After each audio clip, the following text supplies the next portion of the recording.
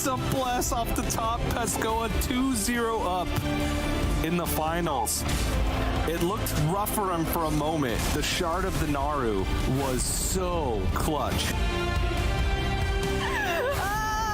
Possessi tried so hard. He set up a lethal himself with the Void Shard and Shadow Form on the next turn, even if his Sethek got cleared. It was as good a plan as any.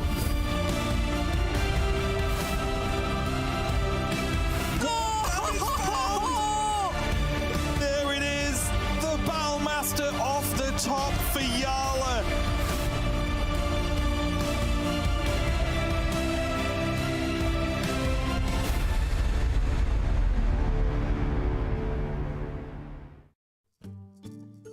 Welcome everyone to one of the most monumentous days in Hearthstone esports history. It's the end of an era and the start of something new as we say goodbye to Grandmasters in the final ever day of this system, but also start the new legacy of one of our fine competitors fighting today for that spot at Worlds, which is what this is all about.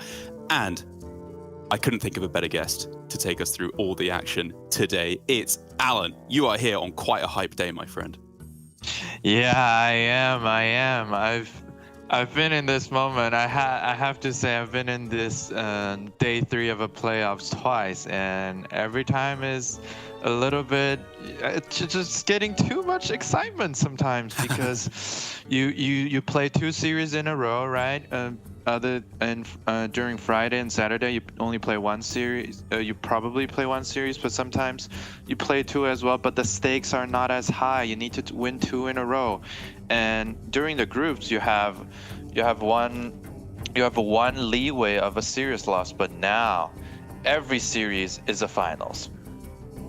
Exactly. Yeah, so important for all of our competitors, with some of the players having qualified through to Worlds, Blyze and Bunny having not, while Possessi and Levick have already booked their spots. So not only the fate of their own matches, but of the matchup on the other side of the bracket being of so much importance for both of our players trying to fight through to Worlds. As you can see there, this is the culmination of 4 weeks of play now. 3 of those weeks were spent culminating points, trying to end up in the top half of point earners, and were they to do so, they get here to the playoffs this weekend. But we've already cut those 8 players in half once again, down to just 4 with our double elimination brackets that we had over the last 2 days, waving goodbye to some heartbreaking stories, players coming so close, Fury Hunter in particular for me, after having been so close this year on 3 separate occasions to making it to Worlds, but just falling shy every single time is one that's going to take a while to get over, I think. But for the final day of Grandmasters here, Alan, why don't you take us through a little bit of what the format is that our players are going to be playing with? The format is gonna be Conquest best of 7. Both players will submit 5 decks in unique classes, and they'll be banned each one. So they will end up in 4 classes, and they need to get a win for each of their decks/classes. And this is just a little bit harder than best of 7, than best of 5s to prepare for. Which means you need a little bit more creativity. It takes a little more. It's more skill testing that you really need to know more matchups, way more actually. One more deck means just at least 4 more matchups that you need to take care of. And for now, players are pretty familiar with the decks. I'm sure the top-notch players, they can master 7 to 8 decks easily in the meta as long as they put in the time, as I'm sure they are. And for now, it's just these specific trainings that are left for some players. Some players want to just still go through some matchup details before the day, and some players, they just want some rest before those big games, and they are very confident with what they have in mind already. As you can see as well, they're not only fighting for that spot at Worlds, but of course a hefty chunk of prize money. All the prize money for this season was lumped in at the end. So for Possessi and Levick, even though they don't have the spot at Worlds on the line, given they've already done themselves the great job of qualifying, $22,500 is up for grabs should they win, which for a couple more series of Hearthstone to boost you up several $1,000s, I think that's still a lot on the line for these competitors. And now taking a look at the route that our players took to get here, for Bunny Hopper, it's kind of the continuation of how it's looked all season, where, to be honest, it's just looked kind of easy. He's been that good this season that every series he goes into, even when he doesn't even especially want to win because he's already qualified through to playoffs, like against Chonsu last week, he can't lose. He's just too good. Stomping is the keyword for Bunny Hopper this entire year. As we mentioned multiple times in the Chinese Team League, Bunny Hopper has been slaughtering the field as well in the regular season. But for now, you need to kick the ball into the goal through the goal line, so to speak. Yes, as we say in good old Britain all the time. But for Levick on the other side, finish at the clutchest times. There we go. Yeah. Levick, one of the two players to bring a pretty full-on aggro lineup this weekend, which is going to be very interesting to see if that throws a spanner, as we would actually say in England, into the works of all of our other players going with relatively standard lineups. Zloy Gruzin was the other player to do so, but unable to get there in the end, falling alongside Habu Gabu. To not make it out of groups. Another player who was started off at that def loss, as I said, was Fury Hunter, just squeezing into playoffs in that last seed. And he fought so hard. But in the end, after apparently winning 11 straight games in a row with it in testing, it was the Boar Priest that let him down versus Possessi. And that's you win with combo decks having great draws and having a fluid drawing experience, but also at times combo decks let you down with some horrible just combo pieces in your hand, or it doesn't match together, the drawing engine doesn't run as smooth, and that's what you get at times. But truly, I think Fury Hunter, whenever he's on stage, he showcases his ability to play great Hearthstone. He did indeed, as did Blaze, with a very well-played series. I don't want to detract from him there, but right at the end of that series, when he'd gone up 3-0, 3 games lost with the Rogue, it was the bloomin' jellyfish off of the Tooth of Nefarian that was able to give him the 1 extra damage he needed overall in order to clutch out the win versus Possessi, which was one of the most ridiculous end games to a series of Hearthstone that I have ever seen. Yeah, it was such an amazing Game 7, and even though losing or winning 4 in a row for Possessi was a great story, but coming back from a three straight loss and still clinching the win is also a great story for Blaze. A well-fought weekend as well for Superfake, but in the end, as pray as he might, he was just unable to overcome the pretty insane draws from Possessi, as winning the Rogue Mirror was obviously the winning game for Possessi, but to be honest, even if it had come earlier in the series, it still feels like that is the match to win, the Rogue Mirror, given how heavily it's being targeted, how weak it's performing for a lot of our players. As I was saying here, Blaze breezing up to 3-0 in this series, winning with the Mage, the Priest, and even this wacky Renathal Relic Demon Hunter. But then in the end, narrowly able to clutch it out despite losing 3 games in a row with the Rogue. Yeah, it's interesting to see because we all know Mage, Druid, and Rogue are the 3 best decks pretty much in competitive Hearthstone right now, and players who opt into a ban Rogue strategy are all out of the tournament. You can say it's small sample size, but it's multiple best of 7 series, and it's not nothing. Possessi in utter disbelief at that outcome there. It was pretty cool. Upon reflection, we realized there were a couple more outs for lethal. The coolest one by miles definitely being Wild Growth in order to ramp you up to 10 mana and therefore upgrade the Wicked Stabs the hard way, which Fino spotted very, very quickly. But then moving on to this one, Fury Hunter able to knock Superfake out of the tournament, his run in Grandmasters coming to an end. And Fury feeling good, feeling positive, his lineup doing what it's supposed to do, but then he ran into the juggernaut that is Possessi.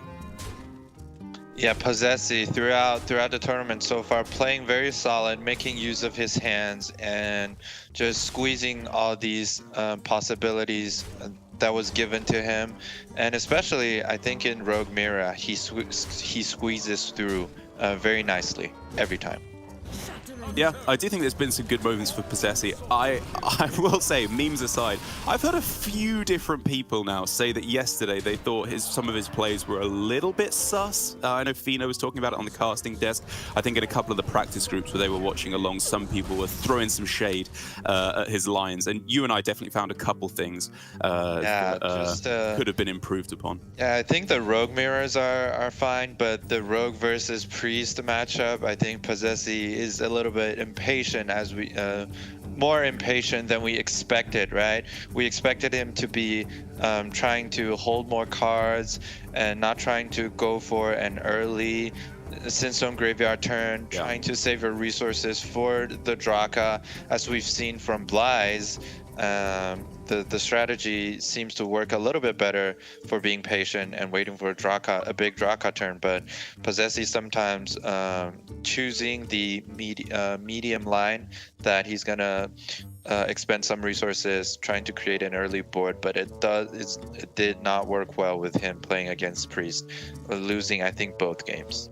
Yeah, it did not, as you said. But my reasoning is Possessi is so good, he doesn't need to play well. He just wins anyway. That's how good at Hearthstone he is, just intimidating his opponents and confusing them as well. But here for both players, absolutely crucial match here. More so for Bunnyhoppor because, again, if he wins this series of Hearthstone, he does not have the ticket at Worlds, but if we want to look at the other matchup between Blyze and Levick as a 50-50, even though it's not, but just for simplification's sake, if he gets through, if Bunny wins this one, he essentially gives himself a 50-50 shot at Worlds automatically. And even if he misses that 50-50, he could still win the finals against Blyze. So basically kind of like a 75%, although I'm sure his good play will be able to give him a slightly higher than that one. But a win here puts Bunnyhoppor in fantastic spot to get through to champs. Oh, but there's also, I want to add, in the other side of the picture is, even if Bunnyhoppor loses, he still has the hope of Levick taking out Blyze, so they can play an additional match to decide who's going to go to the Worlds. That's right, yeah, with Possessi and Levick both winning.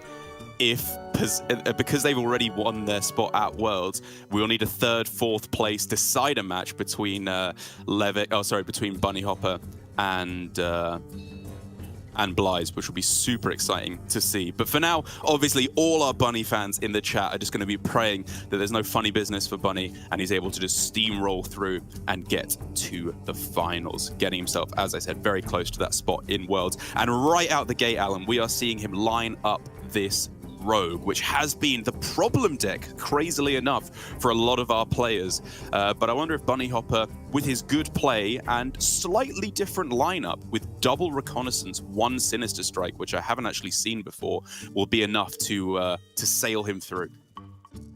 Reconnaissance is going to provide a little bit more in some medium tempo. You can find like Savannah Highmane or just Light Shower Elemental in the mid game to fill up the board, and they serve as like a bigger null. Sometimes in this matchup you play your nulls naked just to get some board pressure in, so Reconnaissance can definitely do that. But still, it's a favorite matchup for the Priest, and you really need to create a big board with a big and several medium minions, or a big board along with Draka. That will be the optimal case. Yeah, I know we've talked about this a little bit about our preferred strategies in terms of trying to get the win as in the unfavorable as the Rogue here. You were talking about the strategy, which I hadn't really explored that much myself, of trying to hoard your resources and then go for like what, slow drip feeding your threats one turn after another. So like activating one location one turn, one the next, getting some Draka damage in, maybe shadow stepping it back for more prolonged damage.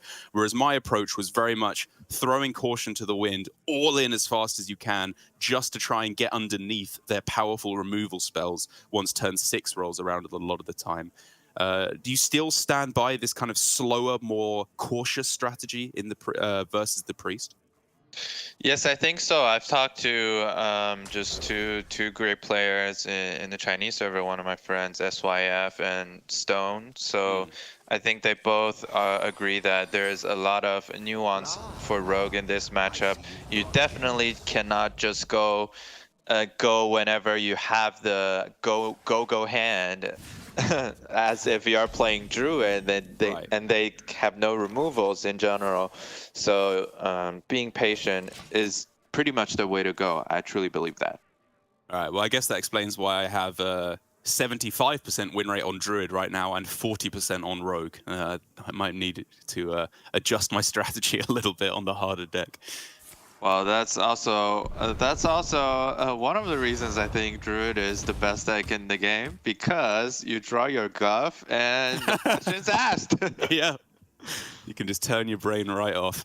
But okay, here for Possessi, one of the things, for Bunny Hopper, one of the things we're seeing more and more these days is tempo null. What are your thoughts on just throwing it down here on this turn? Well, it really depends on your hand. So this game, he's going first, not going second. So he doesn't have the coin. He doesn't have the big early pop-off turn engine in coin or preparation. Then his hand is going to be taking a while to run through. So you really don't want to miss a lot of damage by just hoarding your null for just one extra attack on your weapon, or just one extra 1/1 stat on your Cinderstorm Graveyard minion. So I think this is a smart choice. All right.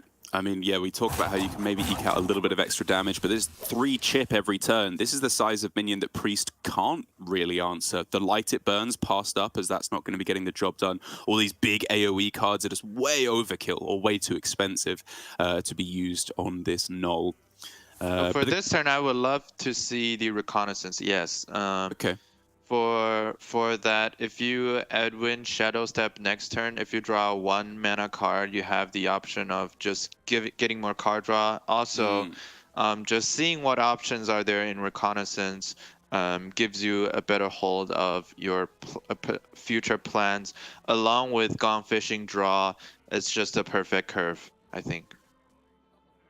You know, actually, I've never seen the interaction between Edwin and cast when draw effects. Like if you have acorns in your deck and Edwin draws one, can he then not continue the chain because like the acorn is the card you draw and then the acorn draws another card itself? If the interaction goes and acorn is gonna block the drawing train is gonna be a little bit disappointing. So I hope not, right? I hope not. Yeah, I mean, this also makes sense as just the biggest minion on this turn. Spend all your mana and get a couple of 3/3s that are honestly really quite annoying for Possessi. Possessi not getting some big spell options. Gifts of Naru is the refreshing card, so to speak, so that he can get another draw. Opting into the heal and not setting up the Cathedral. What do you think of that? Yeah, I mean, the Cathedral was definitely where my head would have been at on this turn in order to just start drawing with the Spirit Guide on this turn. I'm just trying to think what spell specifically he was looking for to answer this. Like maybe just trying to find the Light Bomb, the Shadow Word Ruin, anticipating that some kind of a big pop-off was probably around the corner. Yes, for now, as we can see, if you draw a 1 mana card, you also get a little bit more draw just to get to see what your hands can be. And a big draw card turn is awaiting, but is still immature. Well, Graveyard being dredged off the bottom of the deck is probably where my head is at. But he does have the second Gone Fishing, so it's not a necessity to grab that Graveyard quite yet.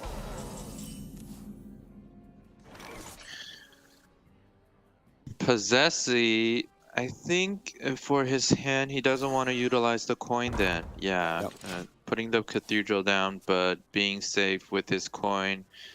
And having Desperate Prayer in your hand not only sometimes supports a good Zyrella clearing turn, but also he can dump it out so the Spirit Guard doesn't overdraw him.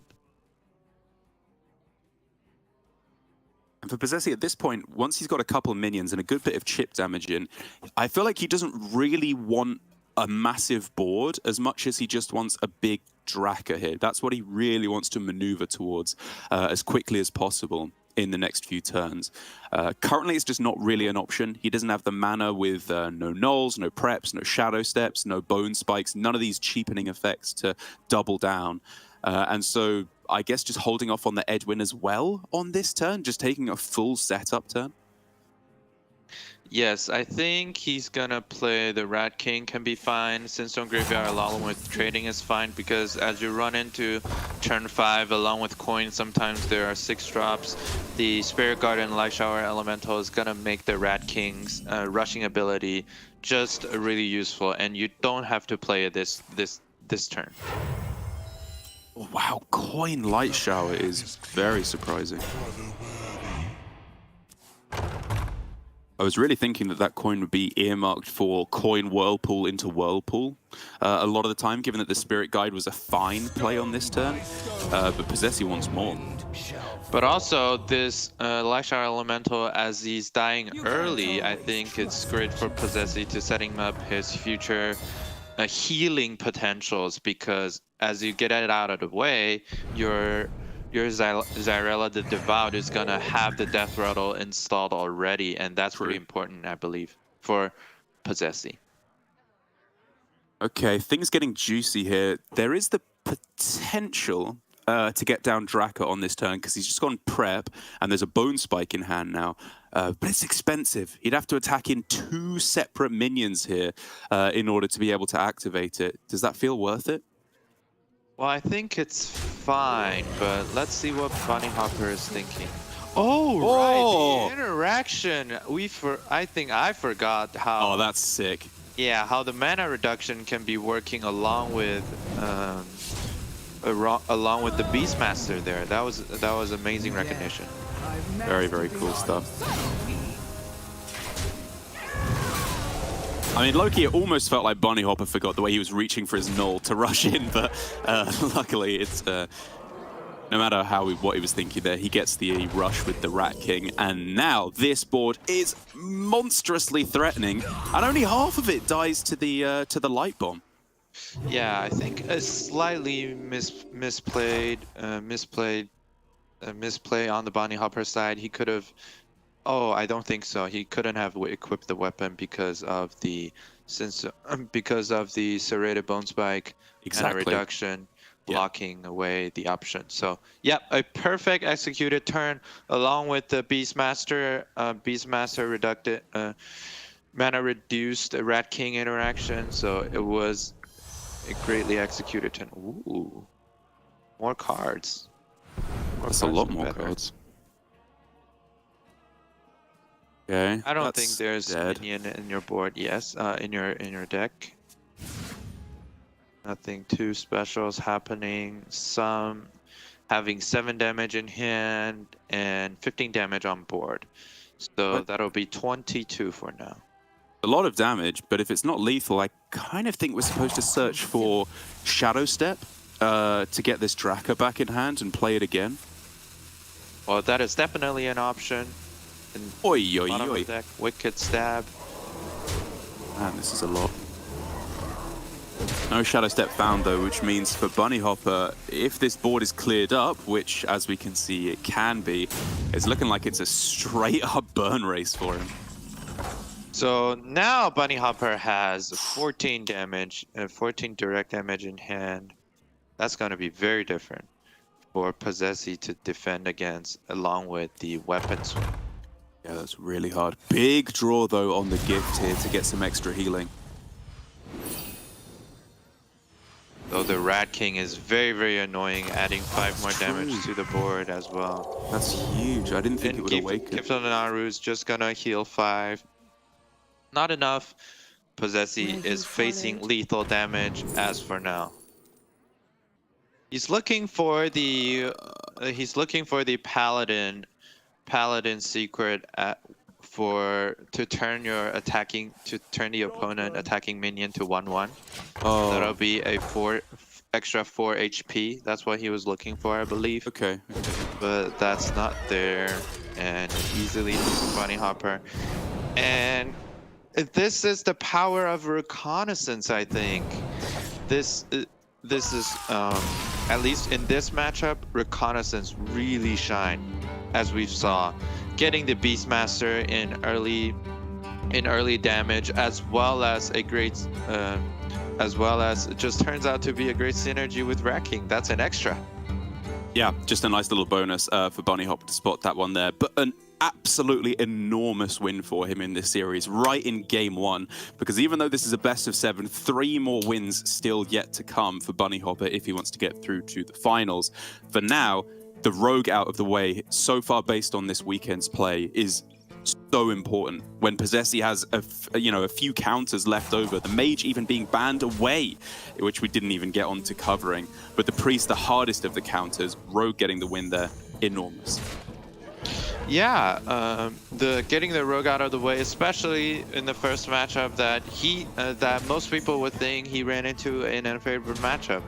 Yeah. And he piloted it very well, along with his great, I think it's building decision, having reconnaissance really shine in this matchup. And he got the turn that he wanted, the big Draka turn, along with a big board. It's very hard for the opponent to deal with. Even after Light Bomb that turn, there's still, I think, 6 or 9 damage on board because the Nulls and Draka are not dead to Light Bomb.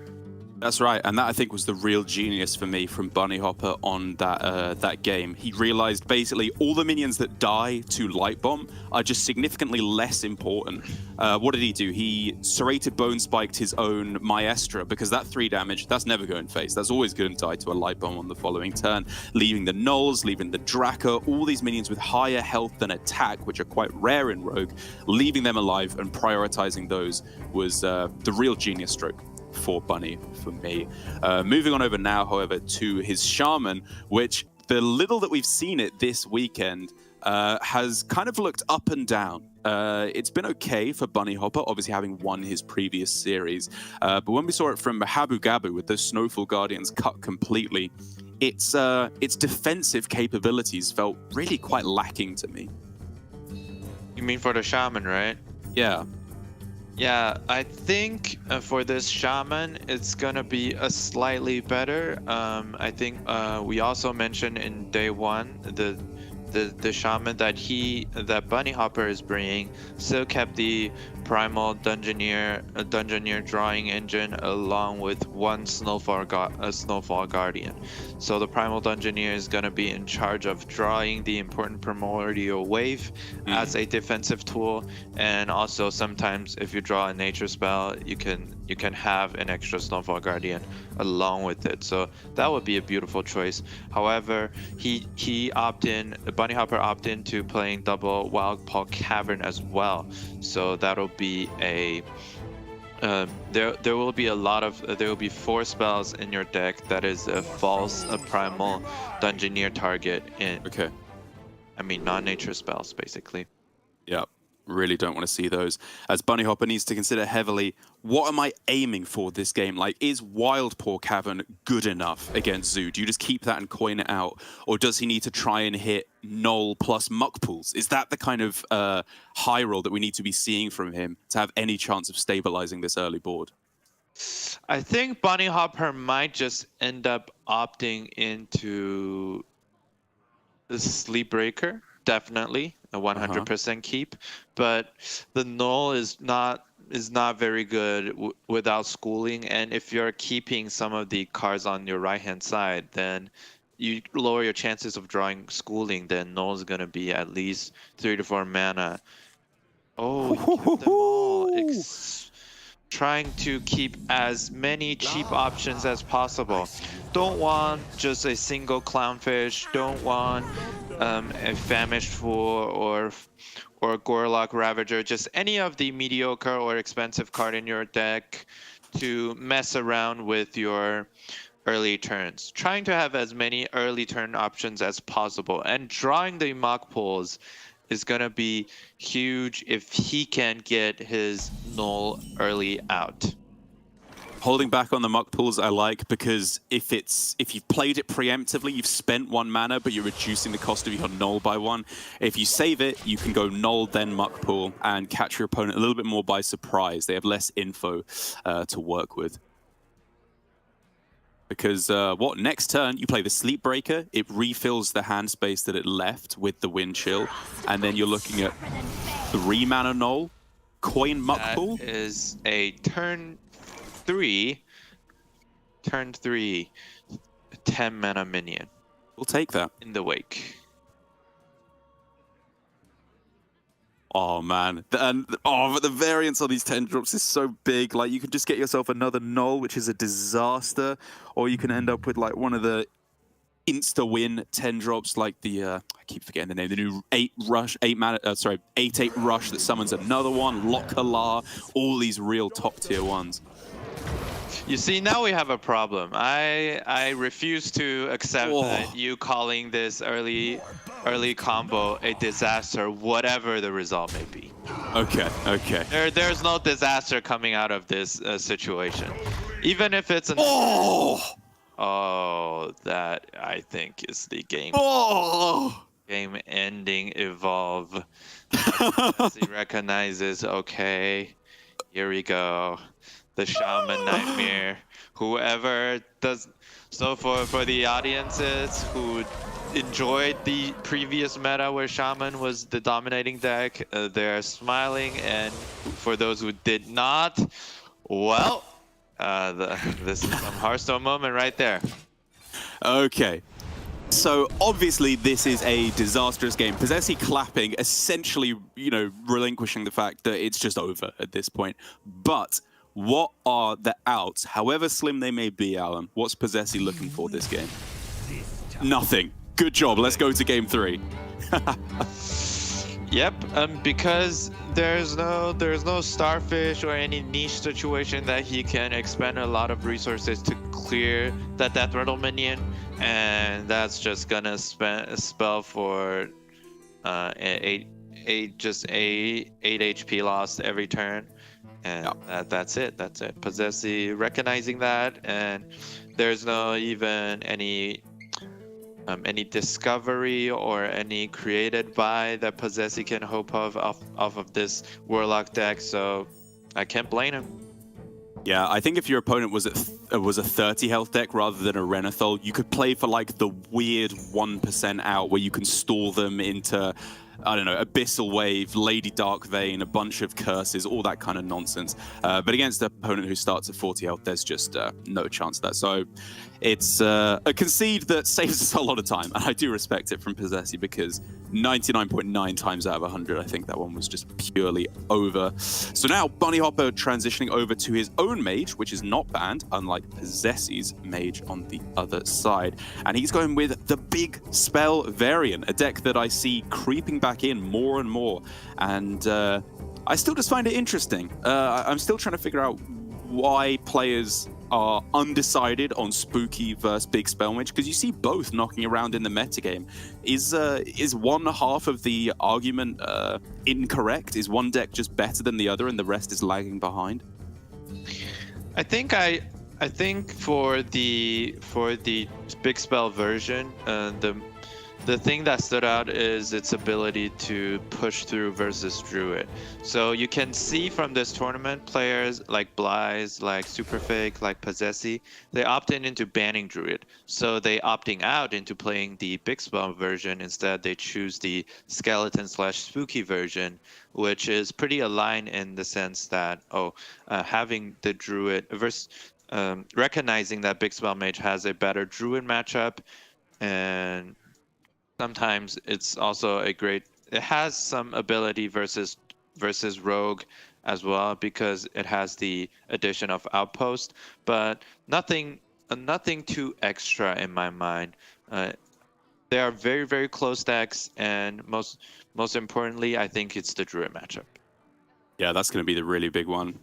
For Bunny, the Pelican Diver, fantastic way to start versus any kind of aggressive deck. The Smothering Starfish, also very tempting when you know that your opponent is rocking the location to buff up one of these minions. The Starfish can deal with that very quickly, but he doesn't want it. I feel like that's one of the cards I would be happier to see against Zoo. Well, this is when this Zoo should be shining, or should be shining as a deck that has the curse tools. But Right. we know that Bunny Hopper is having an insane hand as well. Double Nightclaw Sanctum and Belinda being the #1 mulligan win rate in this deck, and Nightclaw Sanctum #2. We are seeing it. We are seeing it again, basically. Just having all those great win rate cards. Possessi is struggling his hand. The downside of having all those semi-greedy tools, having the brand, trying to pair them with Cultist in later turns, or even a Zakul, and playing double Abyssal Wave. We've seen only one Abyssal Wave builds. Really limit his early turn options sometimes.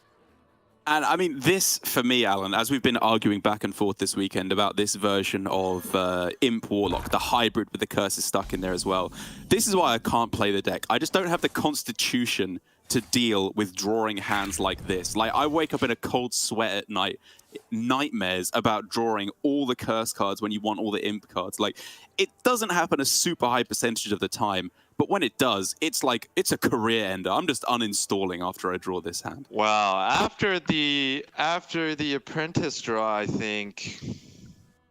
just think everything is on Bunny's side today. Agreed. I can feel it. I can feel the momentum. I can feel the Hearthstone Gods has an agenda.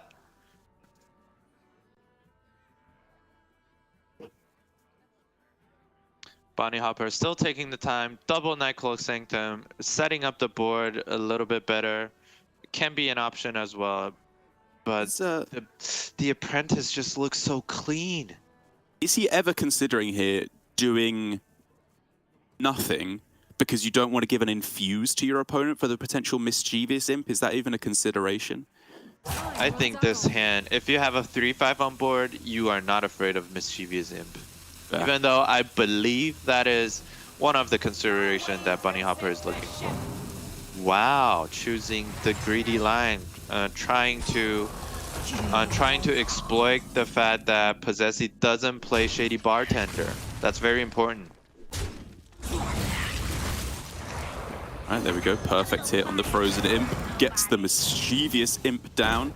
And, okay, there's something happening here for Possessi. He's got a little bit of damage in play. If he can just draw himself Imp King Rafarm, or really pop off with this Abyssal Wave and Lady Darkvein, you know, there's stuff. So that was a very interesting choice by Bunny Hopper, opting into drawing the cards instead of playing the apprentice, just dominating on board in early turns. I'm not sure if it's a better turn, but as we can see, the board is just. You can say it's quite similar actually, because if you play apprentice, you're gonna be a 3/5 fighting against 3/3s on board, but now it's just 1/3/3. So there's not a huge difference, I can say. Saving the apprentice at hand, but there is no wildfire being played in his build, so this apprentice is gonna see. In great effect, pairing with the wildfire coming out of the rune, or just drawing Dawn Grasp later. Yeah, that's the really big one. I do think I like the look of just trading and then playing the Snow Flurry and not hero powering, right? I think it's probably a little more important to have that ready to go on the same turn as Belinda just to stop any real disasters from happening if you need to ping something key like the Imp King Rafarm, for example. Yeah, I think saving that is great. Bunny Hopper has been showing patience along with his Nightcloak Sanctum, keeping that hero power option. He can probably even save that for a potential Dawn Grasp draw. So I think he can be patient along with the Sanctum on board. Also, him freezing the middle minion first really gave me some old chills about playing around Fungomancer. Oh wow, that's a throwback and a half. Especially with the 3/3s on board, back in the day, the healing version of Zoo, you had a lot of 3/3s on board, so that was with old memories. The Happy Ghoul, is that what it was called? Yeah, with the Ghoul that turns into 0 mana once you're healed. So I'd completely forgotten that deck. That was fun. All right, Possessi switching over to pretty heavily the curse half of the deck, with the Coin Abyssal Wave deleting most of his own board, more so than his opponent's board, honestly, but setting up for the crucial play of Dark Vein plus Abyssal Wave to get 2 curses in your opponent's hand, delete a lot of the board in the process as well. But by a lot now, we just mean we are trying to take this 10-10 down to 10-2. Sure. Isn't that what's going on? I mean, that's yeah, I guess these always get pinged or frozen or some way to stop them attacking in. Yeah, so last turn he opted into destroying some of his board as well and trying to set up a turn like this. I'm not really sure about the Abyssal Wave option. He had a few other options in playing the Brand Cultist or just because I don't see the big relevance of this play. Trying to get this Lady Darkvein out there early, I definitely can see that, but I'm not sure about the benefit of this. Oh, but look at this, the Hala Curse combo. That is so sick. You're dealing more damage to your opponent with their curses than they are to you. That's such BM. Oh, yeah. This is not looking good. Oh, Possessi. What's happening, man? It wasn't supposed to be like this. Yeah. That's game 3. Possessi's like, I'm out. That's it. That's it. But not quite all done yet. One final hope left for Possessi. He needs to now get a full reverse sweep against Rogue, Shaman, Mage, already won. Priest, right? Quadruple victory 4 games in a row against Quest Priest. And I don't know, should we run through? Is there a ranking in terms of how easy each of those wins are going to be for him based on what he has left?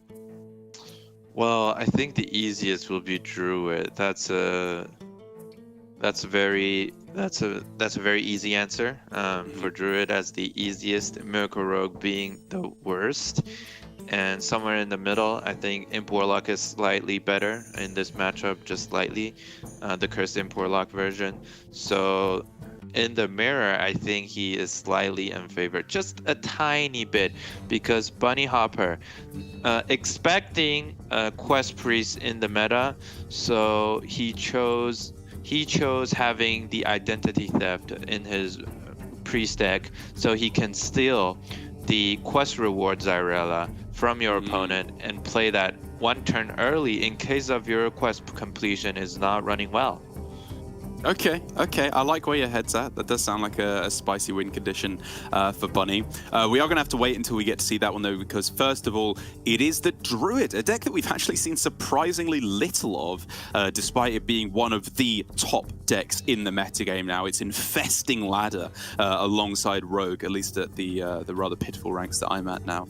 And I do think it's, like you said, a very, very good matchup versus the Priest, because while you do have a win condition, as we talked about a fair bit yesterday, how we feel about the Purified Shard as a strong win condition, I just think that the Druid is a little bit too quick, it's a little bit too consistent, and it also just has a reasonable amount of disruption of its own in the form of Renathal, Theotar, yes, sorry, not Renathal. Theotar, Bran Theotar, Sire Denathrius for just a huge instant win condition. All these cards really wreak havoc with Priest's game plan. And so while I do think that the Turbo Purified Shard is a good win condition, I think to support that along the way, you need some really good outcomes off of Renathal. I did it again. Off of Theotar, sorry. Renathal is also a disruptive tool. Having 40 cards defend That's against true. identity theft from your deck. That's true. But yes, Theotar and Mutinous, I think both need to come in pretty clutch for Bunny Hopper if he wants to be able to stall the game out long enough to actually play the quest reward. Yeah, so Possessy's Druid build is lighter. He doesn't play the Jerry Rig Carpenter, and the Nourish combo. He plays the lighter version that I think Fino popularized a little bit as well, having Living Roots and Natural Causes in your deck. Just trying to having a little bit more nature spell synergy, sometimes filling up and having more minion that dies that help filling up your desired Denathrius, and also Flipper Friends. Those are not great targets for Jerry Rig Carpenter, so this version doesn't play it. So I would consider it a lighter, a faster version. But this is also more vulnerable to a good Theotar or a lucky Mutinous. So we'll see how the Sire Denathrius can be very determining in this matchup, and Topier is going to be also important to have that constant pressure in your hand. Okay, this is a hand that you can work with for Possessy. The plan for the most part is very simple. You have Coin, Nourish for ramp, Topior, Miracle Growth. Very simple. You're ahead on board, head on mana, plenty of cards as well. As long as you can dodge a Theotar from your opponent, because whenever you go Coin Nourish, your opponent usually just snap plays the Theotar because they smell that you're ramping into something juicy. But with that currently not available, Possessy is looking in a great spot to start things off. Yes, this is a great start for his hand. He can choose to save the Innervate if he doesn't draw, even if he doesn't draw anything, he can save the Innervate, just so he have a little bit more option. Also, but in the spirit of playing around Theotar, I think I can see if he go for the Nourish this turn, just to get the Nourish out there as well. But Hero Powering, definitely not a wrong choice. I think for me, weirdly enough, with this specific hand, I would not be that sad if I got hit with a Theotar. The biggest problem would be like if they Theotar your Theotar, because then your disruptive capabilities are massively neutered. But you know, Topior, Nourish, Miracle Growth, none of these are must-have cards in the matchup that are going to win you the game. It's not Guff and it's not Denathrius, which for me are by far the two most important cards. Bunny Hopper thinking about the quest completion, about just playing this Condemn naked, but no, gonna keep it. It's all fine, because in future you're gonna find yourselves. The only difference is if Bunny Hopper draws a 4-mana card, he has the option of completing the quest right away. So that'll be the only difference. But other than that, there's no 4-mana card. Him playing the Spirit Guide is not gonna make much of a difference. And on turn 6, he'll be looking to draw a 4-mana minion. I think that's what he's hoping for. Exactly. Right, still Possessy having the planted evidence. All right, what are we looking for here? Well, Nightshade Bud, I think, a little too fiddly here in this instance. Instead, it's going with Moonbeam Face. Okay, I did not anticipate that. Yeah, I think this is Moonbeam. I don't think it created another arcane. whelp, so Yeah. I'm not sure about just playing it right away. But I can definitely understand that because in this deck, you just trying to dump your hands and then make your True. composting great and pair the composting with flipping, with Flipper Friends or Scale of Onyxia.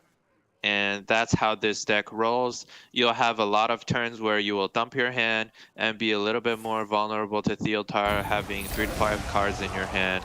So that's not something that I haven't seen. It doesn't.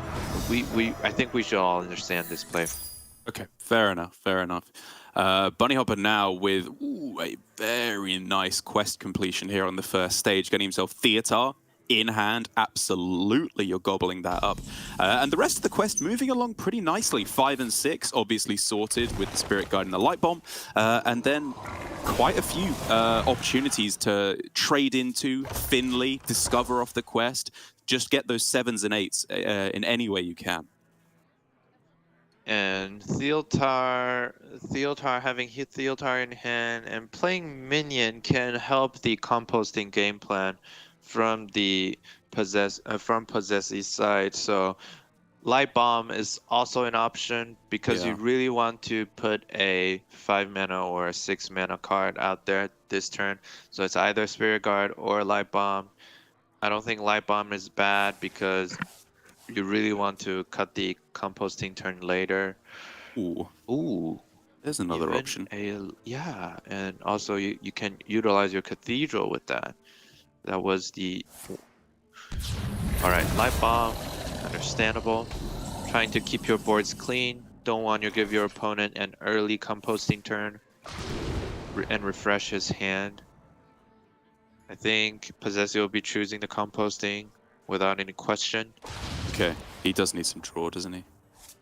And then just play the 2+7 can be good. Mutinous and Natural Causes. So do you think you hold off on the composting here because you don't want to be silenced away? Yeah, in terms of definitely. You don't play your composting this turn. I think he's Flipper Frenzying a 6/6 on board. I like it. Big fan of the Orca. It's adorable and terrifying. Yeah, they are great singers. I can tell you that. Singers in the sea. Okay, creating a board, generating pressure and some medium pressure, and waiting for Bunny Hopper to play some minion and then composting and draw some cards. I think that's the prime target of Possessy's game plan. But Bunny Hopper, I think he recognizes that. He really needs to make the choice of playing the Spirit Guard this turn and completing the quest, or being more patient. Ooh, Spammy is also a 5 mana card, but that's true. Yeah, but I don't think it's gonna see great uses. I feel like it should be the Devourer, just because if your opponent gets a big Devourer, you don't even have to necessarily infuse yours, and you can just chomp it right back, and that's potentially difficult for Druid to deal with. And the card from the deck, Aquatic Form, I think it's the most flexible. Planet Evidence doesn't fit your game plan that well.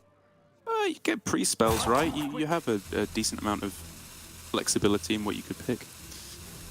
Fair enough, though. Now the Spirit Guard. Ooh, that's a miss. Another Cathedral. I think he's gonna he chooses not to overdraw. Alright, he's gonna play the Prayer. Alright, having Holy Smite. So it does mean it's a turn off quest completion though, right? Which is a pretty big deal for Bunny Hopper.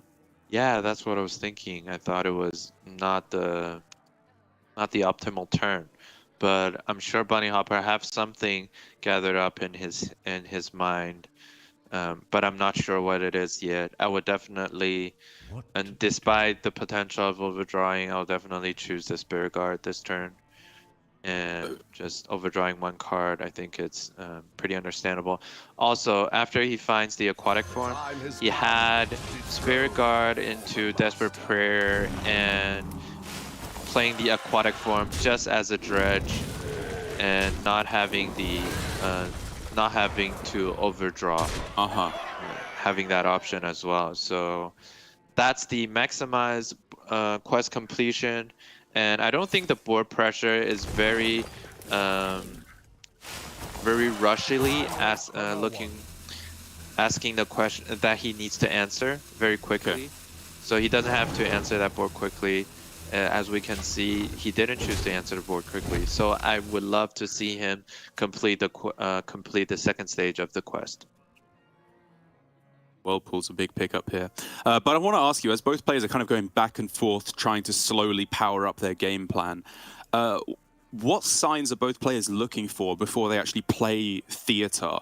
When is that going to be is that actually going to be becoming part of this game? Yeah, so Bunny, he's the identity theft knowledge, I think, is hurting his Theotar chances, Theotar playing chances, because he sees not some great card, just Insatiable Devour. I think it was Spammy that he saw, and the other was Living Roots, something like that. So he has the information that, well, I don't think I saw some great cards that I want to steal. For Possessi, I think his Theotar is just gonna be an insurance in case the quest completion is very quick and things get out of hand. He has the last resort of hitting 3 times out of 10 or 3 times out of 9, the chance of getting the opponent's Zyrella quest reward. Well, Bunny Hopper lets rip, even despite having no information on their good cards in the hand, and his Theatar gets him another Theatar, which at this point he can just hold on to for as long as he wants, with very limited disruption available to Possessi. Only the Mutinous really getting the job done. Yeah, Possessi really trying to draw his cards. Wow. Trying to get Guff and Zyre. Zyre Denathrius is also great. Not seeing it a little bit. Under some real threat of overdrawing now, though, isn't he? I think he has to silence his own board. Whoa, that feels so awful. Yeah, and then Gift of Naru can be played if he really wants to cycle. He has the option to. Yeah, if this, I think he wants to leave some lethal options out there. Sketchy Stranger, not a problem whatsoever for Bunny Hopper to discard. And with no 7-drop in hand, do you think he's ever tempted into going for Devourer over the Whirlpool? Yeah, I was gonna say the Whirlpool finish your quest, but we've seen the one-off Starfish from Possessi, so this Devourer is gonna be up, staying strong on board, and it's not going away easily. Yeah, we do of course know that there's the opposing Devourer in hand, but with the Light It Burns ready to go. Oh, my mistake. I was going to say be able to take out the 22-22 with relative ease. Even if your opponent chooses to devour your Devourer, I think it's a turn that Bunny Hopper is very happy with. Like trading 9 mana for 9 mana, and as the game goes a little bit longer, I think Bunny Hopper doesn't mind that as much. Okay, that makes sense to me. Possessi needs to choose whether he takes the bait at this point, though, because it's the only obviously good play in hand to be able to answer it. But there are other options, you know, digging through the deck with Moonlit Guidance. Like, you're against Quest Priest, you can tank that damage. It doesn't necessarily matter all too much. And I think he's going to play the Earthern Scale. Ooh. Interesting. He's gonna keep the Innervate in his hand, because I was thinking the Earthen Scale doesn't mean the armor matters that much, but it's gonna create 2 whelps on board, and that's gonna be the pressure for Priest. But him choosing this line is a little bit surprising to me, because he didn't even choose to use the Gift of Naru last turn. Is there anything other than Whirlpool this turn? Nope, and taking away the Devourer in deck, something Possessi is fine with. He doesn't mind shredding another card out of his deck to get his Zyre and Guff earlier. But this hand is pretty. This Druid, I think, is commonly having these hands. As you are going through your deck, you don't see your Guff or your Zyre, and you feel like you're going nowhere. And the worst situation is you don't even have your top tier. And this game, Possessi is at least having that top tier earlier. And that's why people are opting into playing Naga Giants version more and more, because Naga Giants really solve the problem of, hey, sometimes you run out of aggressive tools in your deck. So I do really like the pick of Bran here for Possessi, even though he wanted card draw, and the Nourish was obviously a way to do that. Hand space was a little too much of a concern. And right now, given that this game is looking pretty shaky for him, it's still up in the air. Bran plus Mutinous, I think, is one of his best combos he has to actually pull this one back. Exactly. Also, the Theotar in your opponent's hand is also a little bit annoying. Yes, that's the big one. So Bunny Hopper needs to... He knows Mutinous in hand because when he played the previous Theotar, he got Theotar and Mutinous as options. So he knows it'll be there, but if he doesn't hit it and takes a Bran, he won't necessarily know that there's another one there in hand, and he'll know that he needs to take just a chance on having his Xyrella munched once the quest is completed. Because if he goes for Blackwater Behemoth here, he is just leaving himself vulnerable to having his Xyrella munched by that Mutinous, as unlikely as it is. Well, I think he's just, to me, in this matchup, I'm more like you playing Rogue versus the Priest matchup. I'm just gonna go with my win condition as fast as possible. Quest is where my head is at. All right, well, Possessi's had a rough game so far, hasn't drawn either of his two important cards in Guff or Denathrius, but right now, he has a chance to make up for all of that. Oh, unless the explosive runes comes down? That would actually be super clutch, right? And the explosive rune, with the explosive rune coming down, he can also use the Cathedral to fill his hand and get 2 extra keys. True. It also stops the Bran idea. It's a very, very high level play if that shows up. Just playing around the Bran.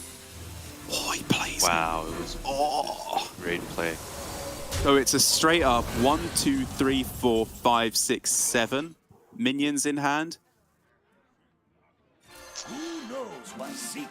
Oh no, just 6. Sorry, I can't even count. 6 minions in hand, and he needs to hit exactly the Xyrella. Let's go! Let's go! Is it there? Oh! That is disaster town for Possessi. This is looking really not good. Yeah, Possessi's not hitting his great cards in his deck, but like I said, it's common in this Druid version that you don't have enough pressure. If it were for the Naga Giant version, it would be much stronger. It would be much stronger in pushing, in putting pressure on board. Not having Zyre in your hand, it's pretty common. And what can you do? So Possessi here needs to hope that the Shard ends up as like the 7th, 8th from bottom card if he wants to be able to win this game, because he doesn't want it to be the bottom card because then Finley just dredges it up. He doesn't want it to be the top card because then it's just drawn naturally. So he's hoping for in a very specific position in the deck for him to have a chance. All right, is it in the bottom 6? The Purified Shard? Nope. Okay, not yet, not yet. I don't think there's enough Shadow Spell for Bunny Hopper to overdraw, and with the Desperate Prayer draw, he can definitely prevent himself from overdrawing, and that's the only way that he loses. Possessi, knowing things are not going very well, and not sure what he can do this turn.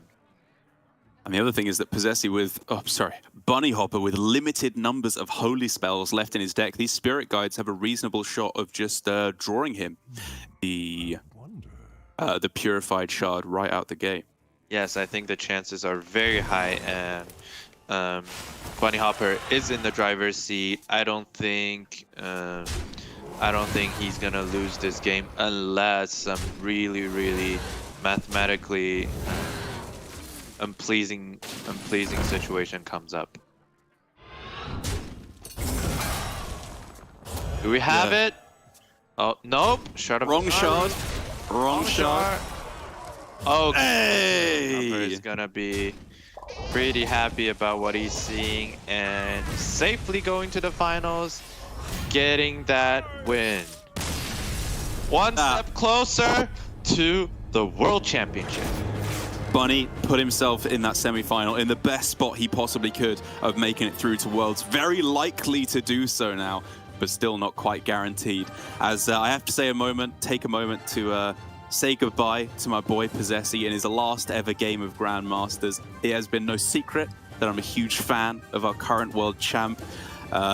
No matter how he's playing, I'm always on Team Possessi, and I'm hoping he does good stuff for us at the World Championship later this year, because even though he's out of the running for this tournament, he's already got his spot at the World Champs. So he's sad, but I don't think he's devastated in the way that Bunny Hopper would have been with a loss. But I mean, I think Bunny Hopper is anything but devastated right now. That was one of the most one-sided series I've seen in a long time. Not even close. Well, it's the first time we've seen a 4-0 in this best of 7 format, right? And for these games to play it out that way, it was, I think, some great preparation on Bunny Hopper's side really showed the identity theft in the Priest, and also, but it was just in general, and the mage choice really gave him the option to have an early strong turn versus the Imp Warlock. But also, definitely the Hearthstone gods are blessing Bunny Hopper today, as we can see. We'll see if they can bless him all the way. We'll see. He's in a very good spot now. There are a couple of scenarios that can happen now for Bunny Hopper. The other match coming up next is X-Blaze versus Levick, as we can see here. Levick has already qualified through to the World Championships. So if Levick wins, no matter the result of the final, Bunny is going to Worlds, because he will be the second place finisher. And if first place is qualified to Worlds, it just goes down to second place. If Blaze wins, then they just have to go for whoever wins the finals is going to Worlds, which secretly is what I'm hoping for, because that sounds super hype for that spot at Worlds. So for Bunny Hopper, well above 50% to be going to Worlds at this point, especially with that caliber of play. Yeah, in Bunny Hopper's shoes, he definitely cannot expect anything that is out of his control to be a good result. He needs to prepare for, in case Blaze is coming up and strong, is gonna take his ticket away from him, right? If he thinks he deserves it, he really need to be prepared for a great series, and even a 7-game series as close as what we've seen the previous days. So he really need to be still focused, still composed, and don't be too get in the head of, oh, I might already be in the Worlds, right? Exactly, yeah. Just don't get ahead of yourself. Take each game as it comes. But for everyone back home now, for all your Bunny fans, you're in a great position. But now it's time for the rabid French fans who have been letting everyone know on social media how much they want Blaze to be taking this down, to start cheering for your boy, because it's going to be Blaze versus Levick in our second semi-final match. And so from myself and Alan, for the final time in Grandmasters, my God, what a few years it's been casting Grandmasters, playing in it as well for yourself, and now joining us in the cast in the final series of Grandmasters, the final day rather, to see it out. We're done. That's it. That's my final GM cast. I can't believe it.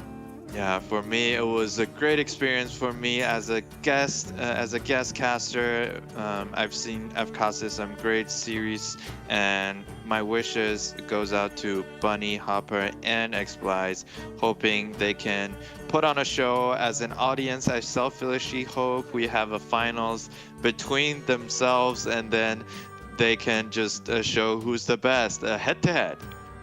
That's right. And so from myself, whether it be from the sunny shores of LA at the start of GM, gorgeous Taiwan, or my disgusting bedroom as it has been for the last couple of years, it's one final goodbye here from us all Hearthstone Grandmasters. But don't go anywhere yet, because even though I am getting soppy and saying my goodbyes, there's still 2 more matches yet to come. The second semi-final between Blaise and Levick, and then the final ever series to crown our champion of GM Last Call and send one player through to the World Championship. So don't go anywhere. When we come back, Grandmasters Last Call continues.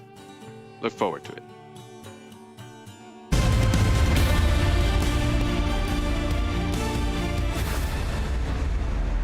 Hello once again, and welcome back to Mull It Over. This one is about Ramp Druid, and I know what you're gonna say. This will not be all about Guff. Wait, no. Stop showing these clips of players keeping Guff. I said it's not all about Guff. I mean, look, Habugabu played Guff here and Levick still beat him. Like, Guff's great and all, and he may be the #1 best card to keep in every single matchup, but he still needs the usual suspects to support him, right? You always want your Jerry-Rig Carpenter on 2, and your Wild Growth on 3, especially when going first. The newest member of the Ramp crew, Widowbloom Seedsman, is also a great keep. When going second, it's pretty common to coin out Wild Growth when you can follow up with Seedsman. Another clean curve with Coin or Innervate is on 3 mana to get an early Seedsman, and then follow with Nourish on the next turn. We see Chunsu keep that combination because he's going second, but Nourish is actually a debatable keep. You'd much rather draw and split it with Jerry-Rig, and keeping it often makes your second Jerry-Rig do nothing. When you have nothing to support the Nourish, unlike back in the old days, it's definitely a toss. There's simply too many other earlier options you'd rather draw. When facing aggressive decks, in addition to early ramp, you can keep removal like Druid of the Reef or Living Roots if you run it. We see Levick with the unusual Theotar keep as well, which potentially steals an important pressure option from Dmitry Kazov like Imp King Rafam or Shady Bartender. However, I see the Theotar keep more often in the Mirror or versus Mage to steal hero cards and other heavy hitters, because the low tempo you get from the 3/3 body isn't punished as heavily. You can also argue for the Planted Evidence keep against aggro, because there are many good cheap options. Proactive cards like Living Roots, Sow the Soil, Natural Causes, and Thorngrowth Sentries help fight for the board, so Blaise places first evidence on turn 1. You can also get removal like Seaweed Strike, which comes in clutch from Blaise's second evidence on turn 2. Feral Rage and Frostwolf Kennels would have been good outcomes here as well. These cheap cards are way less impactful against slower matchups like Mage, Quest Hunter, and the Mirror, however, so it's no surprise to see Fury Hunter toss double Druid of the Reef here. An exception is against certain lists of big Spell Mage, which run double Far Watch Post. We see Pun keep a Druid of the Reef to respect that one card, which is extremely punishing against Druid because they have no other removal for it in the early game.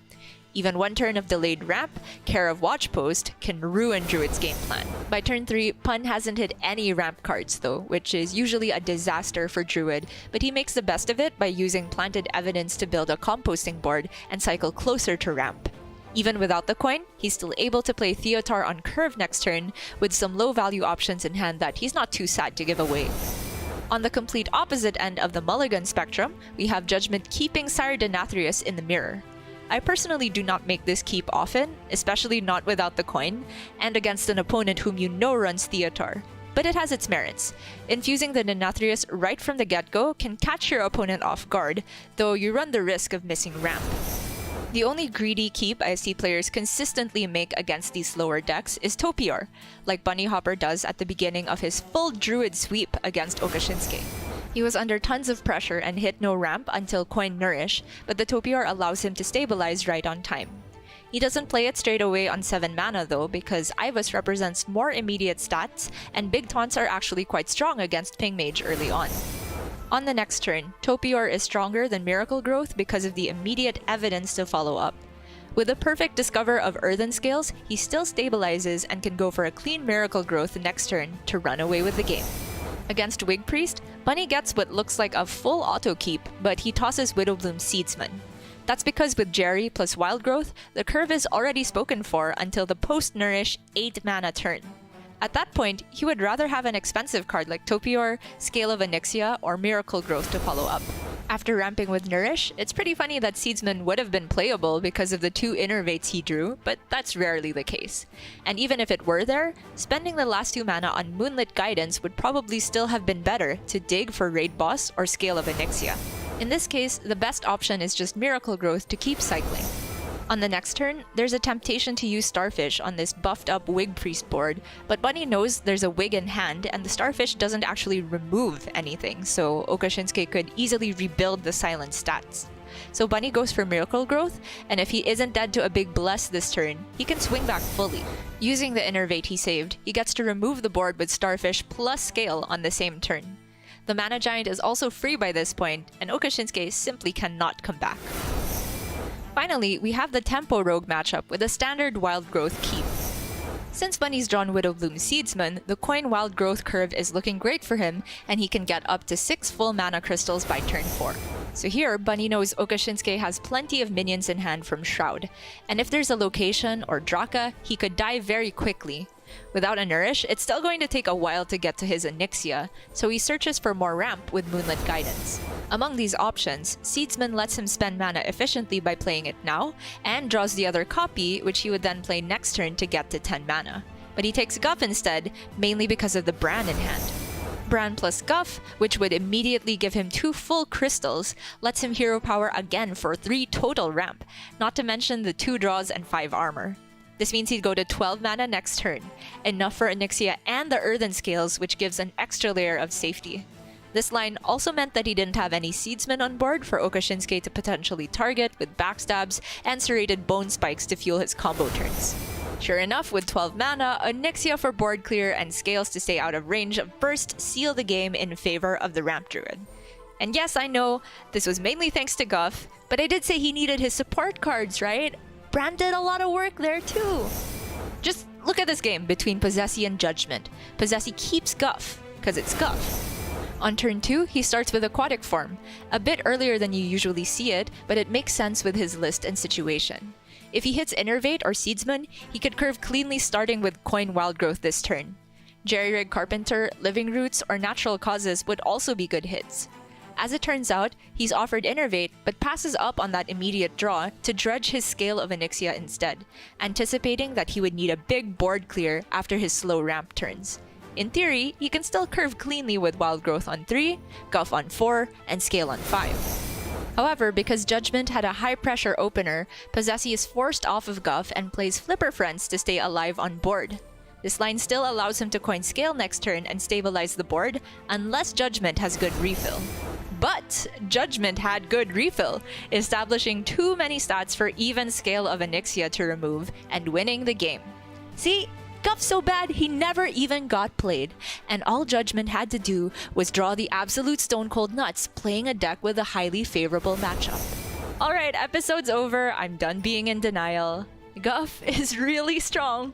Hopefully as strongly as you enjoyed watching. See you next time!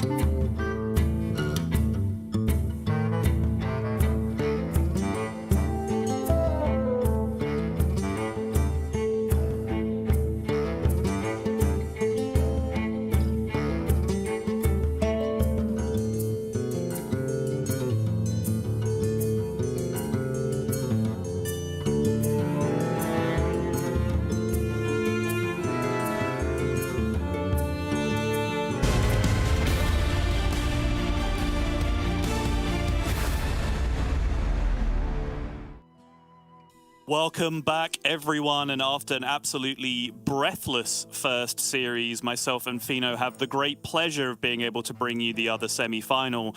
And it's left us in a position where we're going to have an exciting series no matter what, because either we get to call who is going to the World Championship. If Levick is to win this series, then Bunny will be qualified almost by default at this point. Whereas if Blaise wins, then we get the ultimate hype final of Blaise going up against Bunny Hopper with the spot at the World Championships directly on the line. Fino, I imagine you're pretty excited for this one. Man, this one, this is exactly the game I've been waiting to cast the whole time I'm here, because I've been begging them to let me cast Blaise, because he's kind of the person I've been talking to the most. Like, and we kind of play the same decks. We kind of have the same gameplay, let's say, play style, whatever you want to call it. And yeah, man, that DH, the Relic DH, is just my jam, even though it's not the best, admittedly, but if it's Blaise playing it, it's very easily really good. Yeah, you can see a little bit of Blaise's record if you're not familiar with him at this point, in which case, get out from under that rock you live under. But he is one of the very best players of the Masters Tour / Grandmasters era, which we are now coming to the end of. Back-to-back Masters Tour wins in Arlington and LA, something that we never really thought we'd see within this system. It's like one step short of back-to-back world champions, which is still the holy grail in terms of Hearthstone. Incredible player overall, and he's already been in this position once with the devastating series up against Frenetic at the end of Grandmasters last year, where he got super emotional about it, quit out the game when he saw that there was no chance of winning. Absolute heartbreaker for Blaise in that position. But he has the chance to exercise those demons now. He's very, very close to being able to get there again. Has to get through this semi-final and then get through final boss Bunny Hopper in the final. But standing in his way is a player who is already qualified for the World Championship, and that is Levick on the other side.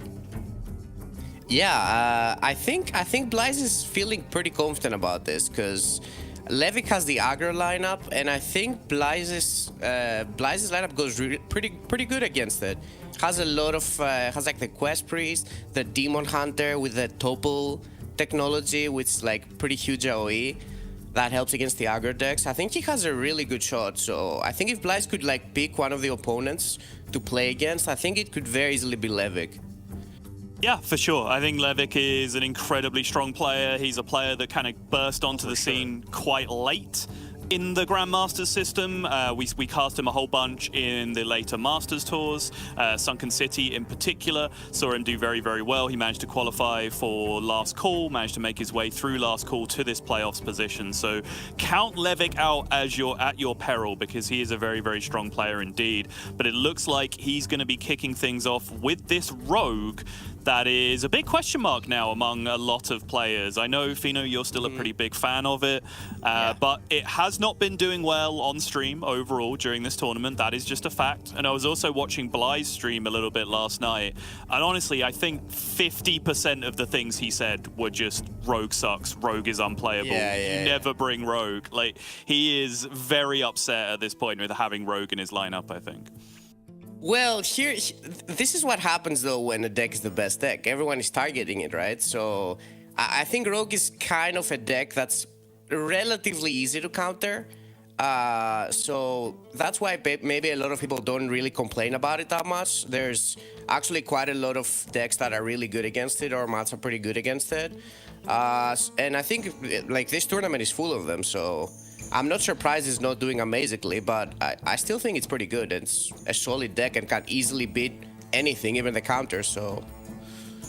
Yeah, well, either way, one of the Rogues is going to have to get a win in this series, since it is being featured on both sides. We did see the opening matchup there with Rogue going up against Mage from Blaise's side. This Mage is a deck that Blaise has vibed with quite heavily over the last few tournaments that we have seen in Grandmasters Last Call. Just in terms of this direct opening matchup, Mage against Rogue.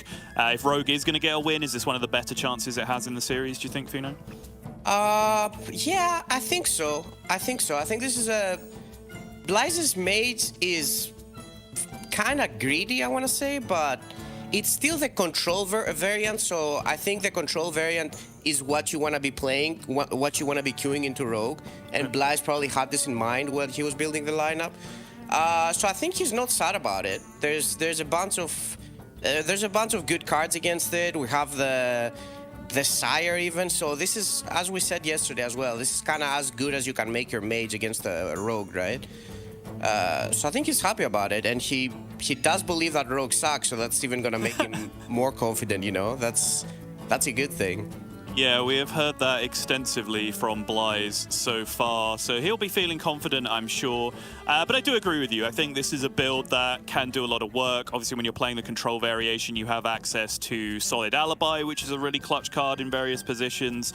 Rune of the Archmage now being thrown into this version of the deck as well can be super clutch just for those cold cases, additional Solid Alibis, ice barriers, you know, whatever you need to be able to get that extra survival over the line, because basically every game of Rogue against Mage, the Rogue will run out of resources, right? You will use all your stuff, and it's just a matter of whether you get there or not at the end of the game. So it is those cards like the Armor Gain, the Deep Water Evoker, the Solid Alibi, what you can get from your runes. But I do also think the Sire Denathrius being thrown into the deck at the top end here for Blaise as well could be super clutch just for that massive burst of lifesteal at the end of the game. Oh yeah, Sire Kael'thas can be like devastating for the rogue, like especially the mage does play the 1-drop as well, which is like kind of a cool combo, and the 2-drop. So they play the sorceress, which is the 1 mana 2 that reduces the highest spell by 1.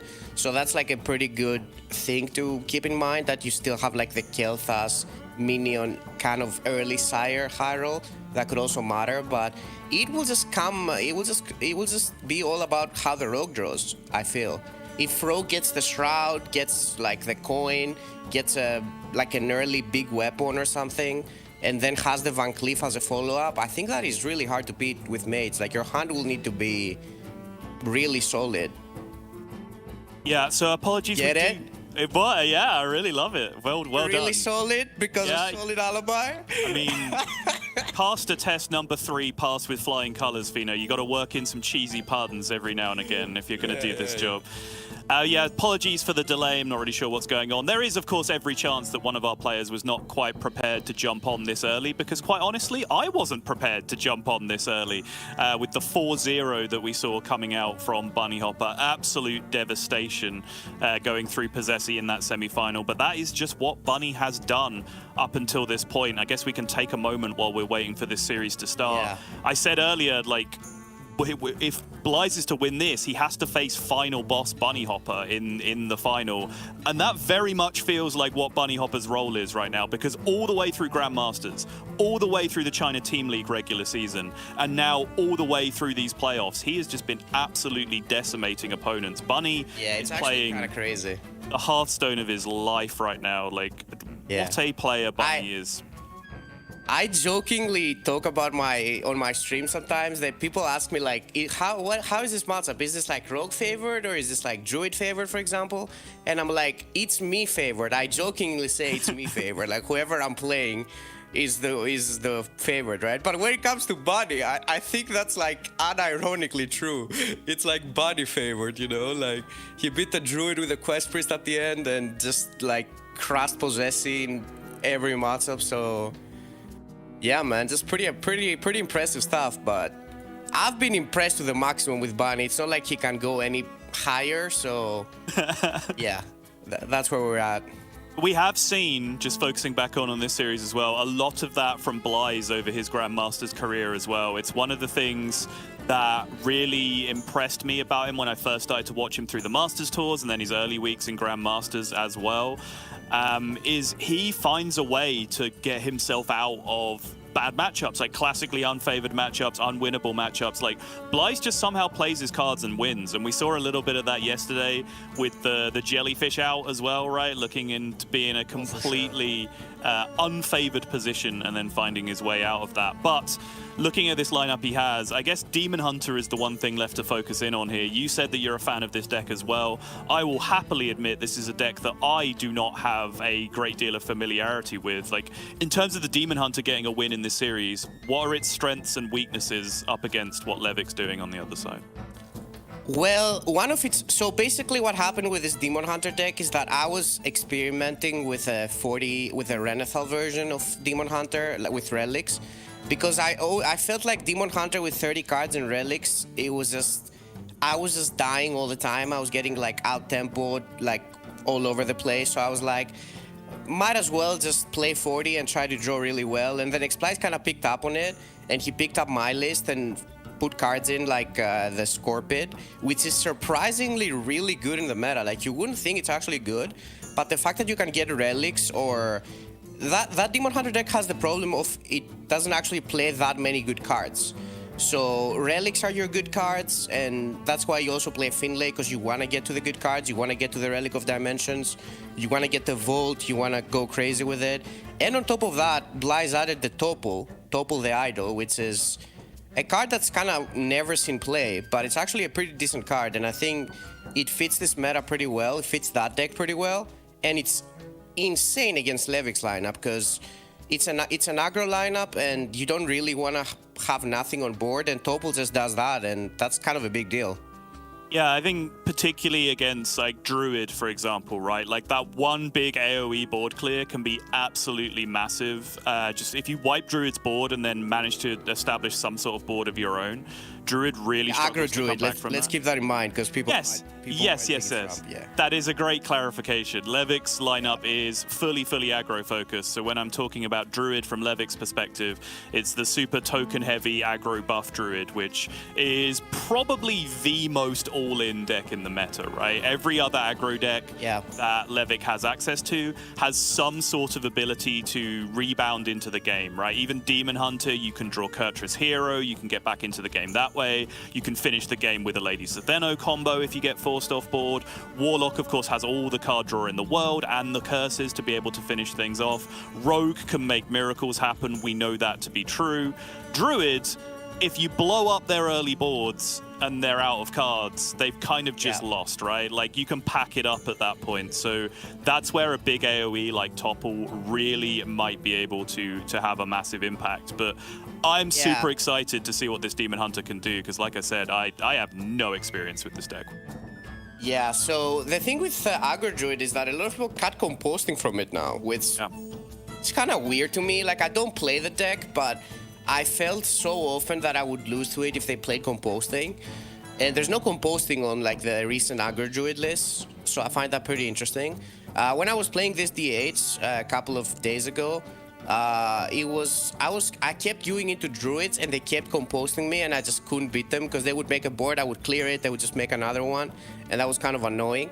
But this list doesn't have composting, so one Topple the Idol from the DH, for example, can just blow the Druid completely out of the game. Also, another funny thing to mention is that this Druid deck costs like 1600 Dazzle, and I find that hilarious. I don't know. It costs like as much as a legendary, and it's quote unquote like the stats have it as like the best deck, which I think that's pretty funny. Yeah, very amusing, very healthy for the game as well. The other thing I really like about it is we've been stuck in this meta, and I was saying this to people in practice, where these days we get deck lists sent to us and we open the folder with all the deck lists in it, we're scrolling through, and like every deck list is like 300 feet long with like 27 different cards in it because of Renathal and a bunch of one-ofs that everyone's playing. And you hit the Aggro Druid and it's just 15 two-ofs. Premium Hearthstone. Like, that is what it is. I've kind of missed that. Yeah, kind absolutely. of missed the simplicity of like the 30 card decks, you know? Well, it looks like we are just about ready to go, and yes, we are. Fino, I say you passed the pun test early on. You've now also passed the talk absolute nonsense for 10 minutes while there's some problem with the players. Oh, I love it. Into the game, that's my favorite thing to do, man. I love talking about Hearthstone and random things, so that's good for me. We are into the game. Just to re-establish the stakes once again, if you missed the earlier series, Bunny Hopper has already made it through to the finals of Last Call playoffs.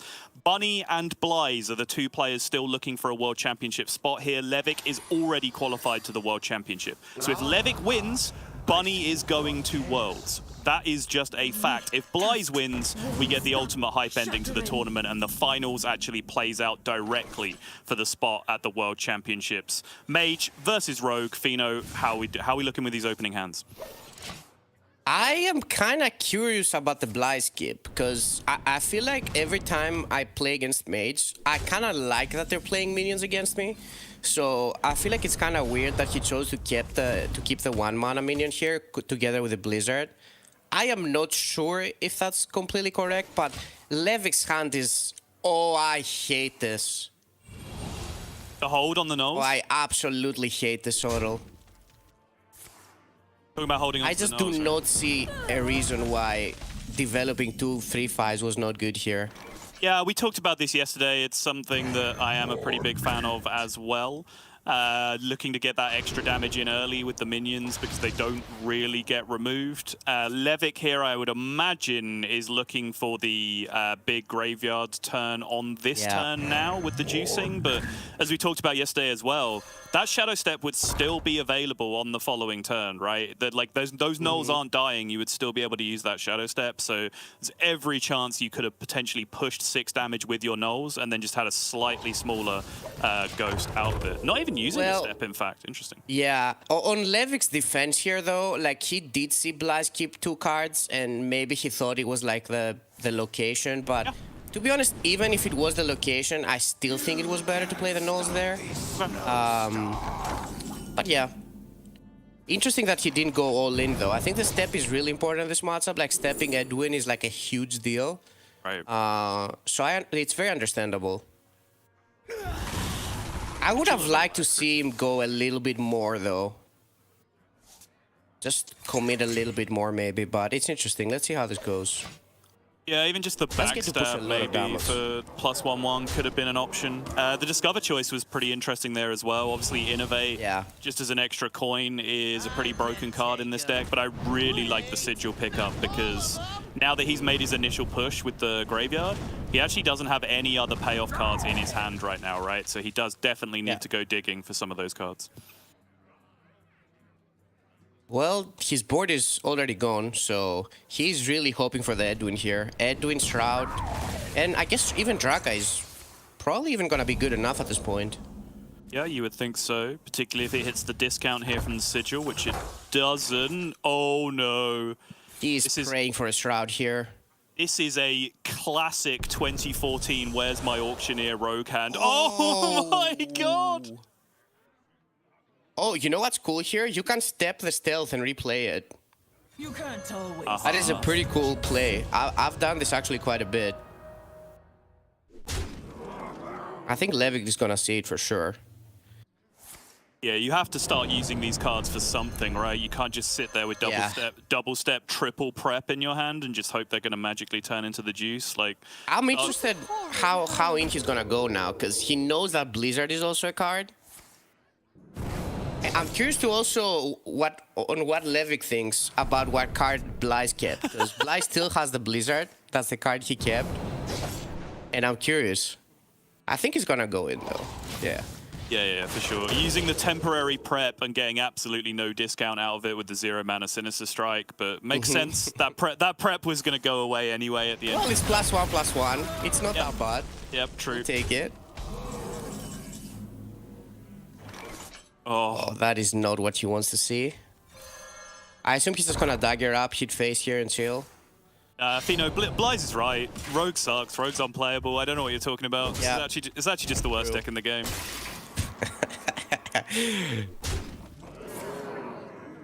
Mass Polymorph coming here, dealing with the 8 damage. That is a pretty big deal. And also, I think that Mordred's is ready, so no? I am pretty sure it's... Yep, Mordred is ready. juiced. It sure is. Yeah. That is a huge deal, because that just sets up lethal. And I don't think he can get there if he bricks now, so... He can't make a minion big enough to dodge the Mordred, and he can't really set up lethal in any way. And I don't think he can stop the Mordred, so... I think this is game. Bly's is right? I mean, he can still draw Van Cleef and deal with the Mordred, but... Then the box, and you're also at 5 HP, and you also have to throw so much of your burn into the Mordred. Yeah, Bly's knows what he's doing, using mana, just the correct play. Oh, there's the Edwin. Oh wait, it's not guaranteed. There's actually Maestro in the deck still, right? No, Maestro was played. Oh, was played? Okay. Yeah. This is guaranteed Edwin Draco. There we go. Could this be good enough?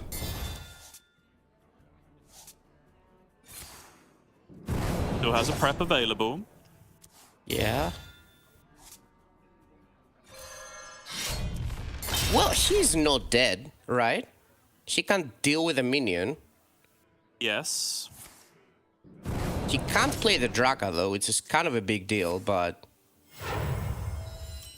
Still makes a huge board though with the graveyard in play already. Sure. She's happy about this.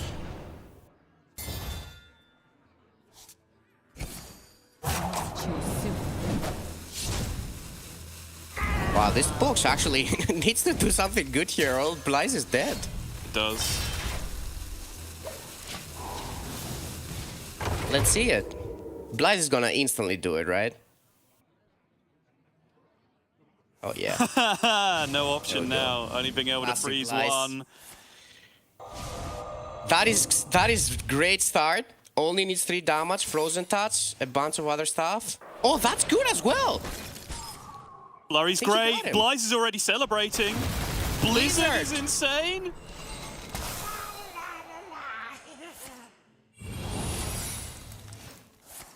Ice barrier. I don't think there's anything at this point. Oh, and gets the snap freeze as well. Okay, hits his own minion though. I think he started Still. celebrating where he saw the Blizzard because he was like, yeah, I'm good. I can Yep. just like ping him down now. I think so too. Has the juiced up hero power. The hero power is dealing 4 at this point, so it is just ping face to win the game next turn. This is very good play by Levick. He's playing around the counterspell here and recognizing he needs to find something. These are not it though. Definitely. That Gives up. is going to be game 1 for Blaze. Got a little bit scarier than perhaps it looked a couple of turns ago. I do think the turn with the Mordresh was interesting to look at though, right? Because he chose to play the Mordresh, which puts an 8/8 on board, sure. Like, definitely not arguing the merits of that. But he had the amplified Snow Flurry in his hand, right? And his ping dealt 3. So he could have pinged face, played the Snow Flurry, and had a 0 mana ping for the next turn. And then next turn had 0 mana ping and Mordresh. And that's just 16 damage, which is just straight up lethal over the course of 2 turns. Oh, that is Uninteractable. interesting. It's uninteractable That pretty is much, actually right? a good point. Yeah, Yeah, so I think you actually just win with that. there's something to look at for sure, because he did put himself in the spot where if the 8/8 could be removed, he might have had a little bit of trouble. But there you can see, like, Levick at 15 on that turn. So the two guaranteed pings over the course of 2 turns might have actually sealed the game guaranteed. There are Yeah, I obviously think you're right. generated cards and things that Rogue can do to play around that kind of situation, and having an 8/8 in play is definitely valuable, but just something to look at the end of that game. Regardless, Blaze going up 1-0 in that series, and now Blaze is going to bring out the deck that he has been moaning about for the last several days. He's going to switch to the Rogue. You know, There we go. like, the Rogue is unplayable. We just saw that in the last game. Surely you It can't is defend it not anymore. though, man. These people are not drawing their right cards. I don't know what to say. Also, I gotta say, I am really not a big fan of saving the nulls there. I actually think, I mean, obviously in this specific game it didn't matter too much, but I think in general it's a pretty huge mistake to not play them at spots like that. Yeah, we shall see whether Blaze goes for a more tempo-heavy game plan. If he gets it, obviously it's very matchup dependent as well. He will be going up against the Demon Hunter here from Levick on the other side. 2 different Demon Hunters in this matchup as well. Levick playing more the straight-up aggro version of the deck. Still playing that Crixus and Magnifying Glaive combo. Crixus, a card that has just started to creep into the metagame a little bit, if you even want to consider Demon Hunter part of the metagame, which you probably don't at this point. But I do think Bibliomite does end up being the crucial card in a lot of openers to really get that aggression going. Oh yeah, for sure. It's one of the key cards, especially, I mean, even for Rogue. Like, for Rogue, this is not an easy minion to deal with. Like, it trades your null perfectly and your null doesn't even kill it. So it's kind of a big deal. And we see both of those key cards in the start. That is pretty much the hand for Levick, right? Has the Glaive Crixus combo, has the Bibliomite as well. I think the only question is the Sigil, because you'd rather have cards that you could just straight up dump from your hand at this point, right? As opposed to cards that draw more cards, potentially. You know, I'm actually gonna flame my boy X-Blaze here. I disagree with that mulligan keep. I think it's a pretty big deal to get Shroud, and it's a pretty big deal to get tradables. I would only keep the Null. I would throw the prep and the location away, because... Interesting. Like, I think it's just way too slow. If the Demon Hunter does anything early game, and you're not trading or playing Shroud to get the Nulls out, like, the location is not gonna help you win the game, so... I think it was kind of a very greedy keep that is very likely to get punished the way this game is going. Look at this start, though. Double discard or double shuffle off the Bibliomites, but he now has the Magnifying Glaive to be able to follow it up. And currently... See what I mean, Soto? You can't say do. Rogue sucks and do this keep. I see exactly what you mean. He is currently not spending any of his mana doing anything based on the keep that And he he had with full the kept. You gotta keep that in mind. Yeah, no, I fully agree with you, Fino. He's already dead.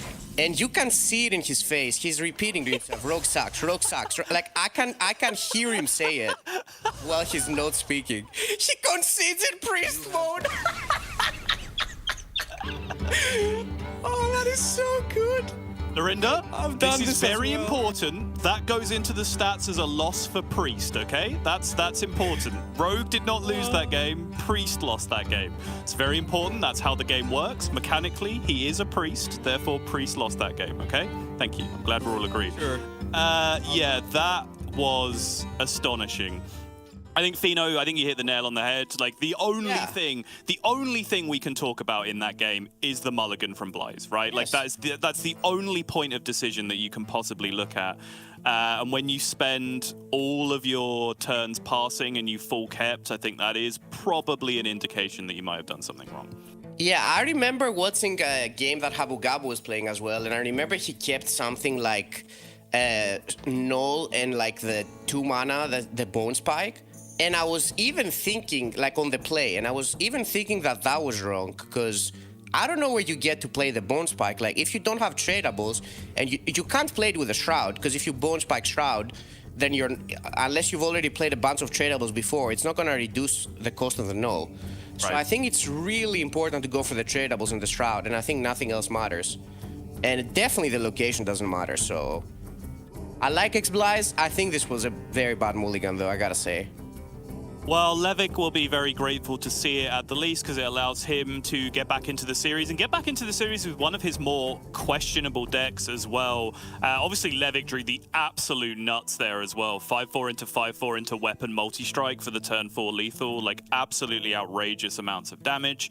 He's now going to be going over to his priest, kind of his combo Miracle Priest, not the straight up Naga Priest that we've been seeing previously, a little bit different way to go about it. Very focused on that Radiant Elemental and making those super all-in boards. It's kind of similar to, do you remember that old Jambray deck, like the Malagos Priest all-in once, like you made one board and then the game was over? It does give those kind of vibe, yeah. Yeah, sure. Very similar to that. Even though kind this of deck. feels like a worse version of that somehow.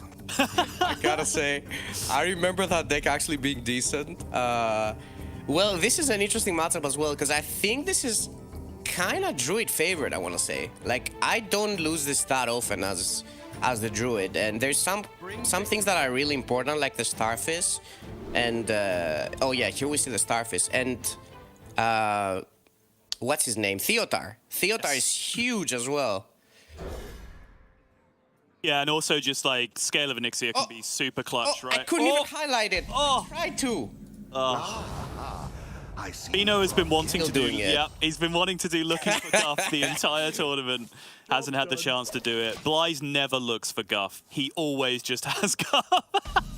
Bino just clicking Guff everywhere he possibly can on the screen. Guff, Guff, Guff, Guff. That's it. Well, to be honest, Guff is not that important in this specific matchup. Like, there's definitely other cards that feel more necessary, but, you know, it's always good to have. Like, you're not going to complain about having it. Yeah, for sure. Interesting that he chooses not to play the Radiant here. That probably has something to do with the fact that Blyze's list plays the double Druid of the Rift. Yeah, double Druid Devastating.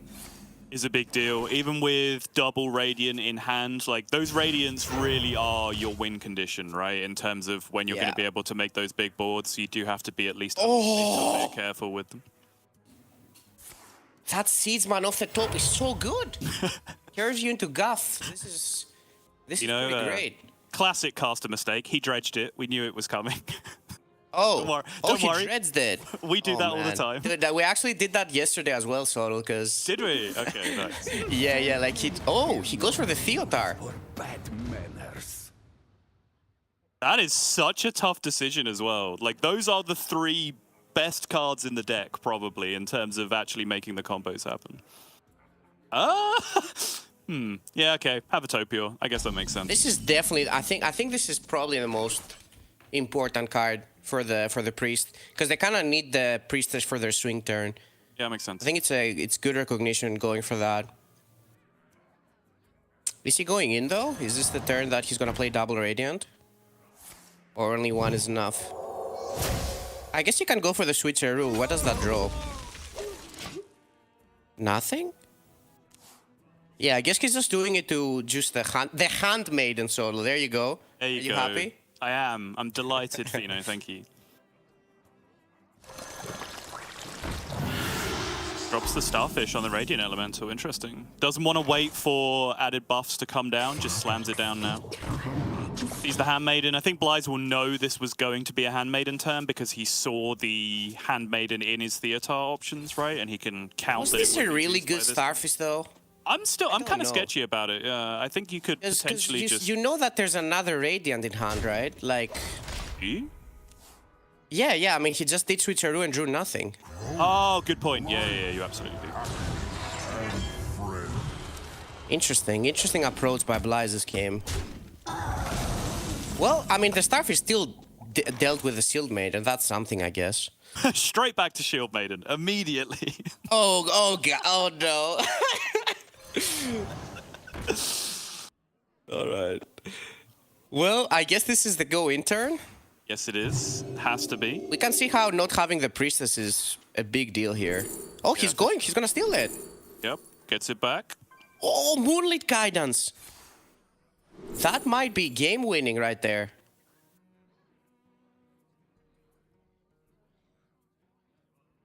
I believe that is not playable.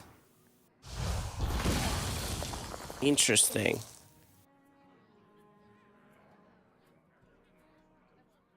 What else did he have? He picked too quickly. I couldn't really see the other options. I think it is... You could still play it this turn, right? Off the Valish, but he's just going to go for the Handmaiden instead, which I do think makes sense. Yeah. It's all spells, I guess, right? So yeah, because he's drawn every minion, so he knows the Handmaiden juices this. Yeah, I guess the location is in this deck as well, or is there no location? No, there's no location. Nope. There's actually all spells. 100% spells, yeah. Oh my god, that is huge.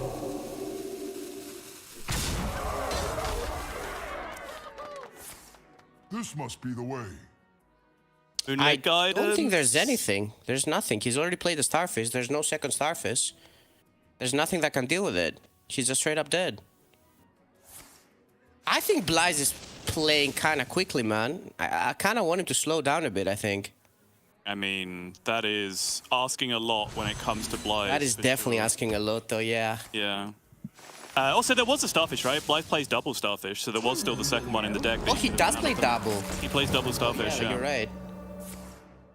He did still have the out. There is a few things to think about, right? Like was Blyze supposed to just dump the Valish from his hand, right? Like, just at any given point, just to stop it being identity theft back on the other side and stop those pop-off turns? Like, was that ever... Oh, that is very next level. I didn't even think about that. That's a good point. There are definitely some options there. Blyze had much more interactive game than the last one, even though it was sort of equally short, I suppose. Slightly longer, but I think Blyze actually had a lot more meaningful decisions outside of the mulligan in that one, in how he played it, just with the Theatar options, the Valish, everything else that he had going on. So another rough beat for Blyze for sure, but really, really well played from Levick there. Oh, definitely. Gotta give... Gotta give credits to Levick for this game. I think he played it very well, especially the all-in turn. I think he handled it beautifully. The spell that he discovered was the right choice. The identity theft, recognizing he can get the priestess back. Very well played, very well played. Yeah, and even before that, just throwing away the switcheroo to juice the Handmaiden, and then, yeah, like you said, that Fortitude pickup, knowing that his Handmaiden was going to draw him 3 spells guaranteed, and then he gets to go Fortitude, and because it was a Moonlit Guidance Fortitude, he then gets another 0-mana Fortitude out of his deck after that, a just ridiculous-sized minion.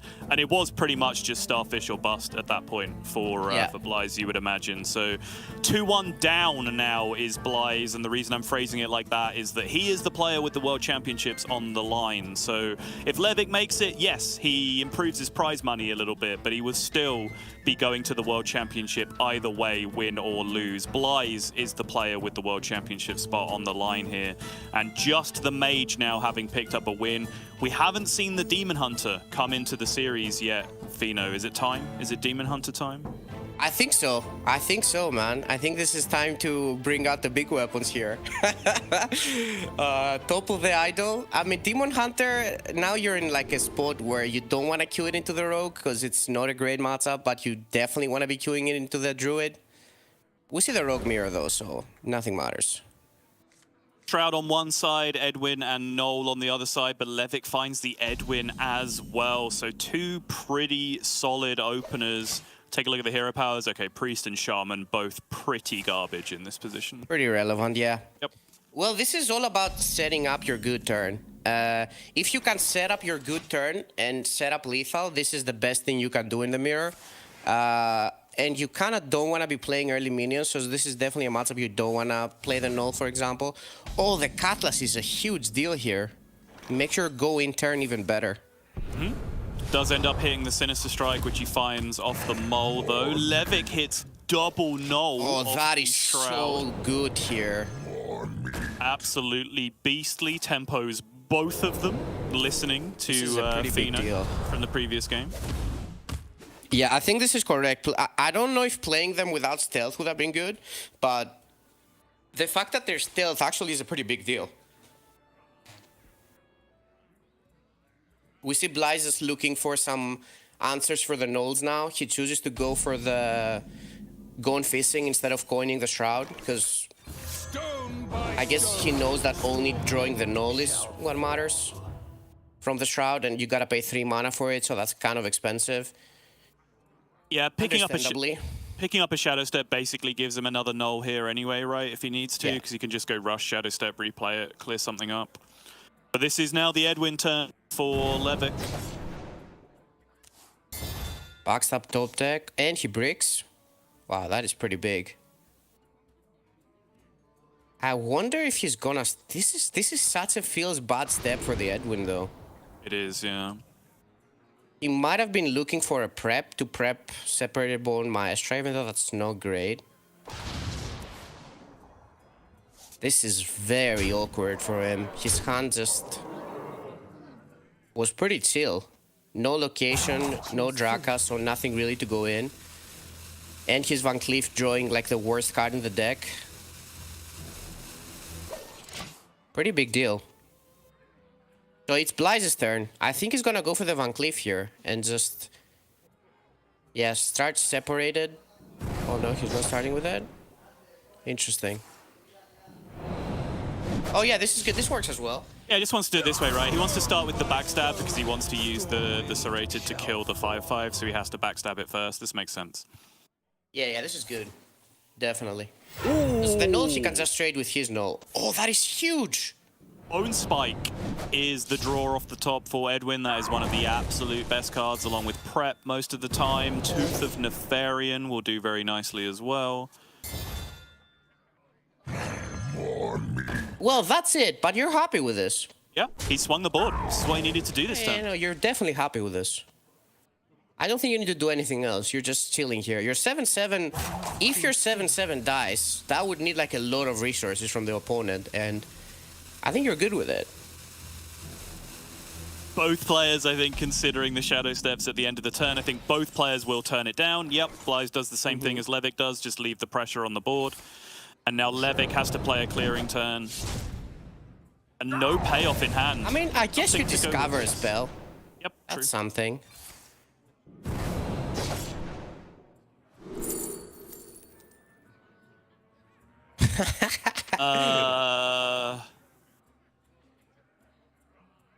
I mean, Just ruin? yeah, it's ruin, right? Because I mean, if your opponent makes a big stealth and attacks, then doing shadow Exactly. or death is like, yeah. Well, he's gonna draw the Null and the Draka. Nice. He dodged the Maestro, if I'm not mistaken, right? That's a pretty good deal. I believe so, yeah. Blyze still has the... Still in there? Yeah, Blyze still has the Maestro in the deck, so yeah, that was the good outcome with the Edwin already used. Wow, Levik's hand now is just such a mess. I think this turn is probably gonna do it for Blyze. I think so too. And yeah, I gets think the extortion phase. Kid Gloves are off this turn. Both players not really doing anything super impactful up until this point, but Blyze is going to be having the kind of turn you need to win this mirror. It's come a little bit later than usual, but I think this will be a tough spot for Levik to come back to now. He I needs love serious playing the juice Cutlass here. off the top right now. I absolutely love playing the Cutlass here. You get like at least extra 2 damage on your weapon and 1 damage on your extra damage on your minion. I think it's pretty good. Prep Shadow Word Ruin to deal with the 8-8 at the very least, but that's Yeah. pretty much the turn now. You can't always trust Yeah. what you see. I don't think you can come back. I don't think there's any draw in Levik's deck. I think it's only maybe Tooth into some insane discovery, but when it comes to just cards from his deck, I don't see anything that will be enough here.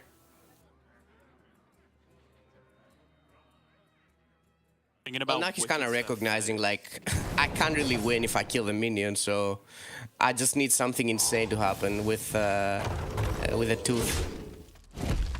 Which is understandable. Yeah. I agree with it. I get it. Would need 10 damage, 9 damage next turn, including the dagger. Well, Blyze is 1 off, so...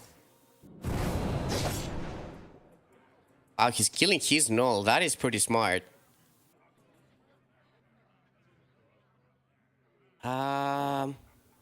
Well, you set up lethal anyway, so you don't really care for the mark or the explosive runes even, so...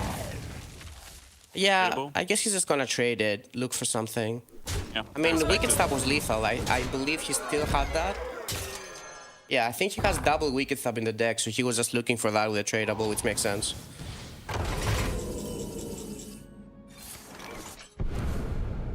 Door of Shadows? There's the Tooth, but no target. There's no target. There is nothing to fire that at for the honorable kill. That does it. That is going to do it.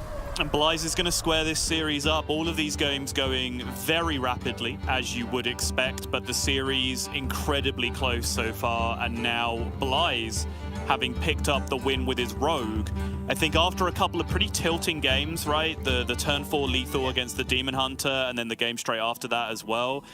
I think the one thing, as we've talked about, that Blyze is going to be very concerned about this series is getting a win with his Rogue. So being able to do that immediately after those couple of tilting games, I think is going to be a really big deal for Blythe's mental in this series.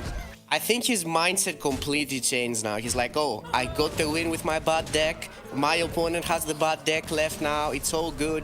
Let's relax, draw well, play well, and we'll get there. I think that's a pretty big deal that he got the win with the Rogue here. Yeah, write that down, everyone. Fino saying that Rogue was a bad deck twice during that speech. No. Makes I'm sense. saying it's good. I'm saying Blyze believes it's bad, so it's good for him mentally, you know? Okay, fine. So we are down to Ramp Druid and the Relic Demon Hunter up against the Aggro Druid and, of course, this big question mark Rogue on the other side. So now we are down to essentially a best of 3 at this point. Where do you think this stands in the series? Who's got the advantage with the remaining decks? I feel like it's pretty important how you queue now, man. The queue order matters quite a bit here, because if the Demon Hunter, if Blyze's Demon Hunter manages to hit the Aggro Druid, that is a pretty big deal. But then the other way around as well, if Levik manages to queue the Aggro Druid into the Ramp Druid, that is a huge deal. That is basically the whole reason why Aggro Druid exists. And then if you manage to do that, then and you say you take the win, then you have your rogue against the Demon Hunter, which is pretty good. So Yeah, the results of the queue matters, but I would say the decision of which you queue does not really matter still, right? Because it is just a oh flip. yeah, yeah, There's I'm not saying that. There's no way to like exploit it or really like optimize your position here. It's just you queue your deck and you hope that you get the good outcome. And Blyze is on the aggro druid. Sorry, Blyze is on the ramp druid up against Levic on the aggro druid here, which is a disaster for the player that still needs to make the World Championship, because this is a miserable matchup for the druid. But he does have that Starfish in the opening hand as well. That is at Pretty big least deal. Starfish is a pretty big deal. It can stop a lot of pressure. Yes. And don't underestimate the 2/4 body, man. It can do some like really good trades, and it's very annoying. So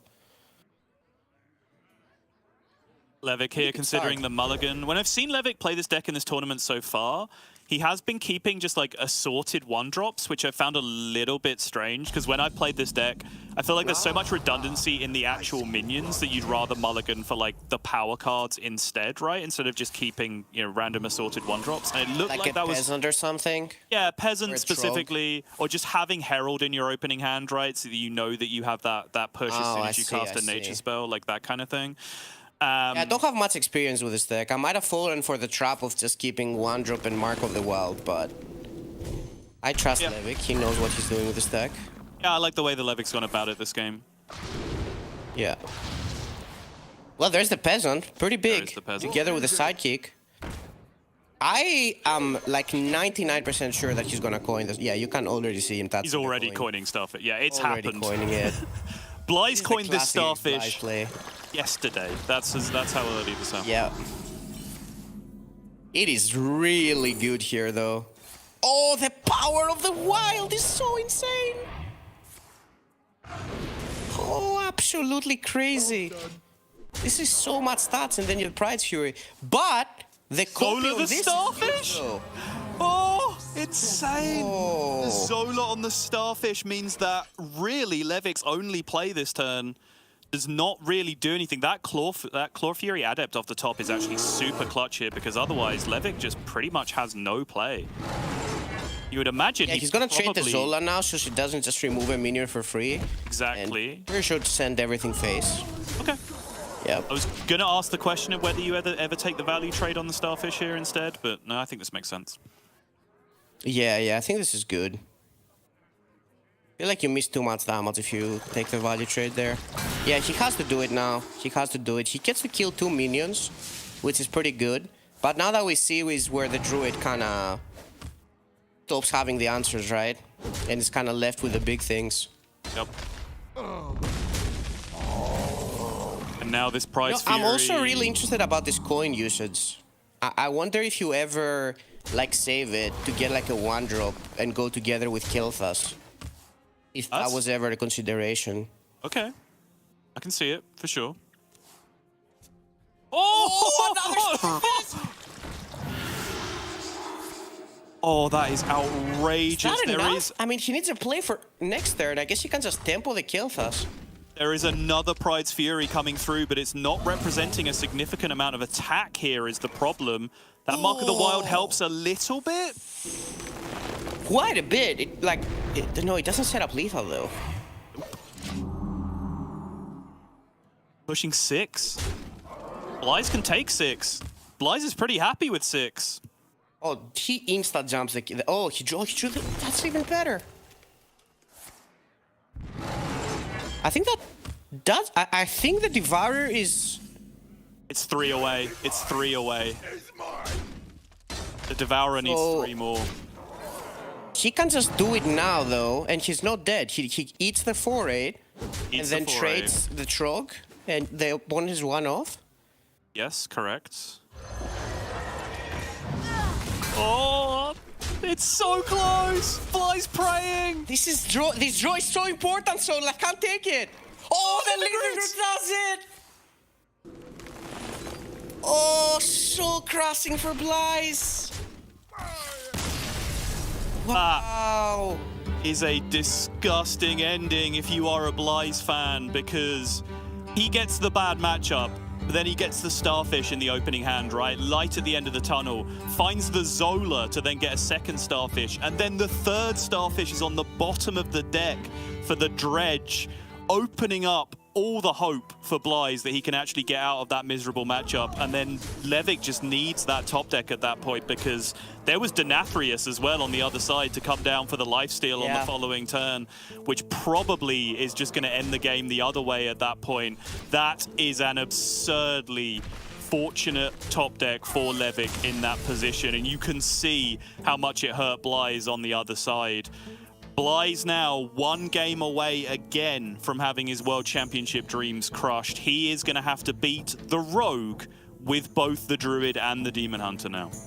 Definitely possible, though. Definitely possible. And the way Rogue's been performing, I wouldn't be very surprised. I think Blyze is probably gonna go with a Demon Hunter now, knowing him, unless he just feels like he really wants the win. I think Druid is the more favored, so if he wants to be done with it, he'll just give the DH. But we'll see. We will indeed. It all comes down to this. Rogue has been the problem deck all week for basically all of our players. Rogue now is the deck remaining, and it is up against Druid, which, many would argue is the best deck in the game right now. But then it has the Demon Hunter on the other side, which is the big X factor, the big unknown.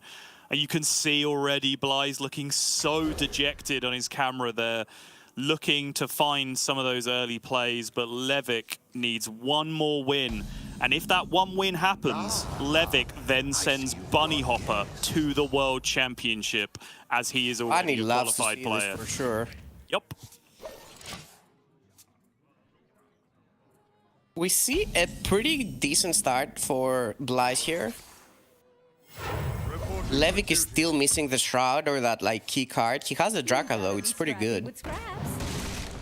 Yeah, the Draka is huge here for sure. Good opener though for Blyze. Jerry rig into Coin Seedsman and having the split Nourish now as well, of course. Oh, this Big deal. is really good.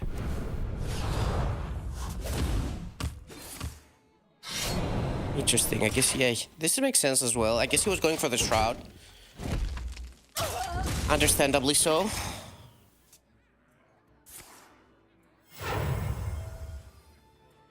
All it takes is love, care, and death. You think there's ever a chance he's gonna go into the Draka here? It's actually not a bad one. I don't know if it's enough though. Not for. I think for me you can against make a Druid. 6 weapon, I think, or a 5. No, Yeah. I think it's 6. I think I would He's- wait. He's holding on to it. I agree with this. You have the Cutlass, right? I mean, that's perfect. So not only does trading the Cutlass give you cheaper cards in hand, but it also can draw you towards Wait, Shroud and the if he gets Null. prep now, though, if he gets prep with a Gone Fisting, he can go in. I think he will go in if he gets prep. Okay, yeah, that's a good point. I like that idea. Null is a huge draw here. 3-5 against Druid. Druid can't really deal with it easily. Gonna be on board for quite a while. Trust what you see. Interesting that he decides not to go for it now. He's kind of holding on for the Draka, which also makes sense. I would like to see it here, though. I'm not gonna lie. I think it would be a pretty big deal if you managed to make like a 7 dagger here and develop the 3-4. I think that people underestimate a lot about the Draka is the body as well. Like the 3-4, sure. It's actually quite a big deal, especially against Druid. Like Druid can't really very easily deal with it. Now Levick is going in. Shadow Step to activate. Let's see. Takes a look at the bottom of the deck. There is a prep. There is There also is a prep, but there's also a Wicked Stab, which is interesting. Yes, exactly. Huh. Door of Shadows as well. Yeah, I guess he goes for the door. I think it makes sense. I think it's very important to draw Shroud here. I think what he's looking for is Shroud or just a way to get closer to the Edwin. So think about the devil. More meat. I don't want him to kill his minion here. I don't know if he's gonna end up doing it, but I guess it's actually, it's not bad. It's actually Still fun. pretty good, right? Yeah, you get to play a Yeah. whole Wicked Stab extra as well by doing it this way, which Yeah. is kind of insane. You basically get like extra 2-weapon charge, 2-weapon attack, which is a pretty big deal. No, this is good. This is good. I'm all for Great. it. And Levik's hunt is literally the hunt you're looking for at this point. Bly's going for the Miracle Growth? I think he's just gonna jam it, but interesting. Is it? What are you thinking here, Soto? Well, I'm wondering if it's always Miracle Growth that you pick here. Blyze does always end up going for it. But I guess it's not a particularly good hand for juicing Denathrius, but it seemed like something that could maybe get you out of this. Like if you had a scale in hand, you just took the Denathrius, held it in your hand, did some clearing this turn, used the scale to clear next turn potentially, and then just used Denathrius to heal. But yeah, I think the Miracle Growth makes the most sense. Pretty big deal here. Blyze was praying that this doesn't happen. The breakpoints are awkward now, though. He can't attack with Dagger and Bone Spike. This is a pretty big deal. That is a big deal. He has to trade a minion in, so this thing tanks so much damage. Still really bad for Blyze, though. He does take so much damage. And another Null is gonna come in play here. The Null being the Edwin card here. Backstab off the top! Oh, this is devastating. I guess you can't just eat the big minion. Oh. Yo, calm down, dude.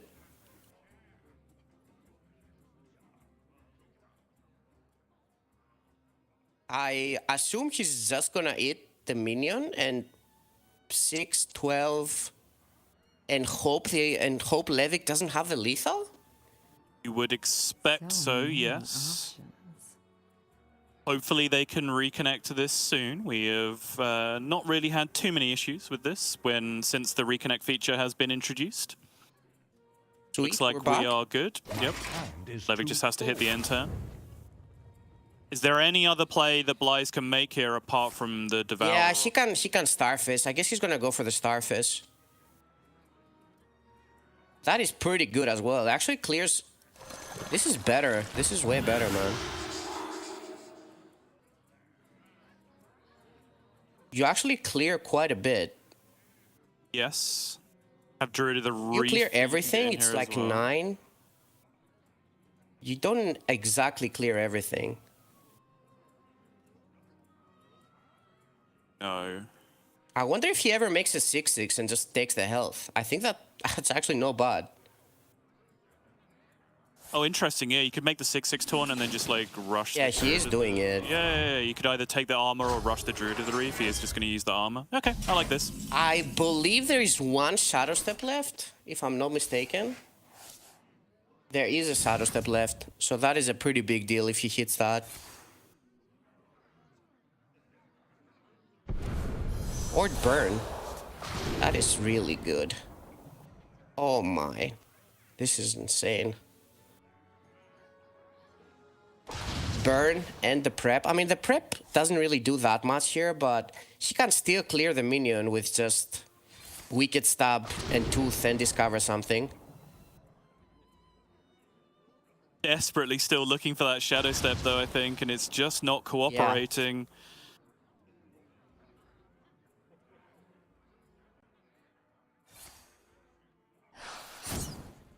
Oh, he chooses to save the Tooth for face damage. I guess that also makes sense. It's basically like you're pushing 3 damage with Extortion now, which could end up being a pretty big deal. But that's it though. Like that's all Levick has, right? He's kind of running low on burn. That's like the last board he has. Let's see what Blyze goes for here. She could just go for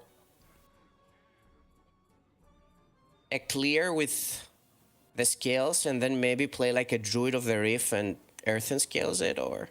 You can also, so if you want to leave yourself at 10, you can just rush your Druid of the Reef into something to sack it and then just play Devourer, because Devourer is only 1 away from being juiced at this point. And then you have, you have the big minion on board that's like A, threatening lethal, and B, threatening Earthen Scales the next turn, but you do just leave yourself at 10. Oh.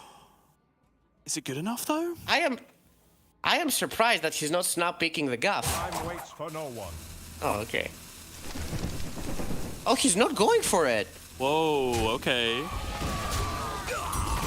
I mean, I guess he kind of knows what is left from Levic. There's like no bird. It's only Tooth and a Sinister Strike. I guess there's 2 Sinister Strikes, so...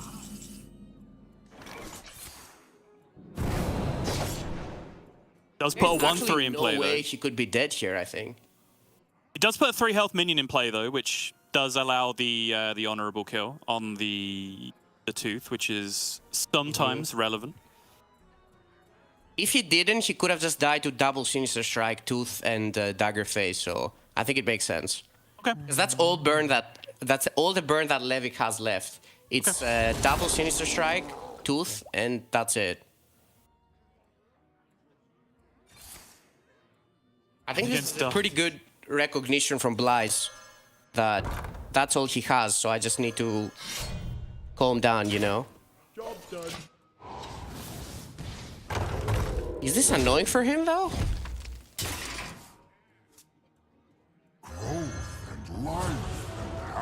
There goes the Guff. Goff going back up to 13, still has the Earthen Scales, but doesn't really have a great target to put it on at the moment. Do you need to drop it here? I think you probably still do, right? I'd be kind of scared if I was Blyze, man. I'm not gonna lie.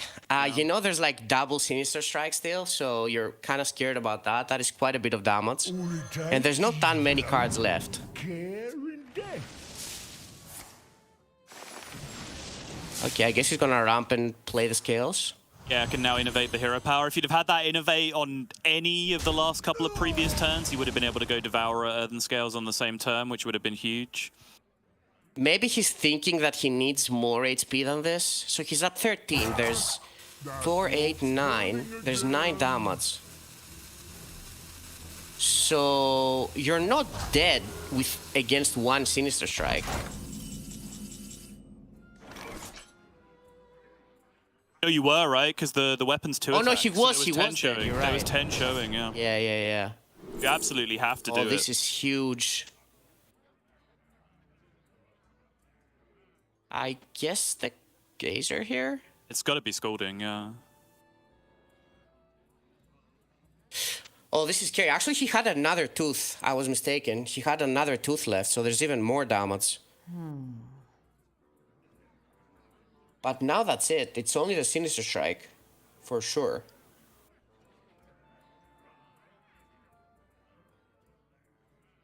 Well, this is a weird one, right? Because I think Levic knows what's at his bottom and he doesn't really want to do it. So I wouldn't be surprised if he like holds it even here and just doesn't do it and hopes he draws the Sinister Strike as well. Because he knows the cards at his bottom aren't that great.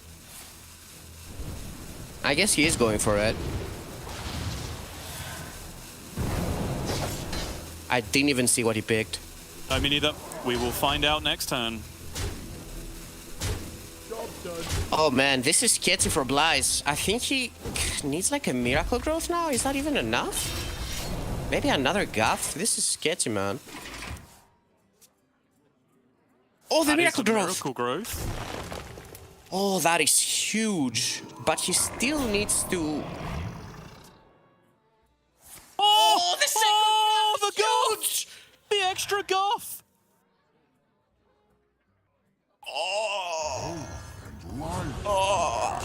Nerf Guff. Oh, Goff everywhere! Oi, oi, oi. You gotta be scrappy. I think that does it? Sinister Strike is not enough. There's no Tooth in the deck. And we see Sire coming out next turn. 4, 4, 8. No, the max damage he can do is 4 face. I think that does it, Soto.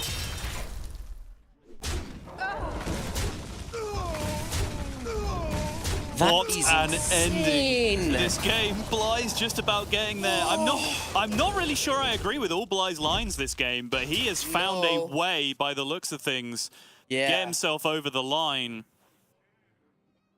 That's why I was saying. Normally, I agree with Blaze with the play that he does like almost immediately, but this time it felt like he had more outs. Denathrius, Mark of the Wild, get out of my game. We are going to game 7 in this series. So clutch. Levick is going to throw it down. And now, Demon Hunter Soro. as if it was going to end any other way, Fino, one game of topple Demon Hunter to bring it home for Blaze, or potentially bring it home for Bunny Hopper. This one game means one of two things. Either Blaze goes to the final, plays against Bunny Hopper with a spot of the World Championships on the line, or if Blaze loses, Bunny Hopper is then automatically qualified to the World Championship. This is for all of the marbles. Let's go! I was just thinking how Buddy must be feeling about this game. Like he would be so like stressed out about this game.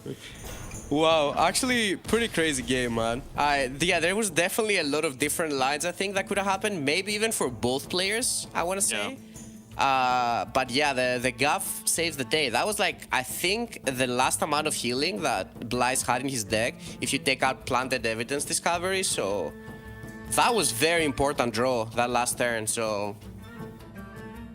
yeah, absolutely crazy ending. The two Guffs played over the course of the game. Obviously, the first one to give you all the mana that you need to be able to play Miracle Growth and still dump cards after the fact that you do it.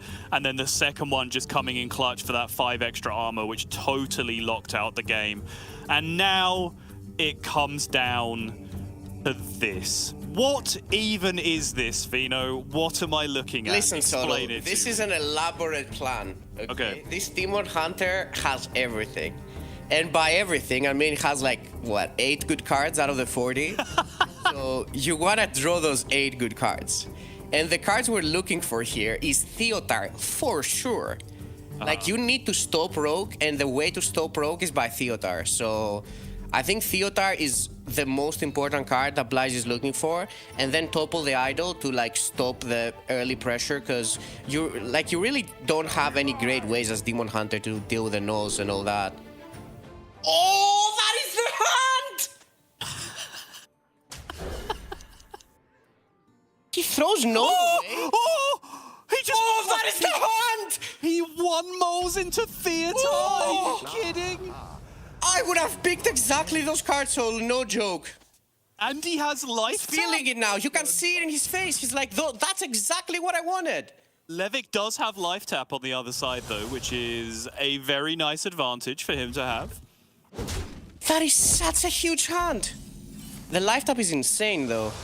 If he gets that shroud, there's the null. The null is really good as well.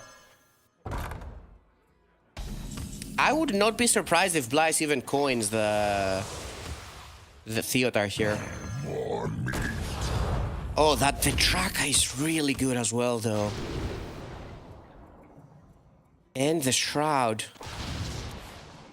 Takes Supposed to go for the graveyard. location. Interesting. Oh, the Relic of Dimensions as well. Alright, Blaze is just sealing. He's like, alright, I don't need to Theotar you. Let me just deal with this for now. And hope you're kind of chill for a turn, which I think he has to be. Now he just has to set up the location, right? Yeah, I think Levick is calm for at least one turn here, and then he goes for the big pop-off the following turn. However, that will be the turn where Blaze... Theotar! Most important Theotar of his life! Can he do it? We have 7. Misses, finds the Shadow Step, though.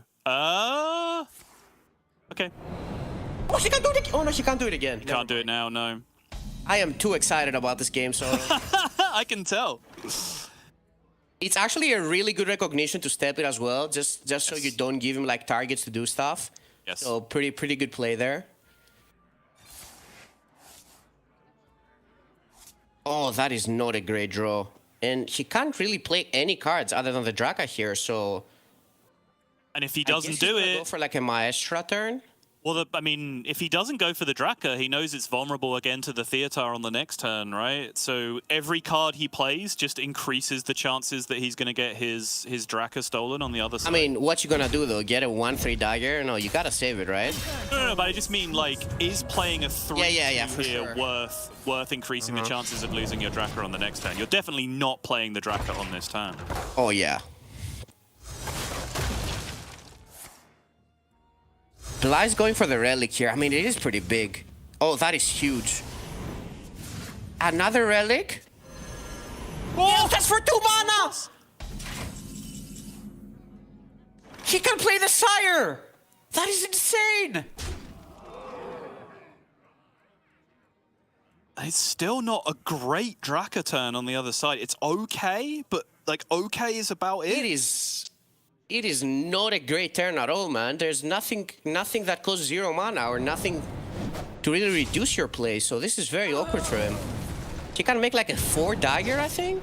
Is that yeah, that's a 4 dagger. That is not big at all. The Demon Hunter has 40 HP.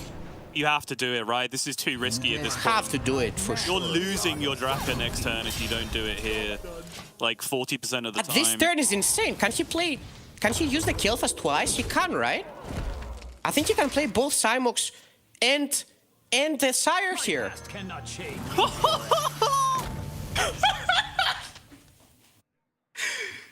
Oh, that is crazy. Insanity is no excuse for bad manners. I guess he's just gonna steal the burn? Just steal the tooth? Yeah, whatever.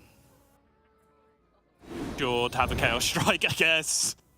Let us see if the legends are I think he's gonna draw cards with this. Or maybe he's gonna clear. Yeah, he's gonna clear the board. He's gonna clear. He's gonna clear. Oh! Treasure Guard, Scorpid, Denathrius. That is huge, Sorrel. Hey, yo, calm down, dude. Oh, I guess he wants the extra. He wants the extra. Just wants the extra juice. Fire. Yeah, this makes sense. Rogue can't deal with this. Oh, the Topol. No, the Topol can't get the most. His most expensive card is like 4 mana, right? No, Yeah, it's let's the Null. The Null is 5, but that's not enough. Let's topple a prep. That'll save us. Doesn't seem too likely.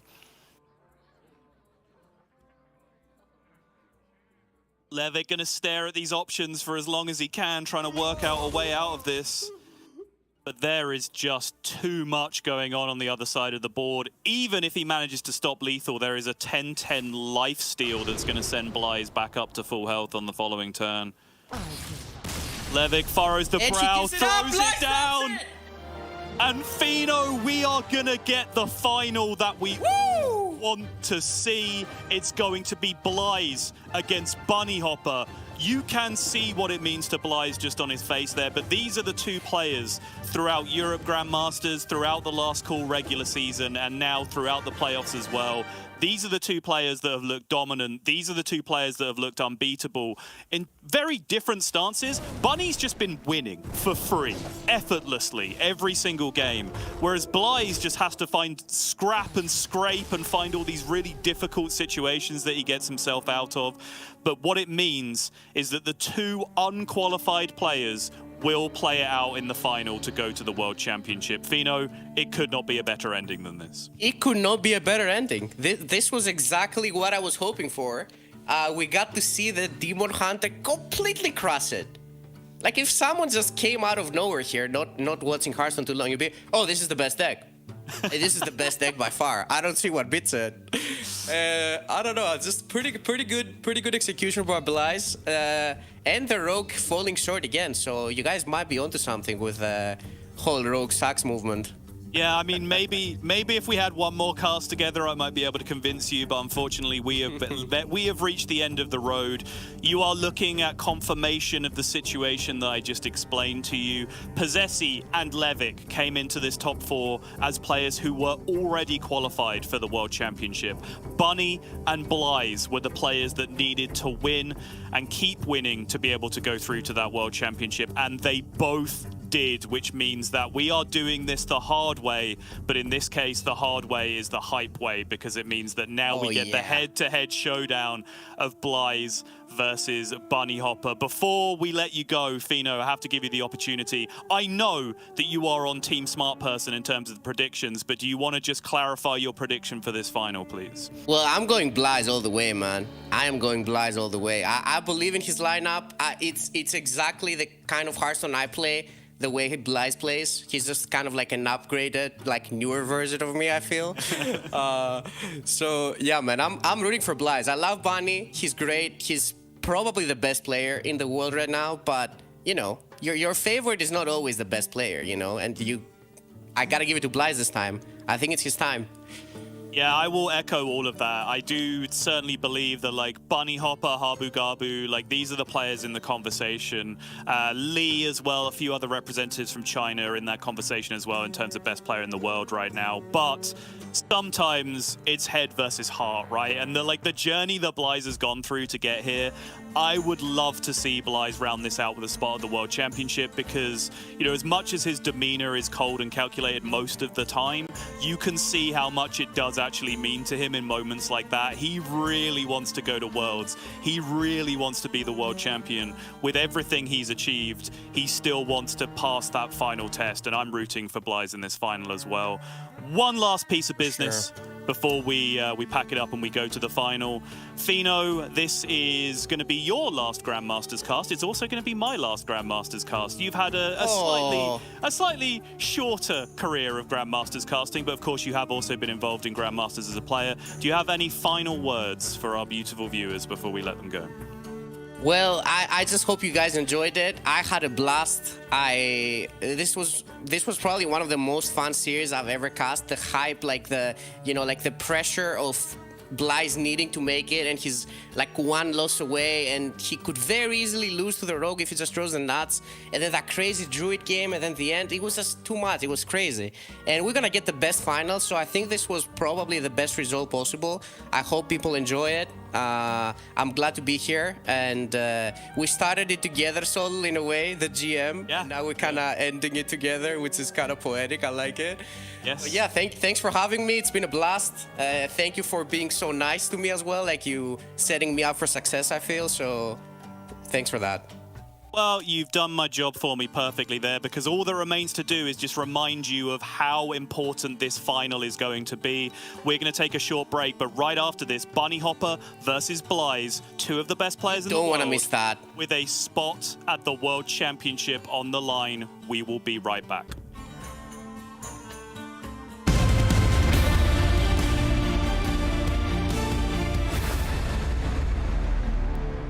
Hello once again, and welcome back to Mull It Over.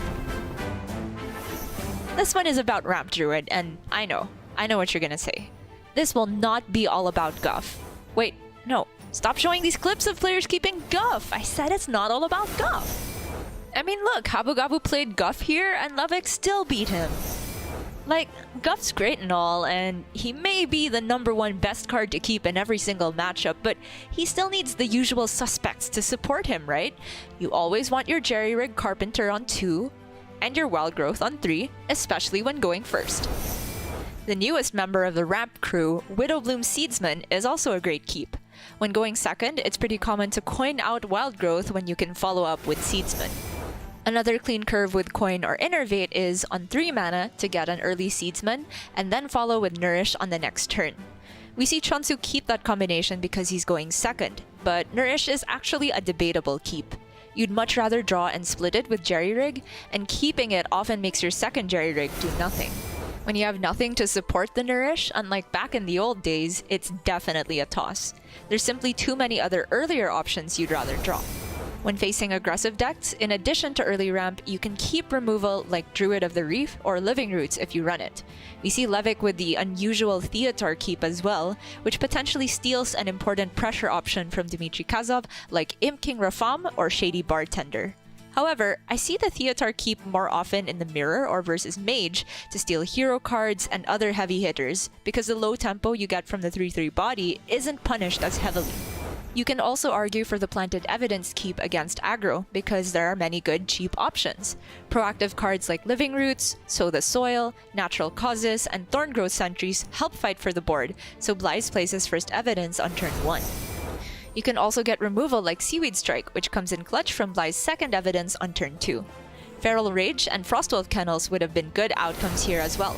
These cheap cards are way less impactful against slower matchups like Mage, Quest Hunter, and the Mirror, however, so it's no surprise to see Fury Hunter toss double Druid of the Reef here.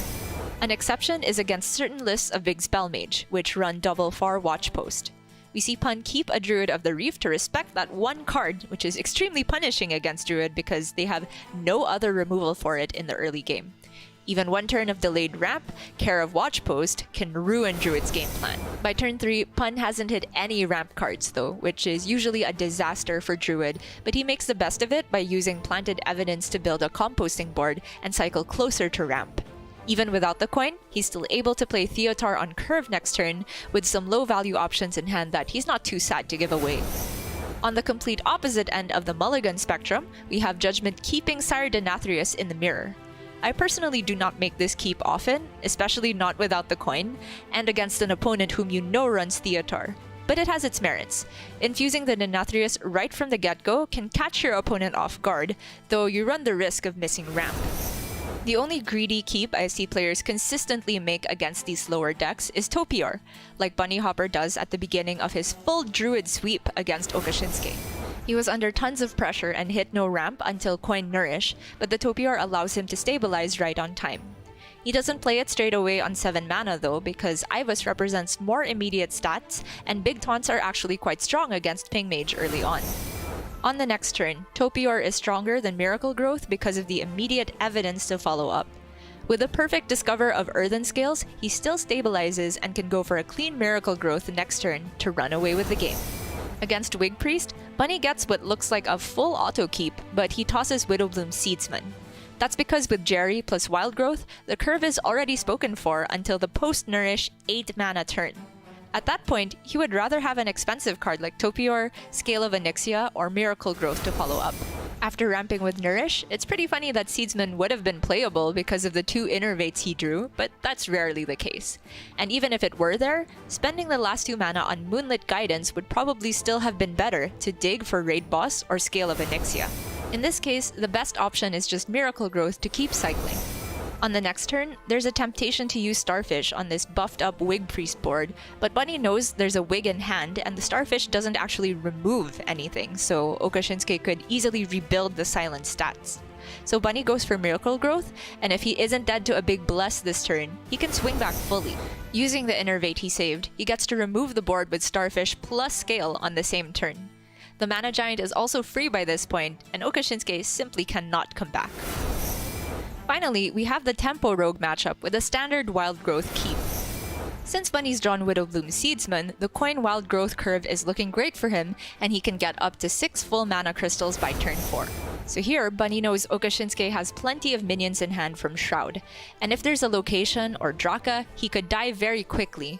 Without a Nourish, it's still going to take a while to get to his Onyxia, so he searches for more ramp with Moonlit Guidance.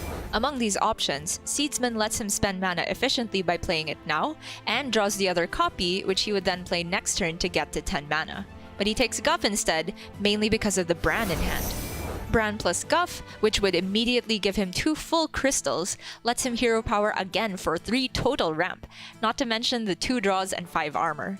This means he'd go to 12 mana next turn, enough for Onyxia and the Earthen Scales, which gives an extra layer of safety. This line also meant that he didn't have any Seedsmen on board for Okashinsuke to potentially target with backstabs and serrated bone spikes to fuel his combo turns. Sure enough, with 12 mana, Onyxia for board clear and Scales to stay out of range of Burst seal the game in favor of the Ramp Druid. And yes, I know, this was mainly thanks to Guff, but I did say he needed his support cards, right? Bran did a lot of work there too.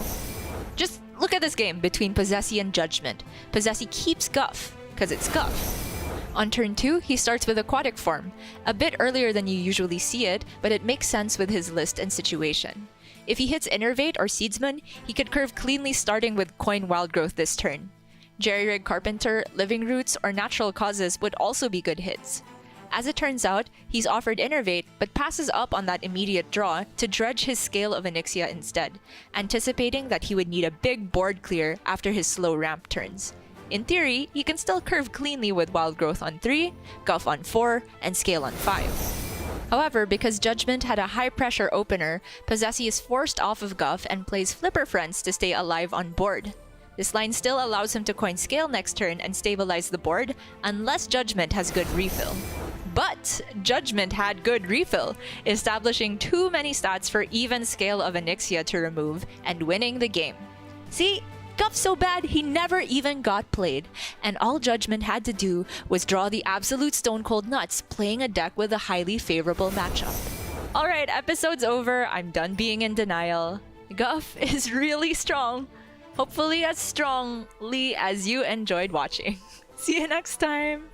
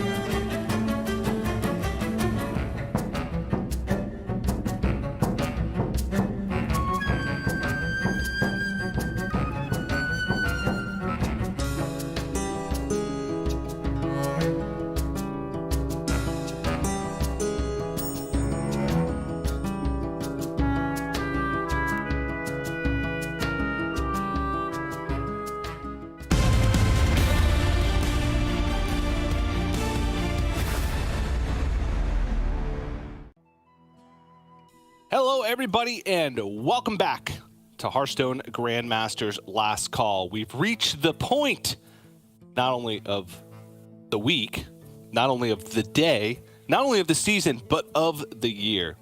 It's time for the finals, and it is a true finals. One player in this finals will be booking their spot at the World Championship, and one player have their dreams crushed and have one more opportunity left to try and get to the all-coveted World Championship. My name is TJ. I'm joined, of course, by Neil Lorinda Bond, a.k.a. Neil Lorinda Bond. Neil, how you feeling, bud? Excited, TJ. I say every day, I've been watching the games. They've been exciting. This is nutty. We put aside an extra match for today in case neither of these two reach the final, so they could play off to go to the World Championships if needed, if they didn't get it. Why do we bother? Obviously, they were going to reach the final. Here they are, two of the best players, first and second in the standings, first and second in the playoffs, but only one slot at the Worlds. Bunny Hopper's been close already this year, as in, if the China system had different rules, he'd have qualified because he came top in the China system. Yeah. Lucky, that's not the rules. Somebody from there went instead of Bunny Hopper. And if he loses again, somebody else will be going instead of Bunny Hopper today.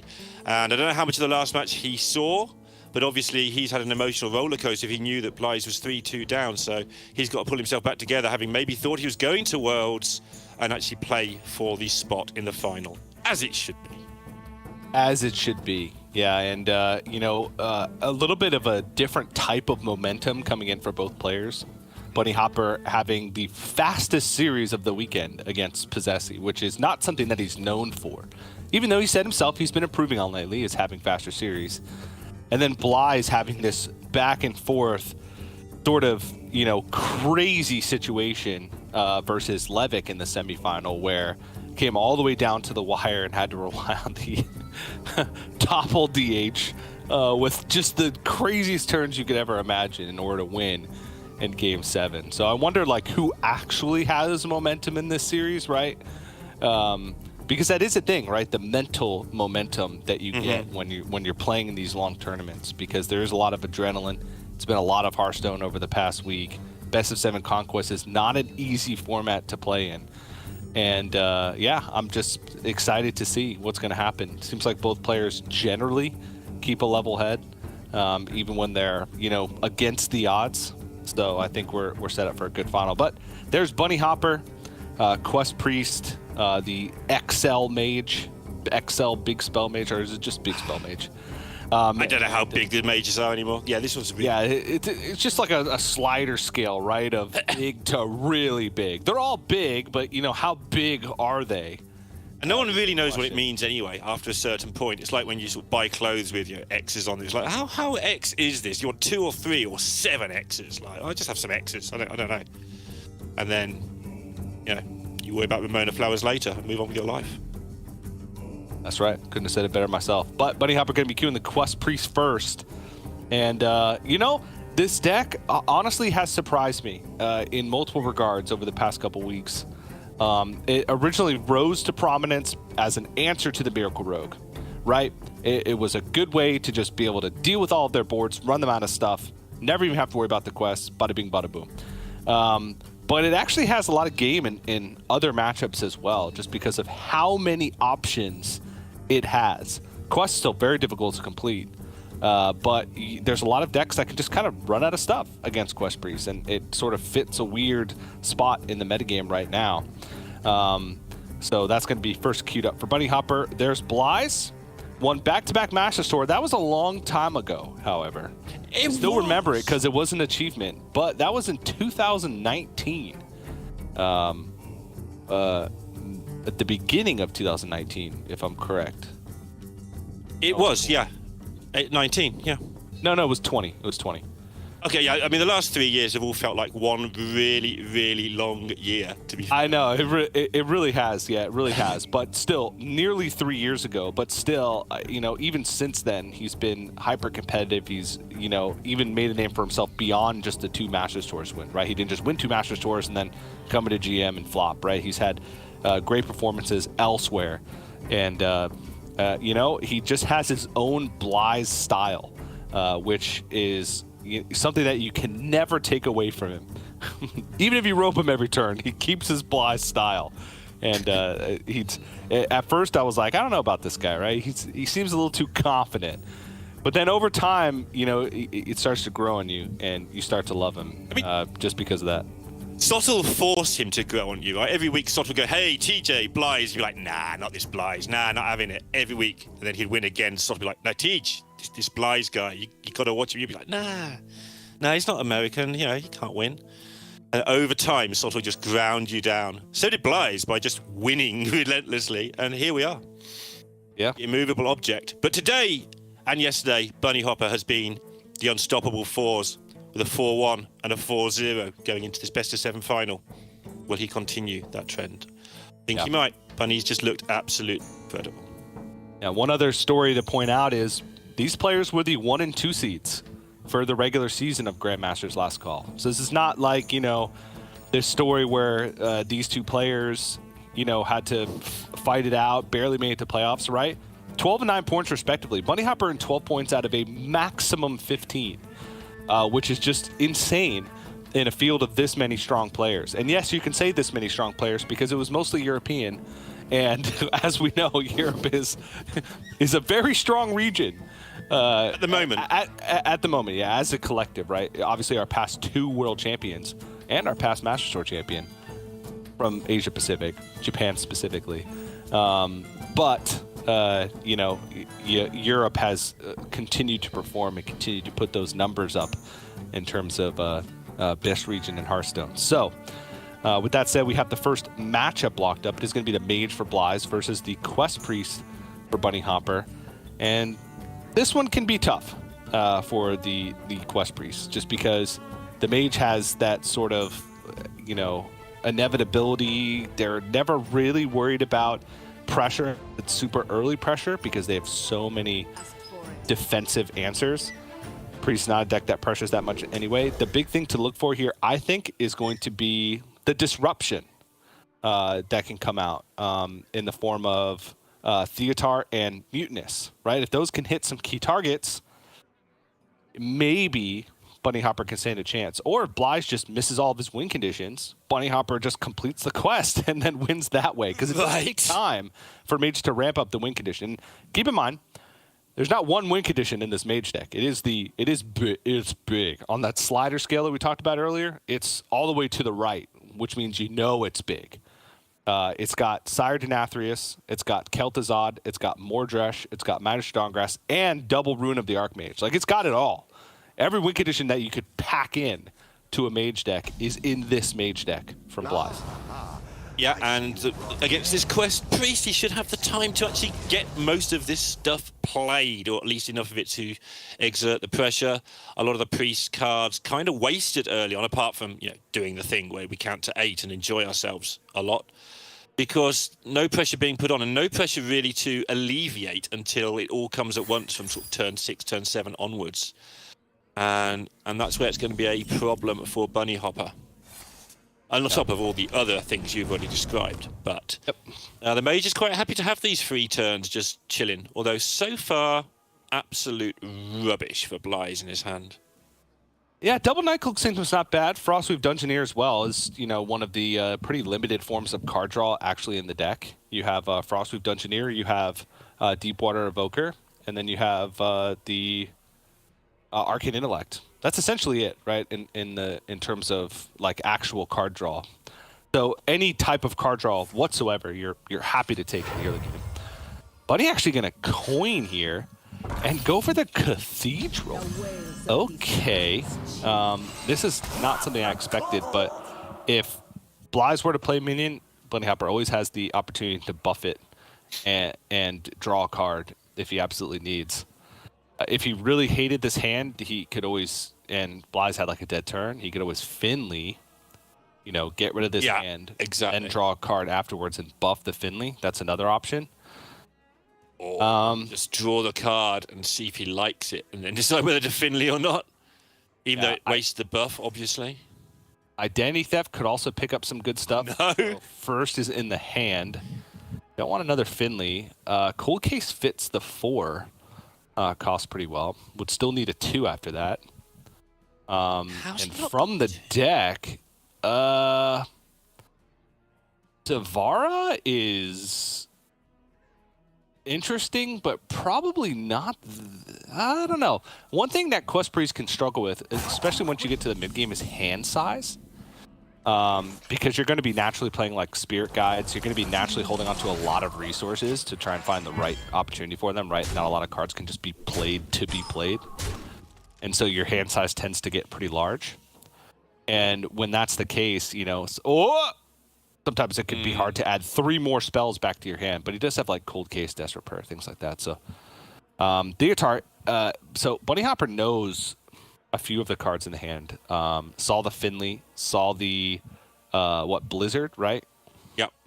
And the Cold Case. Cold Case was played, so knows that 2 of the cards are Finley and Blizzard. So yeah, I don't think this is the right time for Theotar on turn. There's no indication that Blaiz has anything worthwhile. Yeah, that's pretty good indication right now, although Blaiz is starting to assemble some damage, of course, now. About time. Just where do you point this?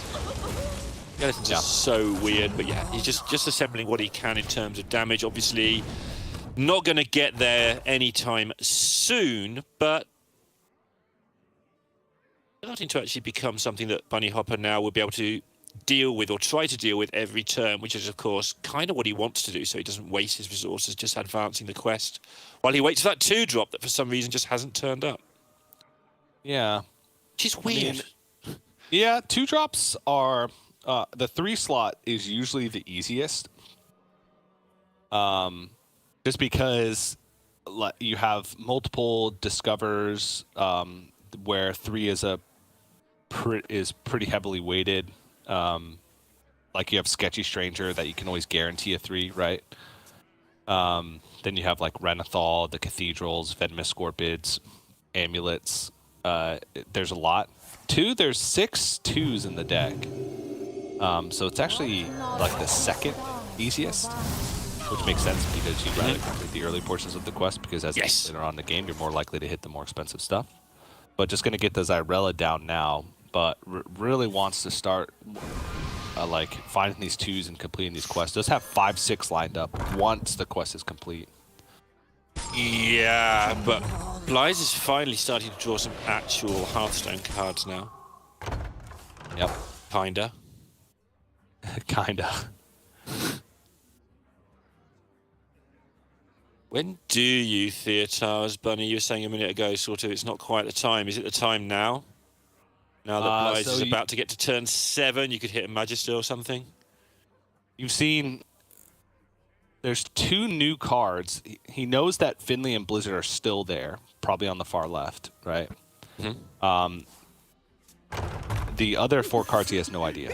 So he is going to go for it. If he takes Theatar here, that's huge. Doesn't hit Theatar. Wow. And doesn't hit Kel'Thuzad either. Bran is probably the best target here. I really don't think you want another Cold Case. I think you want to remove the Bran. You're not quite sure what's coming. And also, maybe you get it in there with your Mutinous later.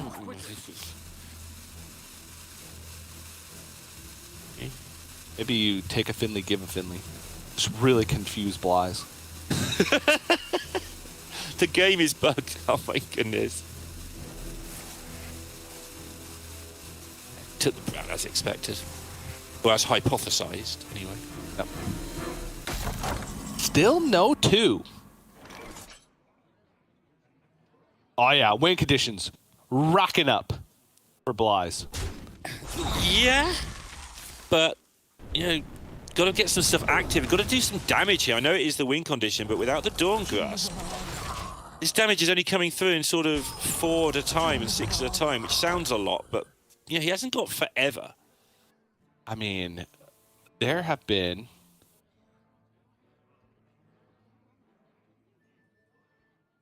a lot of volatile skeletons that I was trying to look how many, but I thought you were. That's why I laughed. It's like I know TJ's now counting skeletons, and then you just went with a lot. I'm like, TJ's failed. Yeah, but yeah. 2 cold cases, 3 freezes. Yeah. 7. There's been 4 that have died, and 3 that are on board. So, Kel'Thuzad is starting to become actually a pretty big threat. Because not only does it, you know, deal instant damage much of the time, especially if you already have a board, it also just presents more skeletons plus Kel'Thuzad, the skeleton itself. The Bunny wants the Mutinous, but he knows about the 2 Finleys. Yeah, he knows 2 Finleys are in hand, so Mutinous just seems pretty poor.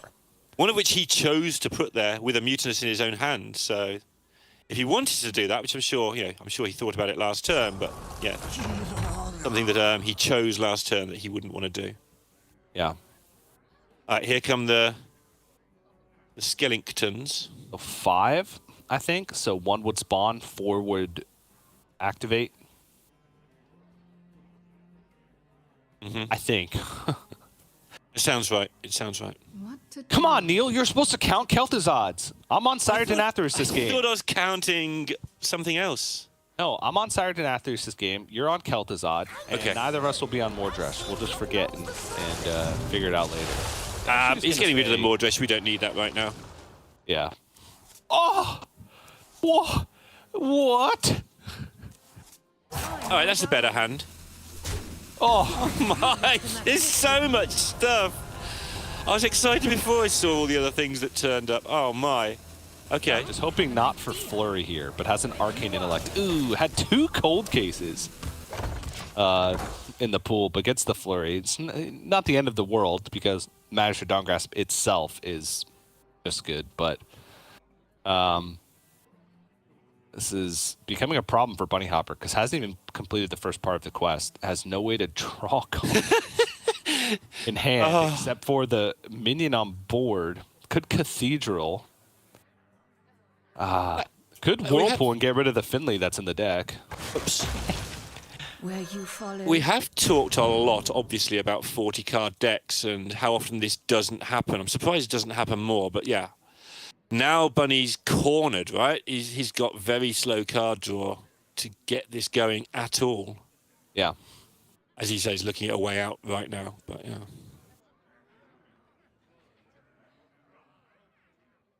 I mean, does he have any other win condition apart from doing quests? Not really against Mage, right?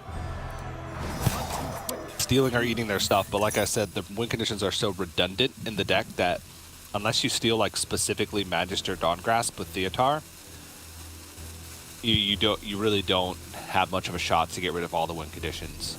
You like steal Dawngrasp and Mutinous the Denathrius, and those are like the 2 strongest individual win conditions, right?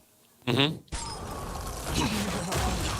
But Oh, this is going to be double hero power proc for Blaiz. Can make the skeleton, bring it up. Oh, well, could have gone wrong, but it's perfectly fine. Now we'll bring it up to 6.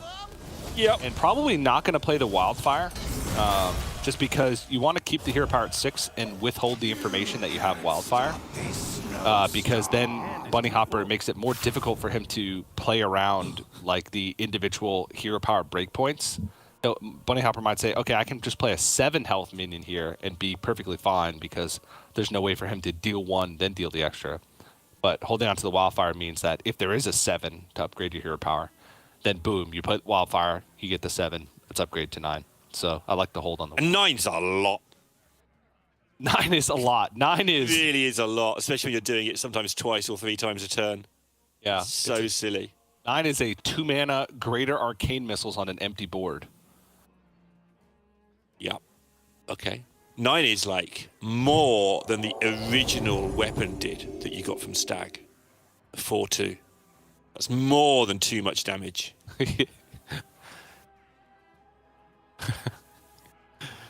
Double rune available for Blaiz as well. It's all looking good. I'm not even sure what Bunny's supposed to do here. Yeah, so doesn't have anything. Now has 6. Has 7 and 8 in hand, but the question is there time? And also the problem here is he going to kill this off?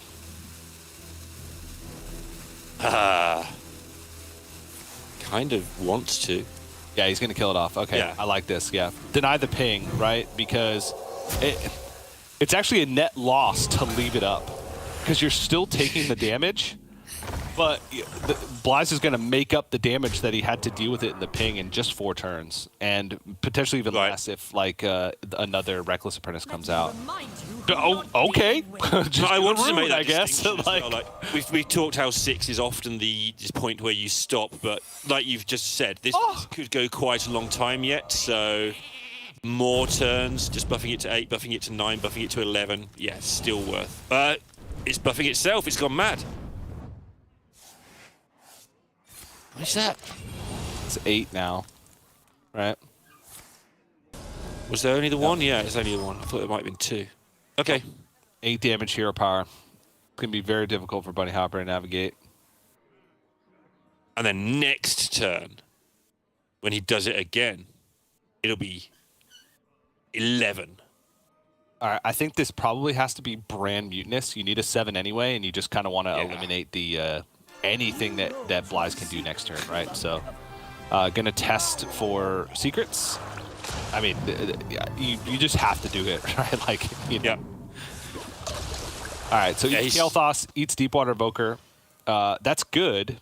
Problem still remains, though, is that this hero power is dealing 8 damage. But Blaize is kind of out of stuff except for this rune. I imagine he's just going to cast the second rune. He can. I mean, he's going to look at Flurry, Deathborn options, then Rune next turn first, I imagine.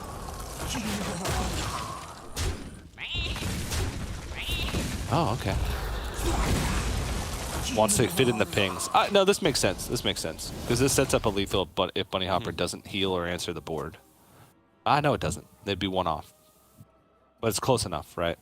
I mean, with a Rune, you just got to assume that damage is going to come from somewhere, right? Yeah. It might not, but with plenty of damage, ignites, orbs, wildfires, there's plenty there. Yeah. So this Savara has, oh, jeez, desperate. This Savara has Desperate Prayer. Cold Case? Cold Case and, okay, I guess Shard of the Naru. There's some cards. Some good old priest cards. Yeah, Amulet has the Spirit Guide plus the Lightshire Elemental. And then probably just a heal face here, right? What's got to be? Yeah. Hope the Pyroblast doesn't go face. Alright, Oh, 11! that's a lot.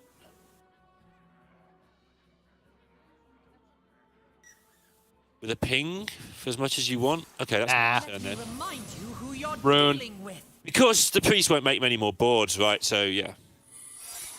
Oh, so now Bunny Hopper knows one of the secrets. Fireball. Okay. Run out of mana quickly here. Yeah. Frozen Touch. At least one went face. All right, a Flurry, but it's only rank 1. Wildfire. Oh no, 9 damage. Just gonna get there with the Kel'Thuzad next turn, most likely. Yeah. Oh, jeez. It's not Bunny certain by Hopper any stretch. doesn't want to play Whirlpool like ever. But Zyrella is the only other 8 in the deck. Actually been cycling through pretty hard. It's only 14 cards left remaining. Yeah. Only half of a normal deck remaining. Yeah. But for Quest Priest, that's impressive, right? Yeah.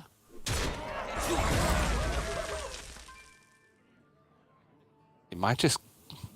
So he knows Vengeful Visage is there, so you're not attacking. I don't know, man. Just Maybe bam, ours was 11. just Whirlpool. Like, are you like? I don't. Just gonna Amulet again. This is 3 friendly Death Rattle minions now. Okay. Now gets a skeleton back as well. He's starting to stabilize, to be fair. Yeah. There's no 9 health minion on board. Oh. All right. This is available at some point just to chill, as it were. Froze the 3 lowest power things, which actually is not that bad because he has Yep. Vengeful Visage up. Yep. And 9 damage hero power. And just, I don't know, just waiting room now until he can just finish this in 1 turn. Yeah. It's going to sound silly. It's going to sound really silly. Go on then, do it. Do you just Whirlpool? Like you have hand space for both the draws from the Spirit Guide and the Zyrella. Like, you can't just wait forever. You're taking 9 damage a turn. You're going to gain 8 from the Lightshire Elemental. You're going to draw another Holy Spell. Has got some healing left in the deck still. In the I form of 1 Desperate Prayer. Do you want to counterspell here first? See if your damage can get there. You can never get there with damage, right? Ever. Actually.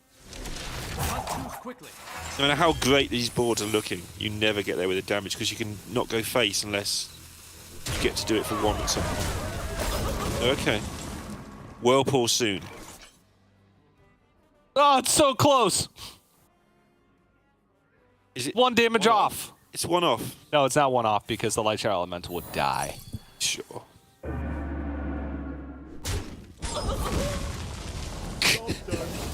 Look at this board. I don't care about your board. It will hurt you if you attack me. And 2 damage to Bunny is worth more than like 26 or whatever on earth this is to Blyze.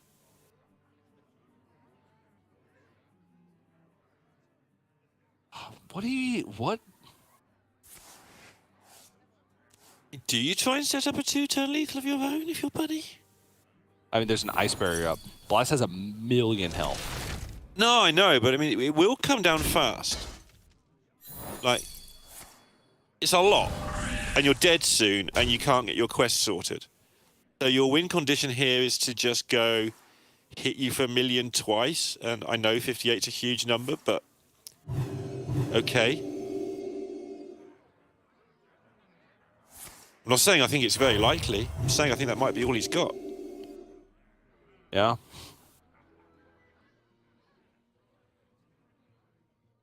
Attack with the skeleton and condemn to open up a board space? I don't know. Yeah. You're gonna open up a board space this way. Nothing sets up even like a 3-turn lethal. Like this is 30 damage, so 14. Doesn't matter. Bang, pew, pew. Blyze takes a 1-0 lead after a pretty tortuous first game, to be fair. It didn't look like Bunny Hopper was going to get into it after just not getting a 2-drop for the first 10 turns or something, but... Yeah, never really found him 8 either. So, like, really needed the Zyrella at a certain point, because Zyrella would have been so much life gain as well. Mm-hmm. It would have completed the quest, it would have drawn more spells, and it would have gained 1,000,000 life because of the Light Shower Elementals had died. So that could have made that a game, right? Because Blyze was essentially out of card draw. There was 1 Deepwater Evoker left and 1 Arcane Intellect left in the deck, and that was it.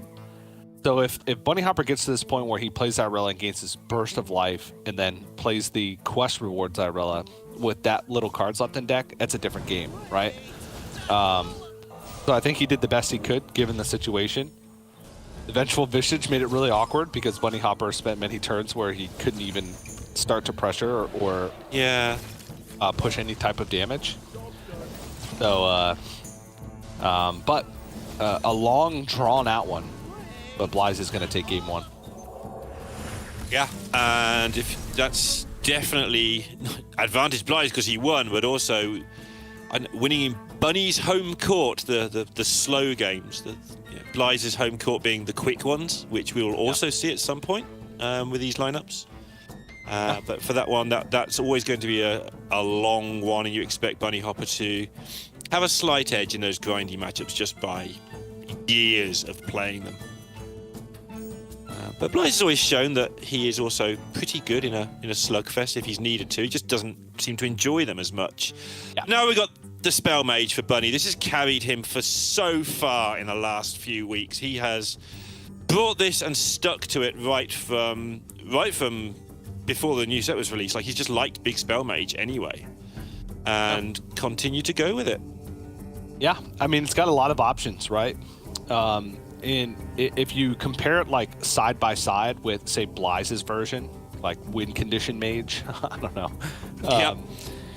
There's a lot of similar cards in the deck. Like if you look at the deck side by side, even though they both have 40 cards, it's like, you know, Double Rune, Mordresh, Magister, Theotar, Deepwater Evokers, Reckless Apprentice, Vardum, Nightcloak Sanctum, Renathal, obviously, Bran.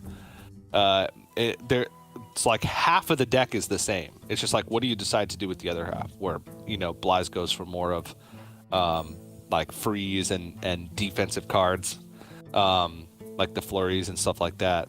Wildfire is a little bit more of the ping stuff, and like more win conditions with Kel'Thuzad and Sire Denathrius. Whereas Bunny Hopper goes for the big spell version, which has like those very high highs with, you know, Belinda on 6, Barbaric Sorceress on 6 for not only those really big spells super early, but also the disruption that it can provide by making a key spell from your opponent really expensive.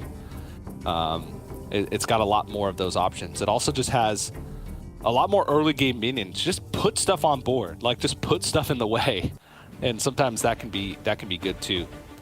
So, but in this matchup, it feels like the decks operate sort of similarly, right? Where like Dawn Grasp still usually needs to be your win condition in order to have enough damage, enough pressure to get the job done, right? Even if you have a Belinda early and get those spells, like Priest has so many answers. They have Shadow of Ruin. They have, you know, Clean the Scene for a bunch of the small stuff. They have Light Bomb. They have Whirlpool, right? It's really hard to just stick these massive boards and then hope that they're just going to get there over multiple turns against Priest. Yeah, on the other side of it, though, those cards you were calling win conditions in Bly's Mage are kind of not that win condition-y really against the Priest. So all the fiddling around that Bunny's version does, I think, is kind of nicer to have because just more chance of getting to the real win conditions that you described, the Magister and so on. So even though Bly's is the one who is playing win conditions in the Mage, I do slightly prefer this version of the Mage personally because it cuts out, again, in this matchup, to be clear, it cuts out all of the stuff that doesn't win the game and try and finds the stuff that does. So I would expect Bunny to take this one down, but Bly's has 2-3 in his hand, so could get going. Yep. Bunny Hopper's got Coin Belinda. Yep. Also has the I love this deck. The Gorlock Ravager. Now, Bunny is not playing the double Gorlock Ravager. The double Gorlock Ravager I thought was like really funny. Yep. Because Gorlock Ravager, it was only Murloc Holmes, Gorlock Ravager, and Finley. And so Gorlock Ravager was drawing the other Gorlock Ravager and Finley. So then you just Finley the cards back. and then you have another Gorlock Ravager in your deck. It's just, it was so, I don't know, it just... That was Habu, right? It was Habu, yeah. Very humorous. Incredibly humorous. Yeah, identity theft. Oh, whoa. Yeah. Now, a couple pieces of information. Connie's in hand. Okay, cool. I mean, that's fine. Doesn't really change your plays. But Theotar's in deck is a big piece of information. And Bly's gets a Theotar. So, could be a big deal. Saw 3 cards in the hand as well.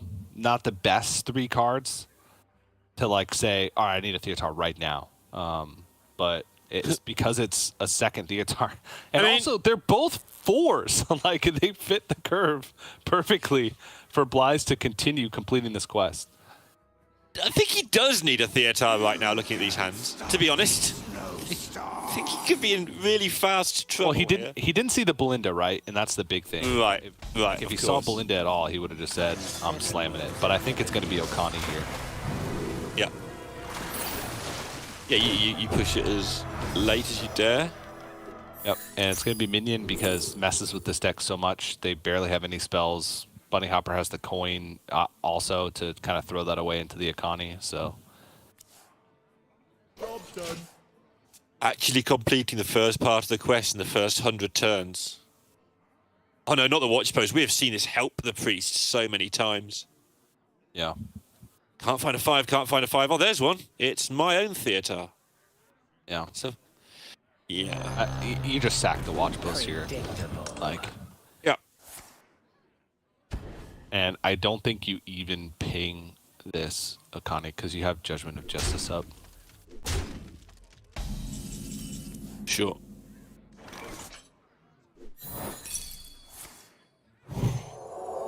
Oh. Okani dealt with. Yeah. Bly's, meanwhile, all right, cool. 3 off the top, play it. All right, cool. From that 3, I got a 4, play it. All right, cool. 5 off the top, nice. Next turn, might need to deal with a Belinda. Guess what he's going to do? 6, boom. Oh, cool. I get to discover a card from my deck. It's a 7? Nice. Mutinous, great. Eat your power. Yeah. Yeah. Oh, drew an 8 off the top the turn after I played the 7. Quest complete. Thrive in hand. Awesome. Great, get the questing. Get hit by 14, 12, 12 dragons and die, but hey, still exciting. Then have one opportunity to win the game. One shot. Counterspell. Fled had that time. Oh, no.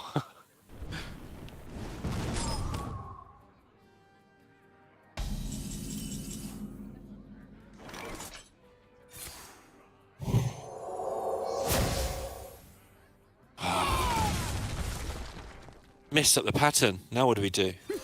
Yeah, I know. He's going to Theotar and take one of these Drakefire Amulets. That's what he's going to do. Yeah, It's that's very likely because there's 2 pairs in the hand. There's double Drakefire Amulet, double Deepwater Evoker. So there's really actually only 1, 2, 3, 4, 5 cards in hand, despite the hand size being 7. Really don't want to give Big Spell Mage a thrive, but here he is. I mean, it's not that bad. They're going to find it anyway. He knows that there's a Deepwater Evoker in hand. Sure. Okay, yep, so... And now he's drawn the spell, actually, so it does become completely useless. Cool. Unless Bunny wants to trade the Drakefire, but yeah, I think you want to play it, so... Caligos juiced. Ooh. Okay, gonna go with the Nixia. Hit a 4-12 from the first one, so you can afford to play it to like Light Bomb or whatever in the second one. Yep. Yeah, you've got to... Like you say, you've got a 4-12 that's just going to live, 4 being the key number, blah, blah, blah. Except now it's 5. And it's going to die. But yeah, 2 4-12s is just a bit slow. You can't mess around forever playing around things. Yep.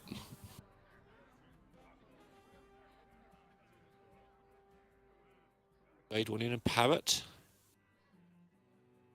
Or do you want to parrot some runes? Yeah, Parrot on Drakefire Amulet just never feels fantastic because you don't get to choose, right? Yeah. You can end up just with a couple of 3/2s, which just feels... when it could be a rune that could give you anything. Ooh, Sparkle Magic. I have no idea what you're talking about, but it sounds great. Sparkle Magic!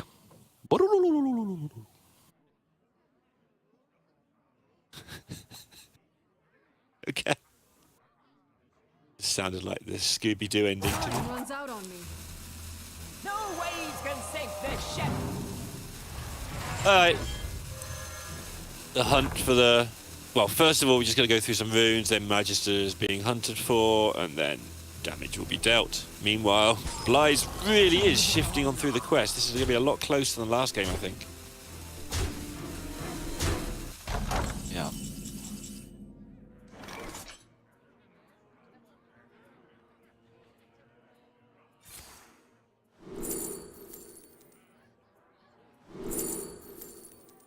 Use like all the information that I already knew with the identity theft, but that's fine. Yep. Yep. Reckless Apprentice.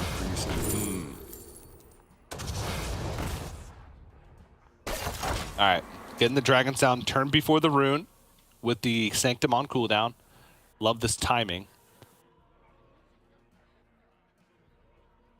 And this hand is just a whole lot of nothing, to be quite honest. Like, Deepwater Evoker draws nothing. Nothing. Yeah, so because he didn't. Yeah. Rive, there's nothing. There's still nothing. Parrot casts a Drakefire Amulet, but again, like, you'd much rather have those parrots for runes. I mean, he's on 49. Does he care? Gorlock Ravager? I guess. Like, your Murlocs are still in your deck. It's draw 2. No, it's draw 3. And then just dump Thrive. And then just dump Thrive, yeah, because you're at a full hand. Yeah. Oh no, you have to save the 2 to ping. You have to save the mana to ping. You can kill the 8/8. You want to kill No, the I don't 8/8. think you're Perhaps worried you about don't the care. 8/8. You don't care, do you? Yeah, you can't risk overdrawing Magister Dawngrasp here. I know, it's 40 cards. Say it all the time. Been saying it for years. But, like, you can't afford to overdraw Magic Dawngrasp. You really can't. So he will get Magic Dawngrasp pretty soon now because likely series of runes and parrots, then there's a Finley at the end of that series. Yeah. I don't know exactly how much time he actually has, though. I mean, Blaiz is still on 5-6, right? Hasn't played a 6.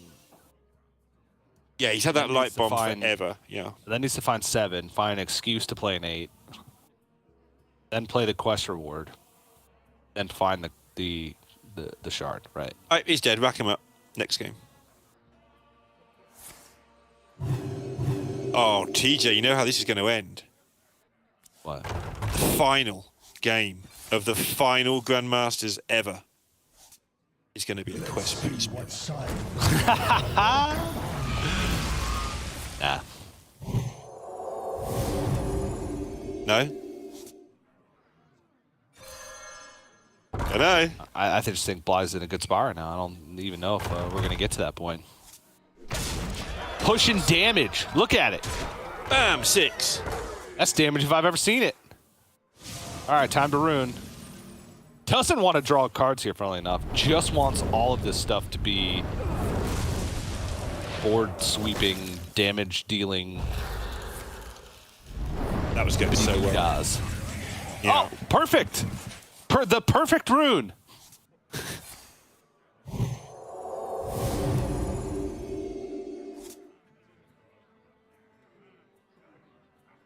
Okay, so you've got all these cards. Has been digging for, I think, specifically Light Shower Elemental. Like, Yeah. He wants doesn't get want to some play the value or Light something. Bomb. Yeah. And right now, if you play Light Bomb, you'd also have to dump a card, and there's nothing dumpable because you have nothing to cast the Light that burns. You'd have to Light Bomb, and then are there any 2-drops that don't replace themselves? He's just playing it. He's just had Condemn? enough. Yeah, wants to like discover Condemn from the deck and then play it? Oh no! Because you don't want a Finley because you got all the stuff in your hand. All right, we'll overdraw, but it's not that big of a deal. I mean, he's got all the stuff in his hand, so Yeah, he got all the overdrawing's stuff. not a problem, right? Not a big problem. You'd rather not. He fought it, but Yeah. Oh, jeez. just mutinous, then mutinous, and then you win the game. That's all Bunny has to do here. Let's face it, he'll probably play a box. Yeah, I don't know about the box though, because your hand is full. That's right. I think you just gotta like play minions. And try and dump some of this stuff.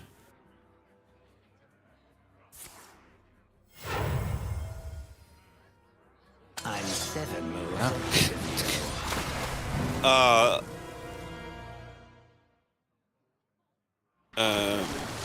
Pick one, yeah. Oh, look, Holmes do it All all. right. What was in the opening hand? Fill it 5, because all Thrive up. was played on 2. Yeah. What's in his hand now? Mutinous. Easy peasy. What's in the deck? Time runs out on me. The answer is Condemn, Sure. but he has no idea. Yep, didn't get it. But what he did get was the information that he's got a mutinous coming in. Oh, it's just statistically likely to be Condemn. He saw Desperate Prayer played. He hasn't seen a Condemn played. Mm-hmm.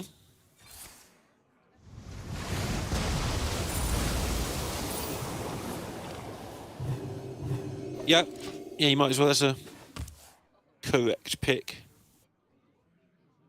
But then you don't want to condemn, so Yeah, but you want him I to really want to do Yes. yeah. All right. 4 minions here. Yeah, but I think Rip the mutinous. I think you want to do it after the quest reward, right? Because even with the coin, nope, gonna do it. Nope, hit the Finley. Still a Theotar in deck. I think you're Finleying. I think you're right, and I hate it, but I think Bunny's got to the point now where his current hand just isn't going to get this done. You can wait to Finley next turn. You don't have to Finley this turn, right? You can wait to see if Sure. Blaiz actually has a 7 and completes the quest, and then Finley next turn. Or you could pick up If it hasn't been eaten. right? Because you know he's got a Mutinous because you just saw it from the homes. Yeah. And you know he's going to rip it because that's what they do. So yeah, you do have to wait though. That's right, you do have to wait.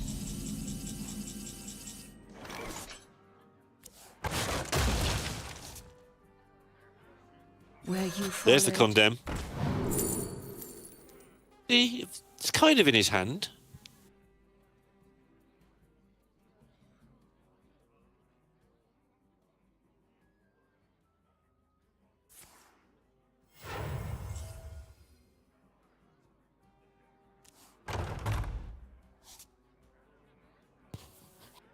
Massive deal if Blythe can get this. Obviously, I'm talking about the Quest Priest Mirror, but the more we look at it, the slower it goes for Bunny. Blythe is just trucking along. Okay, Parrot. Then most likely going to the Light That Burns and not play anything else. Maximum Theotar, play a Roundage. Whoa! Whoa! Yeah. Oh, this is actually maximum Theotar player roundage. Because Bunny Hopper has not shown that he's ending this game anytime soon. And so when you pick up Xyrella, you just play it immediately. Yep. Love it. I think I love it. It might be awful, but I think I love it. It looks great. Oh, this is cool, actually. Uh-huh. Because now you just make it so that no matter what happens, you leave yourself with only the ability, like the only chance. No, there's no chance for Theotar to ever steal it because right, yeah, you just jam it. Always put yourself in a position where you can play it off the top. You never draw cards unless you have 5 mana available. Yeah, and then repeat for 10. Yeah, but the other side of that is you may have to survive for a large number of turns. Yeah, does have Switcheroo. There are 1, 2, 3, 4, 5, 6 minions left in the deck. Okay. 7 minions, sorry, because there's 2 Light Shower Elementals. But he sits forward in his seat because he's seen the Far Watch post. He's got a scheme. Let's just jam it. Oh man, I thought you were supposed to save the Farwatch post until like That's after what Xyrella. Yeah, that's what I was thinking.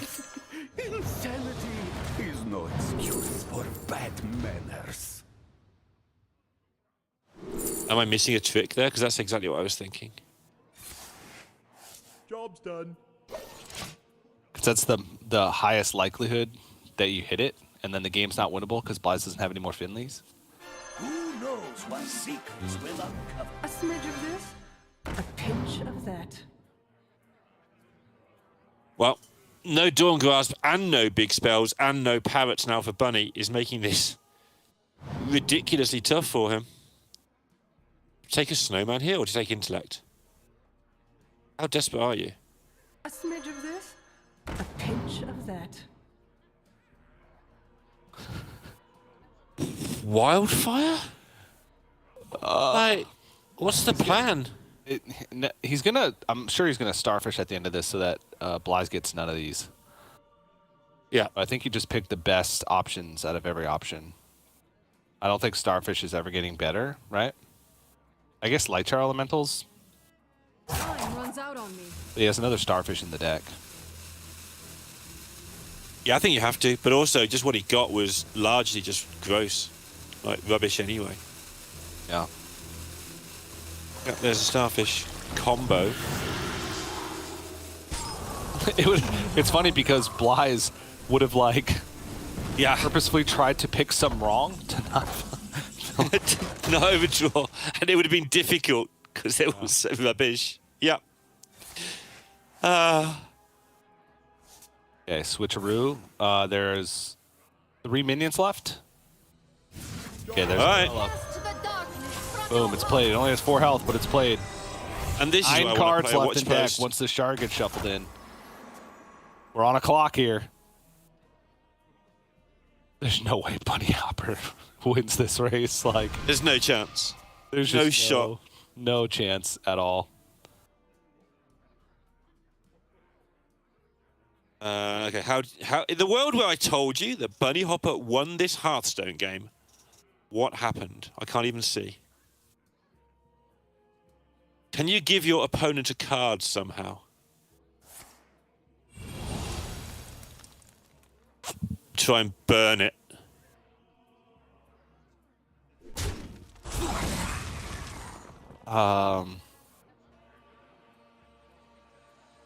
Yeah, by playing these and trying to last turn, doing it this turn and trying to get Blythe to guess them all wrong. Otherwise he fills his hand. The time has come to dethrone our former master.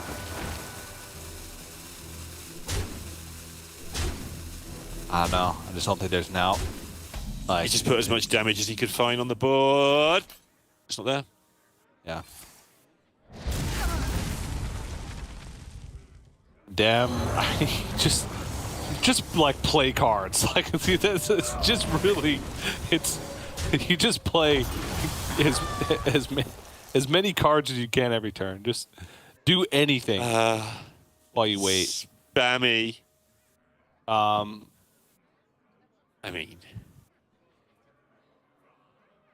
7 cards left in deck. So we have a Whirlpool, Tyrella, Clean the Scene, Prince Renathal, Shard. Purified Shard. 2 Shard of the Narcos, 1 Purified Shard. I think that's what it is. Maybe he condemned too? No, he's used 2 condemns. I don't know. Deck Tracker's weird. Buddy's hitting for Blythe for like 8 every turn, and Blythe is just always on 36. That's how this game's gone. Just not refusing to take damage. He didn't even get those light showers down that he played for so long earlier. And Bunny's just cobbled it together with a whole load of mediocre cards. Oh! Still not there. What can we say every turn other than still not there or there? 32.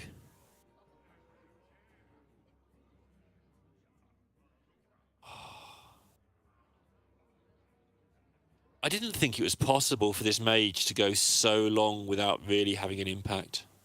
But when you dodge the Dawn Grasp, turns out you've got very little going on. Yeah. Infinite time.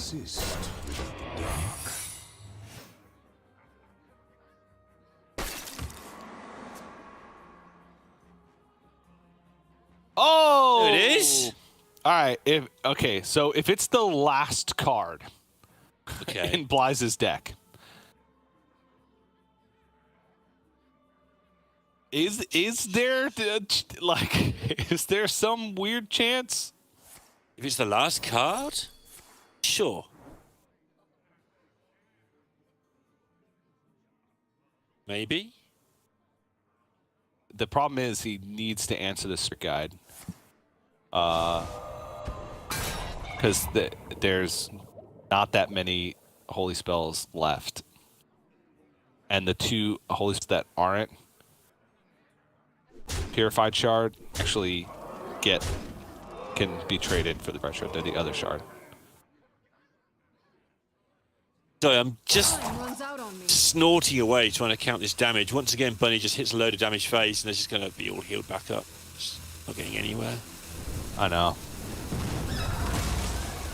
It just looks so exciting, but actually all that's exciting at the moment is waiting for that shard. Although, I guess, once again,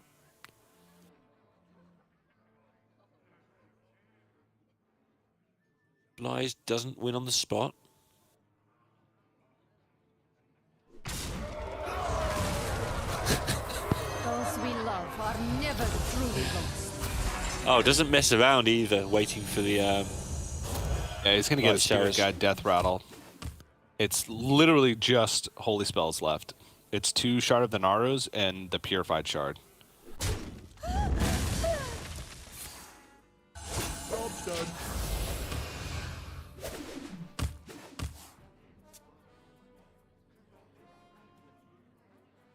Okay, Mordresh finally active.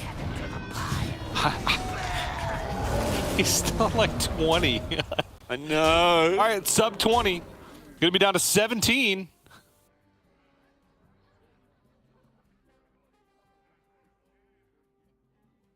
Oh, Bunny's counting because it's close, right? Because, yeah.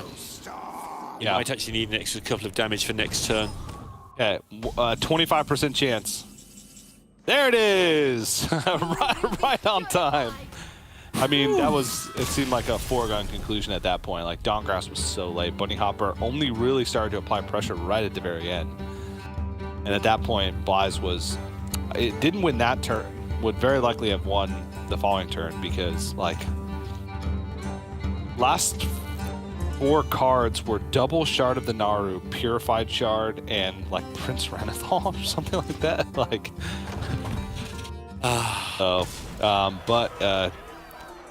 kind of a crazy game, to be honest. Really was. A lot going on. A lot of potential disruption that was like narrowly missed. That really hurt Bunny Hopper, and like no Dawngrasp picked up, and you know Blaiz just kind of biding his time. Didn't like rush quest completion, and I think the big thing there was, even though Theotar was never even picked up for Bunny Hopper, the Sir Finley to just play around it. Because if you Sir Finley the Xyrella back in your deck, you know, obviously it's going to slow down your quest completion because you have to play Xyrella and then you have to find the shard. It's going to slow it down by a couple turns on average at least. But you put yourself in a situation to where you're guaranteed to be able to play Xyrella on the board. You're guaranteed to at least give yourself an opportunity. Blaiz was at full health. Bunny Hopper had no Dawngrasp, so there was no real way for him to pressure. He also knew that there was no Parrot, no Drakefire Amulet, so there's no way for Bunny Hopper to put on meaningful pressure outside of Dawngrasp. Just a bunch of, you know, measly minions. And so just said, all right, I'll, you know, make this game go a little longer, but guarantee that Theotar's not going to ruin my day. Yeah, and everything that Bunny didn't draw meant that he couldn't even try and set up some of those because he needed, like, his Bran, which could be better as disruption later. He needed that to try and draw some cards because he didn't get to Dawngrasp. All the little trickeries that he could have tried to do with Watch Posts and so on kind of became a problem because he needed to just get something down to slow down Blaiz's march to victory anyway. So all the little tricks he could have done just ended up having to be used in his own survival. And yeah, snowballed out of control and just couldn't accumulate any damage. The win conditions you talked about at the start in the other mage that I poo-pooed a little bit, saying, well, you don't really use them anyway. Could have done with some of those in that game to try and speed it up. And as a result, is 2-0 down in this final Grandmaster's Last Call. Winner goes to the Worlds. Loser goes to Masters Tour 6 and tries to get it done there. Don't you dare poo-poo on win conditions anymore, Neil. There should be a lesson learned. Okay. Talking of win conditions, TJ. There's some. What do you make of this monstrosity of a deck? This shouldn't be called XL Relic Demon Hunter. This should be called Dust Demon Hunter. Oh, wow. I had never... Look at that. Age was dusty. Chunky deck. Look at it. Oh. It's an absolute unit of a dust cost. Ugh. 25 bags of dust. 25 large, as we call it. 25 large. Been saying that for years. Actually, I have. It's saying it for years. 1, 2, 3, 4, 5, 6, 7, 8, 9, 10, 11, 12, 13 legendaries. 40 cards, though. Remember, 40 cards. It's only a third of the deck. At an average cost of about 800 dust per card. That's insane. All right. But moving on. This deck is very bizarre. It is, you know, the Relic Demon Hunter in the sense that it plays relics, but it's got a lot going on. You just look at this opening hand. If you didn't think there was a lot going on, a BGH, a Treasure Guard, and a Hero card, you just throw it all away because why are they in my deck? Yeah. Like, things do have to come together with this deck, right? There's not like one singular like win condition. There's a bunch of individually powerful cards that have synergy with like a sixth of the deck.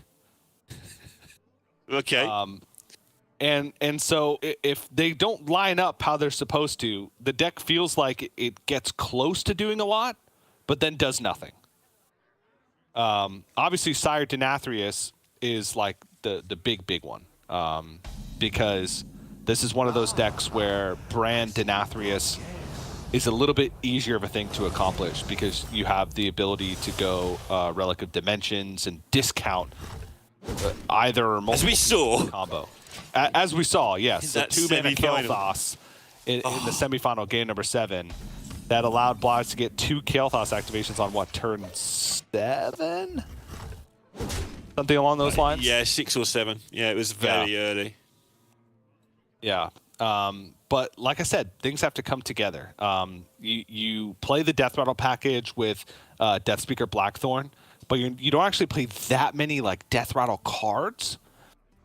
So like this Razorfen Beastmaster has a pretty big chance to just be a 3-mana 3/3, because there's a lot of cards still left in deck, and there's not that much beef to the actual Death Rattles. There's like Treasure Guard, there's Razor Boar, and yeah. Yeah, this kind of sums up exactly what you said about the deck. This exact card, the Beastmaster, it's not doing a lot, but it doesn't have to do a lot. It's just be there, right? It's just filler in these 40-card decks. Yep. And sometimes, like you said as well, with all the weird half synergies that are going on, and filler's fine. Okay, so Relic Vault's a fantastic pickup because Blaz actually has a good Relic start. He's going to be able to go Relic of Extinction with the Relic Vault.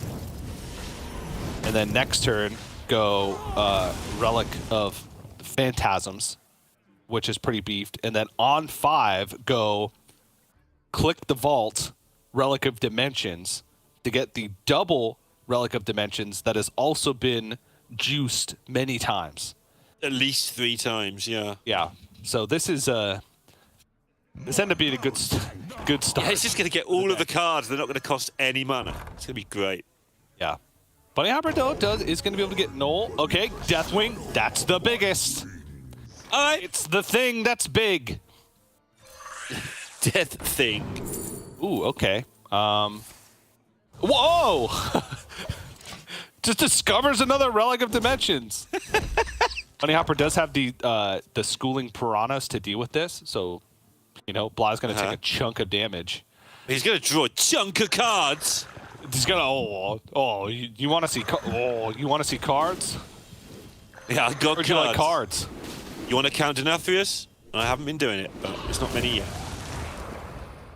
It's 1 +5. +5. Obviously, that's a given. Okay. Let the cards commence. He's thinking of whether or not to play the schooling. He's not thinking of whether or not to attack with the 12-12. I'm almost certain. He's thinking of whether or not to play the schooling or to like withhold that information. You need to play it. Okay, I'm going to find out why I'm wrong now. Relics!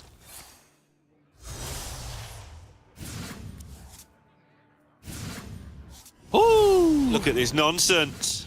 Ooh! So dumb. Ooh!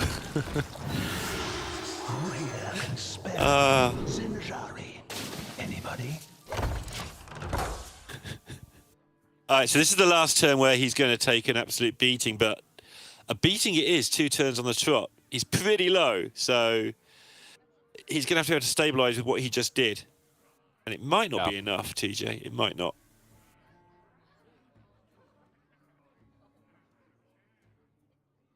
As the schooling clears the board if Bunny wants that. Yeah, it's a pretty...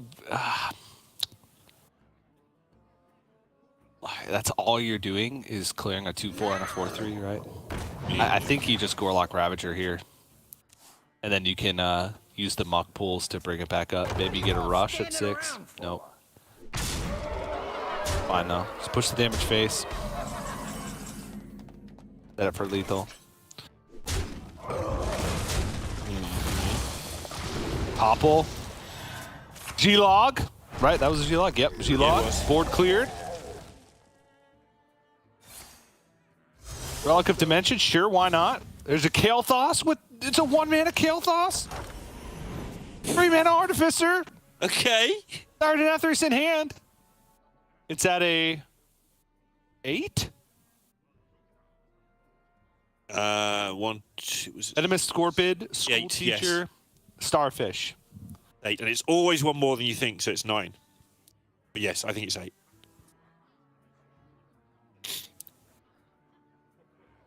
Now he's cleared up the threat. The Shaman.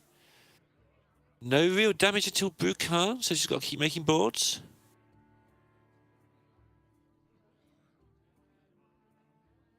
Oh, and he can make boards. You go Clownfish, Gorlock, Ravager, which will draw the other Clownfish. And then you just play anything alongside the Gorlock, Ravager, right? Just to not fill up your hand. Yeah. That's not enough. This is all going to kick off now. There's little time. I guess you got to play the Flurgle. Don't play nothing. Okay, just gonna overdraw. I have given up everything. What have you sacrificed? And it's just gonna keep the board clean. Yep. And play a million things, because he can. Thanks.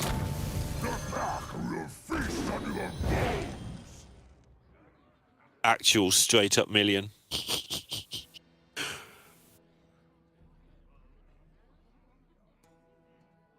I think it was on like 10. I think the Bly's thought.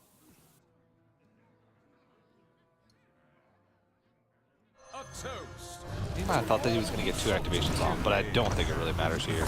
It's going to be 9 damage. Mana Nipulon gone. Sergeant Atheris is on board.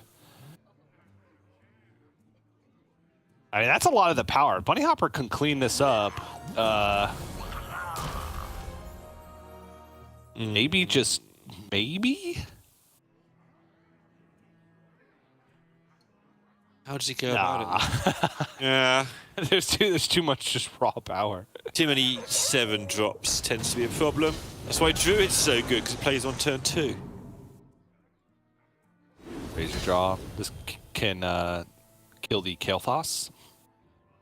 I mean, there's a 3-mana Zymox in hand still as well. Yeah. Which is about to become active as well.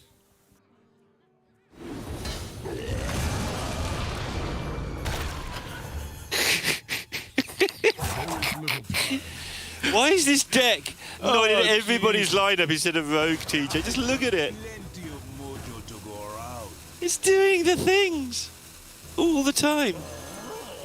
It's giving Blythe a chance at a 3-0 lead. Bunny's really clinging on here to try and survive. But I don't know if he's gonna.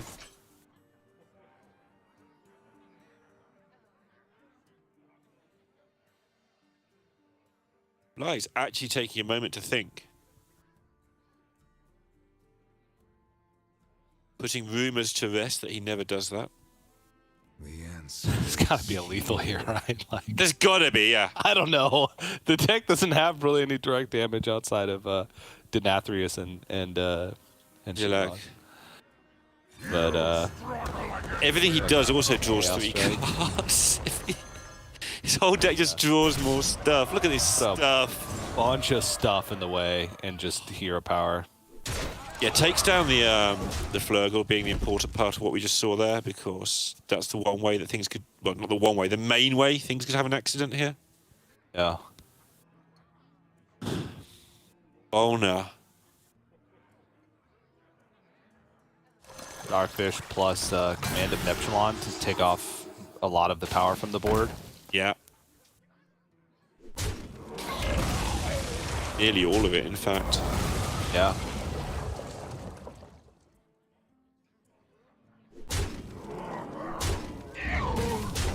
I was just starting to run out of stuff. Checking through, there's still a Devourer left. Yeah, there's Theotar, Devour. I mean, there's just the hero power from Kurtrus, which is Yep. a lot. And this silly Artificer. All 3 relics, here we go. Big 6/6s. Big reduce their cost by 7s.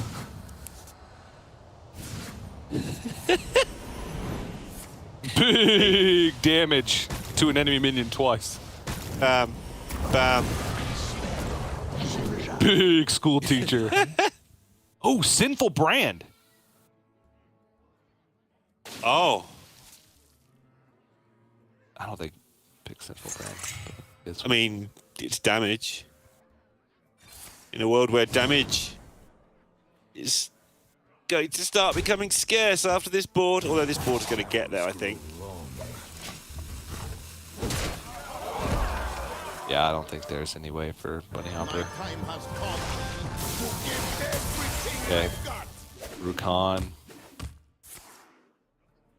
Blaze there looking into the camera, telling everyone how much he loves playing Rogue for all the marbles. Has to get it done once, assuming he has won this game with Rogue. He is feeling it. Reminder, it's his best of 7, and Blaze is not a Rogue enjoyer. Every which way. Lethal on board because you can just make the trades with all your minions, even just Relic, and then you get a bunch of hero power resets. There was 7 hero power resets, so you have like 14 damage worth of hero power just on the board alone, not even needing to spend mana on actual cards, just on hero power. So, I mean, there you have it. Like, Blaze 3-0 up. It seems like Bunny Hopper can't get anything done against him. It's only the Rogue remaining. And, you know, even though Bunny Hopper has some good matchups against Rogue, even though Rogue has been really struggling this weekend for almost every player, 4 chances to win with Rogue. Even though ladder's full of people expecting Rogue, putting playing counters to Rogue, there's still a bunch of people hitting top 10 legend in every region with Rogue. Like, there are some hands with Rogue that no matter what you're playing can sometimes just be unbeatable. So, I mean, it is Bunny possible. Hopper, he won 4-0 this morning, earlier today. Already. Yeah. Just got to do that again. Yeah, just got to do that again, right? One game at a time. Just got to beat Rogue once. And then again. Beat it again. And then beat it again. And then beat it again, right? Just look at every match or every game as a singular match. Okay, I just got to queue up and beat this Rogue once. All right, well, here it is. Say your brain. All right, I just got to queue up and beat this Rogue once. Say it again. Got to queue up and beat this Rogue once, TJ. This Rogue being the one with 1 backstab. I don't think either of us are particularly fond of it, whereas Blaze just isn't fond of the whole deck, so that's fine. Yeah. It has had a terrible win rate in this tournament, so before the Blaze match started earlier, not in mirrors, it went 11-19 last week, which sort of expected because last Hero Standing targeted it a bit. And this week, Rogue had been 5 wins and 10 losses. So it has been doing sort of around 35% win rate. It has been pretty garbage in Grandmasters. But he only needs to win 1.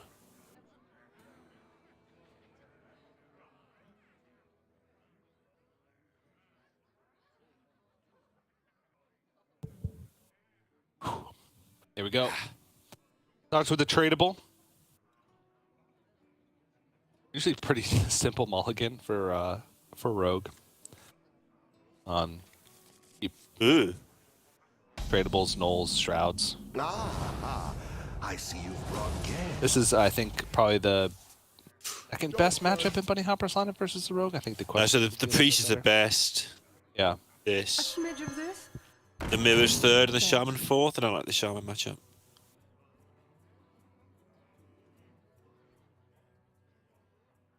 This isn't about what card Bunny Hopper wants. This is about what card he doesn't want to give to Blaze. Yeah. Cool decision, actually. Constantly have to weigh up both factors. I think it's been a really interesting card when we've seen it played. Lies does get a tradable out of it, though. Yeah. Which is pretty useful in this deck in the early turns. And a win condition if he runs out of stuff. Yeah. On turn 10. Imagine. Turn 10. Like turn 8 because of preps and other reductions. Followed. Yeah. Mailbox Dancer, not as good against the Rogue because you really don't want to give them a coin. Kidnap? Galloping Savior. Okay, I like Galloping Savior because usually that'll block the attack from the Draka. Mm-hmm. Ooh, big decision. To step it or to just prep Bone Spike. Prep it or prep it. Yeah, hope that your next card is playable. But then you're capped at just like 2 extra draws, whereas if you step it, you're capped at a lot more, right? It's great to see Blythe looking so nervous because I think Sottle makes this point quite often. He gives this air of just not caring so naturally, just his natural demeanor, but he cares massively. And he's been here before. He's been 1 game away from going to Worlds before. That's right. All right, Mailbox Answer coming down. Like I said, the coin can do a lot for Blythe. It can be awkward, though, because the thing you want to do against Mailbox Dancer is Bone Spike it, right? Yeah, like, because that opens up your sick plays. But then you usually want to coin after you Bone Spike because you planned your mana so that you would coin, you know? Yep. But then you waste the Bone Spike proc on the coin. But this ends up working well because it's with the Edwin train. So you can get the Bone Spike, get a coin, buy Estra to continue the train. Yeah, it's going. This train's going straight. Oh, prep. Station at the end of the deck. Still This going. one's gonna be so big.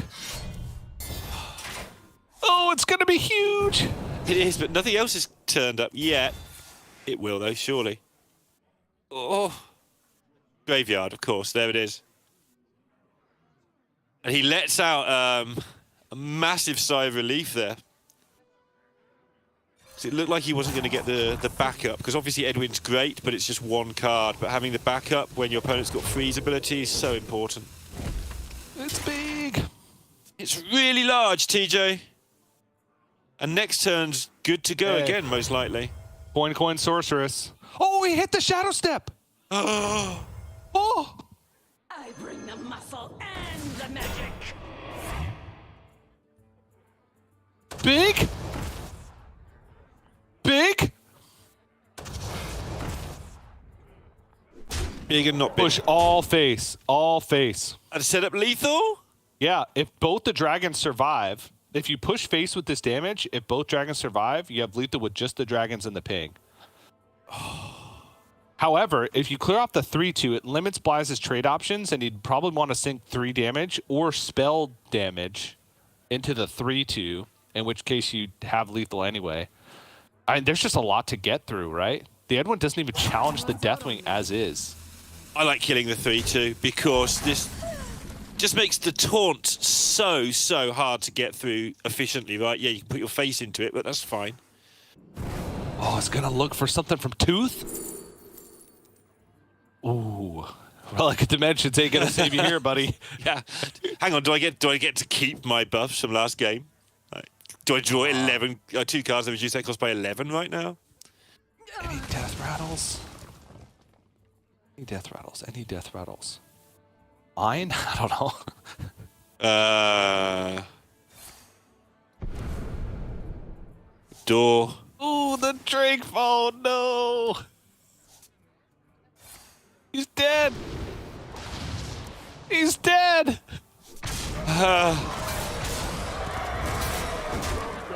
Okay, not dead, but Bunny Hopper can go Deepwater Evoker, which draws a spell.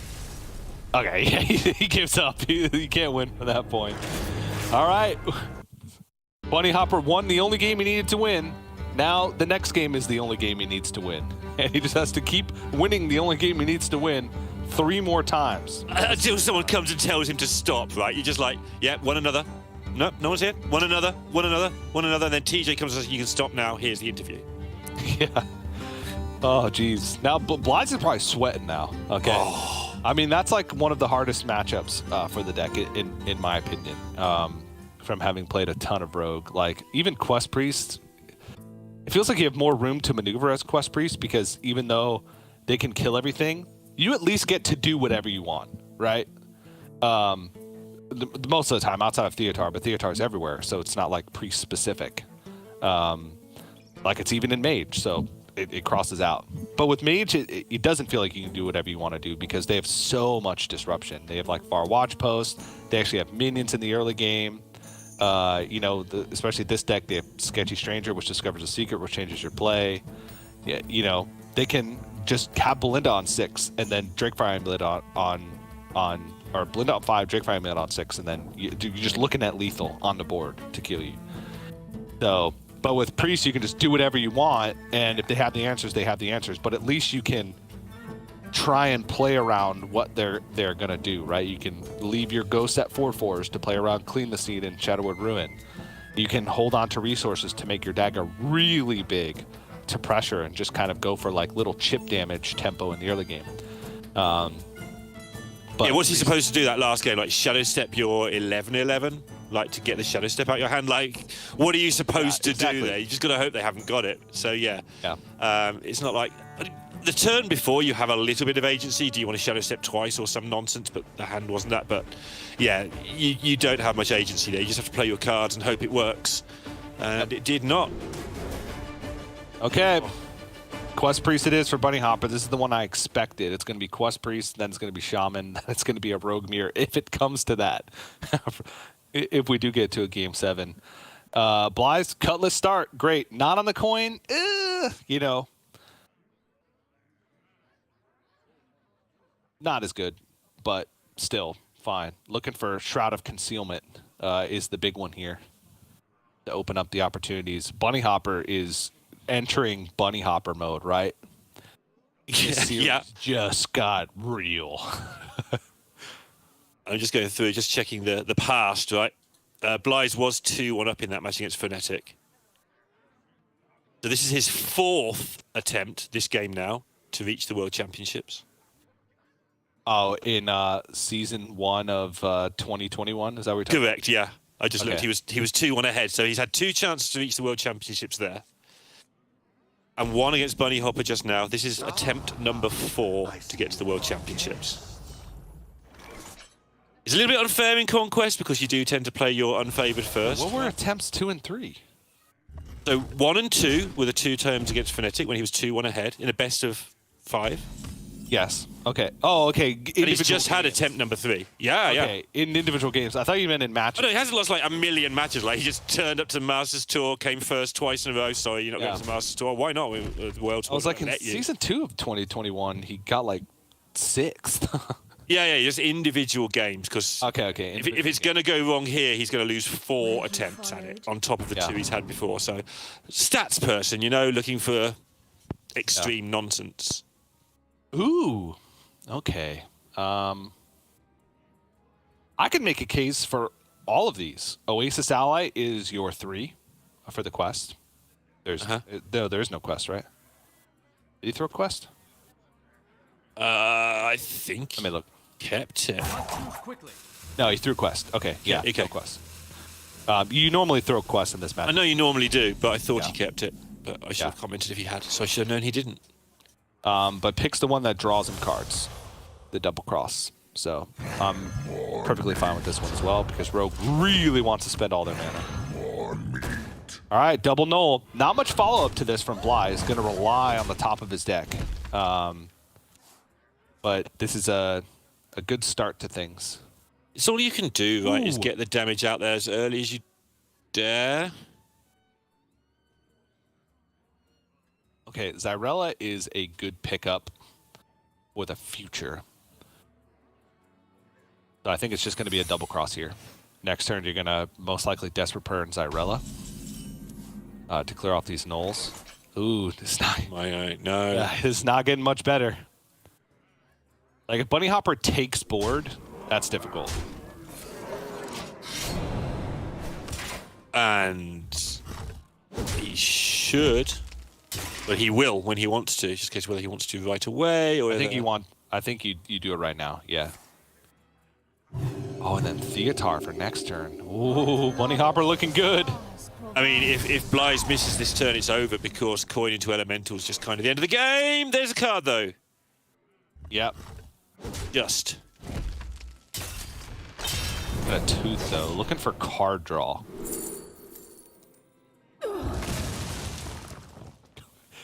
Or sigil summoning. I wonder if do you just go for the Draken? No, he can't go for the Draken now. And he knows that it's does he know that it's double cross? Oh. He's thinking. Ooh, he's thinking. Damn it. There's only 1, 2, 3, 4, 5. There's 5 unique cards in hand. Even though there's 6 cards in hand, the Sinister Strike will never present itself twice to Theotar. So it's more than a 50% chance to actually hit the Draka. And if you hit the Draka with both nulls completely gone, it's only Edwin and the graveyards that can kill you. Yeah. But also in terms of time, like worst case, like what, you hit a prep or something? Like that just makes all their stuff so much smaller, buys you so much time. Yeah. The fact Blyes has done nothing means his hand is either full of complete garbage that does nothing, or he's setting up to go next turn. And either way, I think you want to. Oh, he's going for it. Theater, yeah, I think you do. Ooh, no Draka. No prep either. I know that sounds like stupid, but that was the next level, right? The prep is just slow things down. Yeah. Did you take backstab? Yep.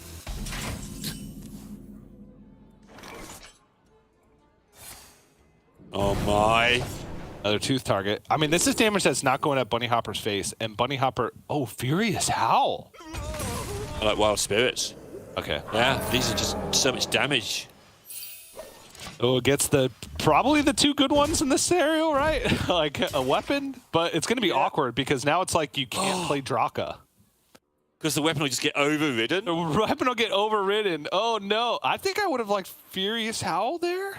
In hindsight, now we've thought about how the weapon's going to work out, I agree with you. At the time, I thought I just wanted the damage on the board, but yeah. Having your weapon overridden like, Blyes could empty nearly his whole hand, like, next turn. Yeah. Now Blyes has nothing to do. And now he does, but really wants to, yeah, set up. He's just got to wait because of the weapon disaster.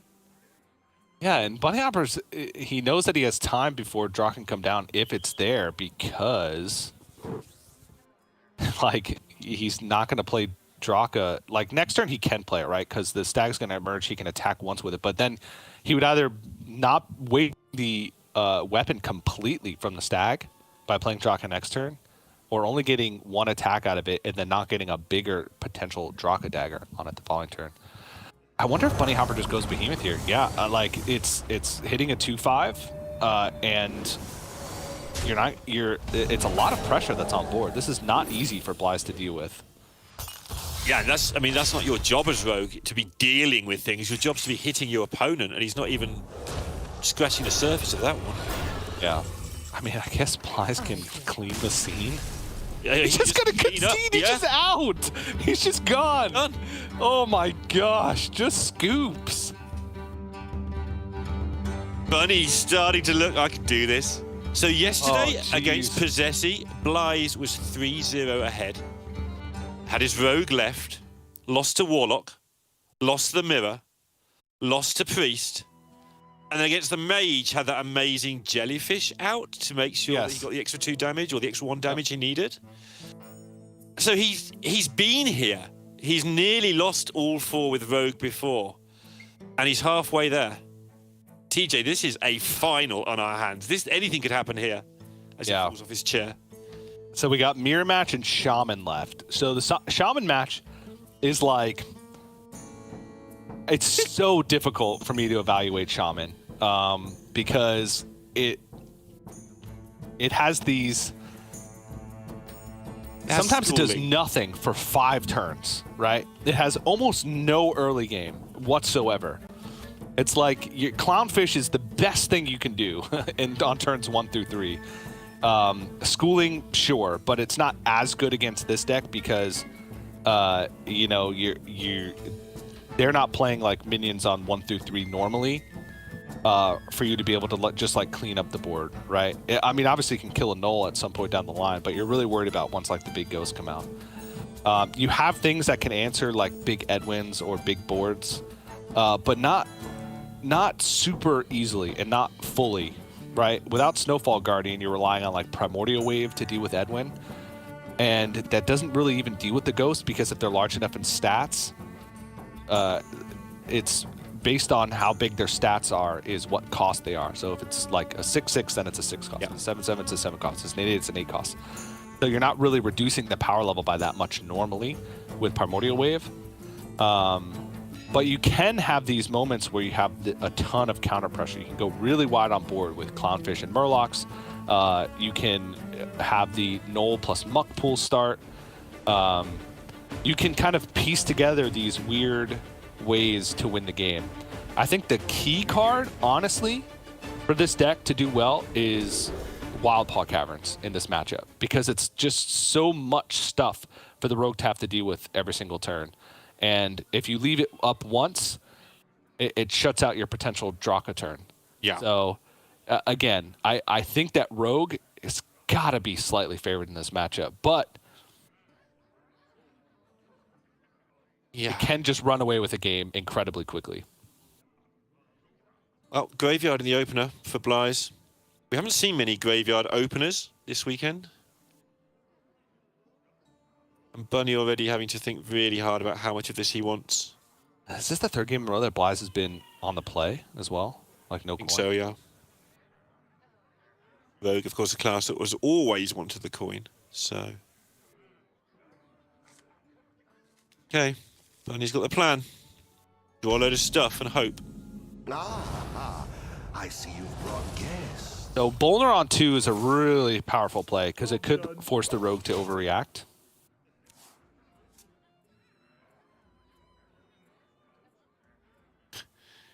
Yep. All right, some freeze for later. I wonder if you Bolner on 1 and then just follow it up with Sure, I want to. Muck Pulls. I wanted to, but okay. That's why I'm sat here watching. Job done. I mean, the Knolls are free already. Oh, jeez. Yeah, but Blythe it's is not like, what you want. I hate Rogue so much right now. Wow. Oh, wait. With Gorlock in hand and Bolner, just plop it on the board. So you Bolner, Yep. then Clownfish, Yep. and then coin Gorlock? Yep. I think. Am I being stupid? That sounds good. And then Gorlock gets Bolnered? You have to wait a turn to set that up, right? There is little time. No, you can play it right away. Gorlock will cost 1, won't it? Let's do it. No, Gorlock won't. Yeah, Gorlock won't get it. The Clownfish will get it. So then you can just spam the board with Murlocs. Yeah. Yep, he's going for it. Bolner, end turn. Jam it. Now, this was the original thing that the deck did, and then it sort of became this convoluted collection of cards. Oh, Bunny This is Hopper. where the deck started. He's frothing at the mouth. Sitting up in his chair. Time to sit up. Then you get Clownfish. You coin Gorlock Ravager, which will then reset the Clownfish. There's going to be a full board of Murlocs, by the way. Yeah. With a Muck pulls up, he's going to be able to evolve this Gorlock Ravager as well to a 6-drop. And it's all battle cries and double amalgam. This is like the perfect scenario. Can piece together whatever he wants in this scenario, right?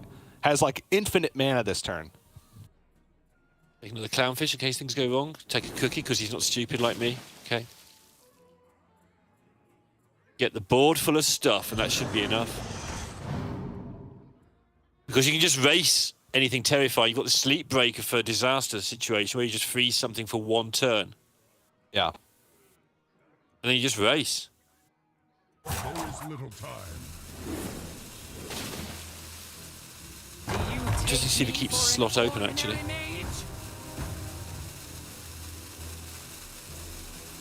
I don't think it's necessary, because what's Bly's going to do? Not play anything?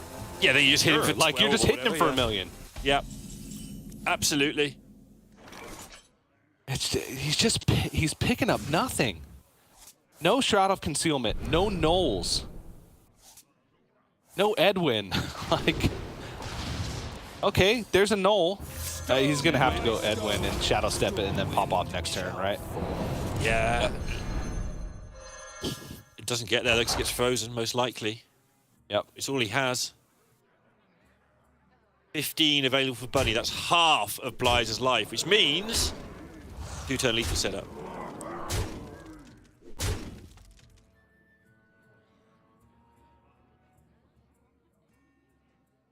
I don't know what this Edwin needs to do, but it needs to do everything. Yeah, he's got to, like, chain together bone spikes, right?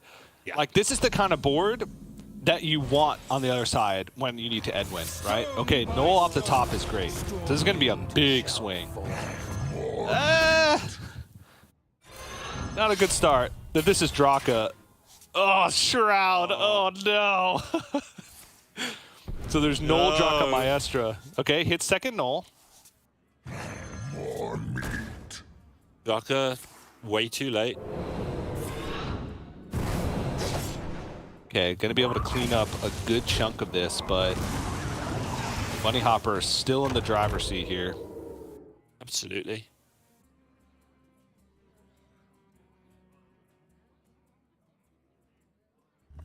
Not that much direct damage. You gotta kill Boner. Yeah. You gotta do it. 7, 8, 9 damage. And a freeze available. I mean, I feel like you can just, like, get away with Command of Neptulon, value trade, like, all face. Like, you leave 14 damage on board, but what's he gonna do, you know? Sure. You got enough minions to ID it? Yeah. Creature deserves to be caged. Well, I guess you could trade over the Edwin to, like, get rid of a possible Shadow Step, and you still end up pushing 2 because you get the weapon. Yeah, I think that's better. And then there's just a 3-turn clock on Bly's, right? Yeah. As you push his damage to face, you put him down to 4, and then Bunny Hopper literally just has to survive and has a Sleep Breaker in hand. Macaw currently is an Amalgam? Oh, I want to say yes, that was my guess, but it is a guess. It's an amalgam because he's still got the clownfish in hand, so I think it is an amalgam.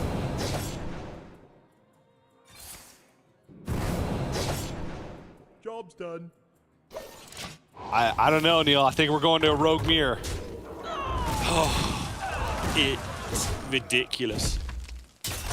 It's ridiculous.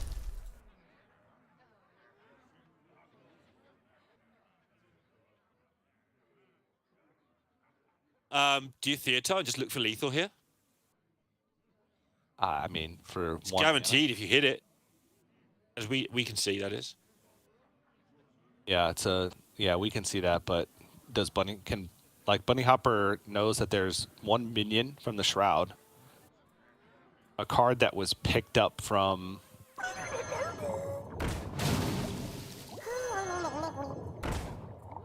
He's just gonna go wide. I think this is like a more likely hit to win. Like he literally needs him.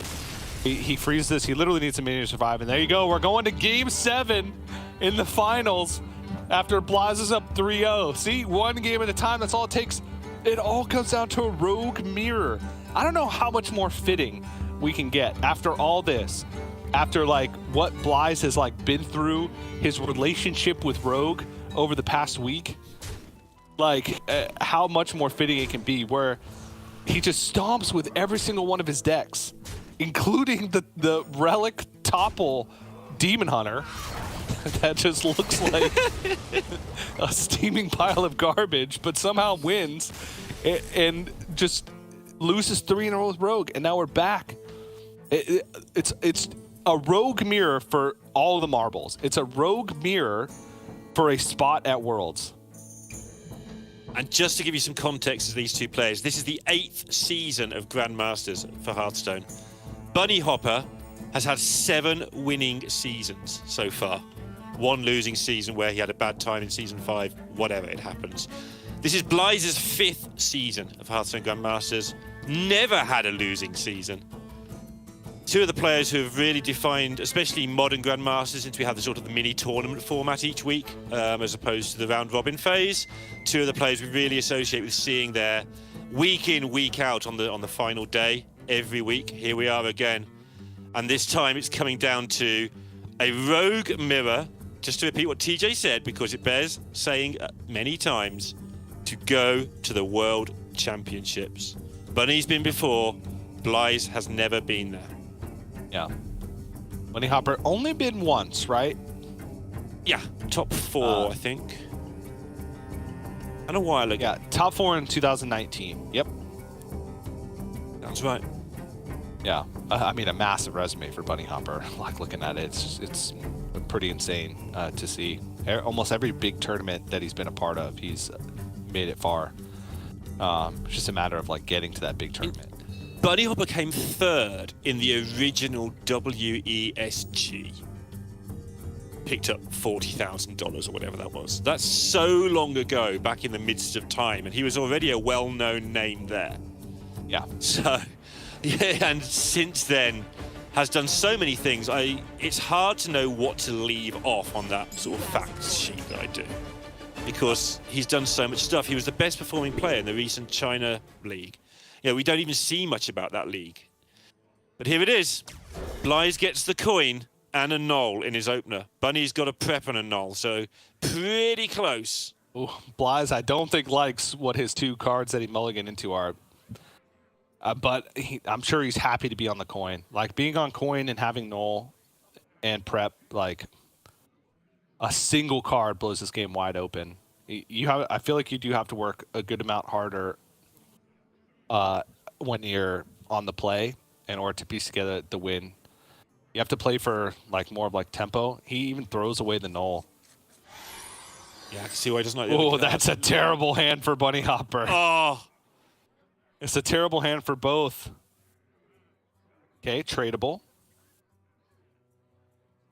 which is the least? Which hand would you take if you had to? I'd take Blyze. Blyze because he has the coin. Yeah.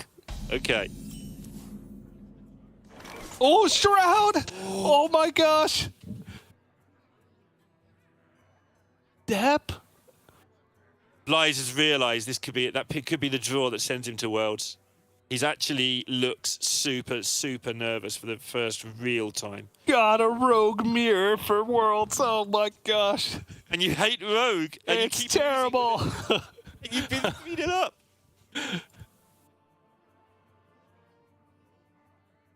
It's like both players do nothing, and then the game ends. Oh. Bunny Hopper just thinking if he even wants to totem here. Because totem is a useless minion that could be used for a bone spike that could help Blyze get something more important from and a backstab as well. And a backstab. All right, tradable, sure. I mean, with just the Shroud next turn, the Null's going to be active. This is Bunny Hopper's getting no help from the deck.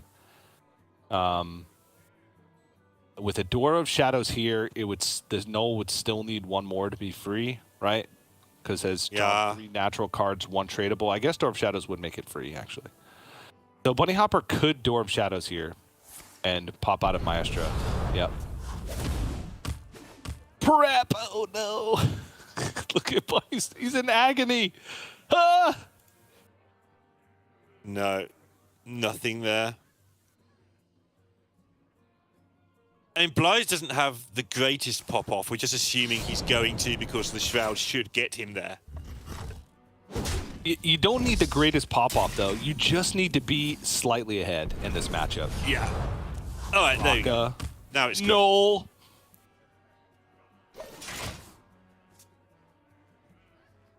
I always wonder if it's better to just like play the stealth null, you know? Because You get it's one there. less charge on your dagger, but are you really attacking 3 times to make up the 3 damage that you get just by having the null on the board, right? Maybe, yeah. You do lose the versatility of being able to. To what? Yeah. Okay. Sure. I don't unless you're attacking with your dagger 3 times 100% of the time. I just like playing. If the null is stealth, I just like playing it. You just net 3 damage, and it's only 1 extra card, so you're only getting +1/+1 on a scale or on a ghost, or 1 attack on the dagger, which would take 3 turns to beef it back up. Maybe someone can prove me wrong, but I've never understood the hold on one stealth. Sinister Strike face. Ah. Here too, like it's a stealth null. Yeah. It's got stealth. Sure. Nobody blink because you might miss the moment that Blyze wins this game. Yep, he's going all in on Draka here.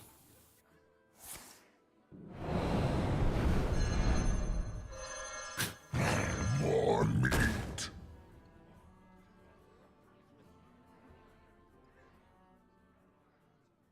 You can go Extortion,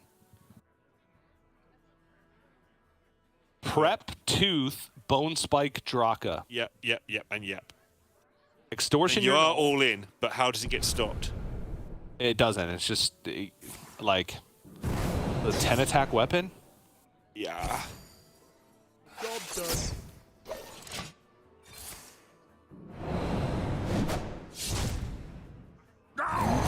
There's no surprise Vipers or anything, so.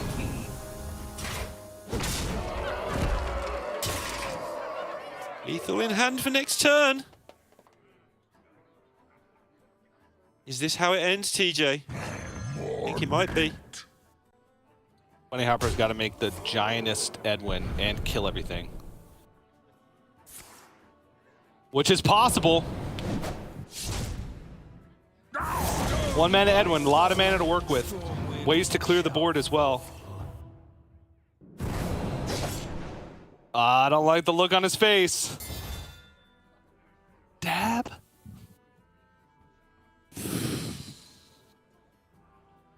Don't have the time. You're dead in 2 turns. You've got to do 22 between now and this time next turn. Dab the minion? Choose soon. And that doesn't even count for all the draws that Blyze has for lethal. Needs 4 damage. I guess it's only 1 Stab face and see what happens. Yeah. More meat. Needs 1 point of damage. There it is! The wicked stab off the top, Blyze! After being up 3-0 and falling 3 games in a row with the Rogue, finally manages to take the win and is going to the World Championship. Oh my, what a weekend for Blyze. What a weekend to watch. He had a jellyfish get him out of it yesterday to get here. Cruised through seemingly parts of the semi-final, although not really. And then another 4-3, and then you think, oh, finally he's going to not 4-3. 3-0 ahead. Easy, easy, easy. Surely it can't happen again. 4-3 once more. And Blyze, one of the very best players never to have been to Worlds, is going finally to Worlds. And he'll get to show us even more of what he can do there. And I think he is a massive contender to be this year's world champion.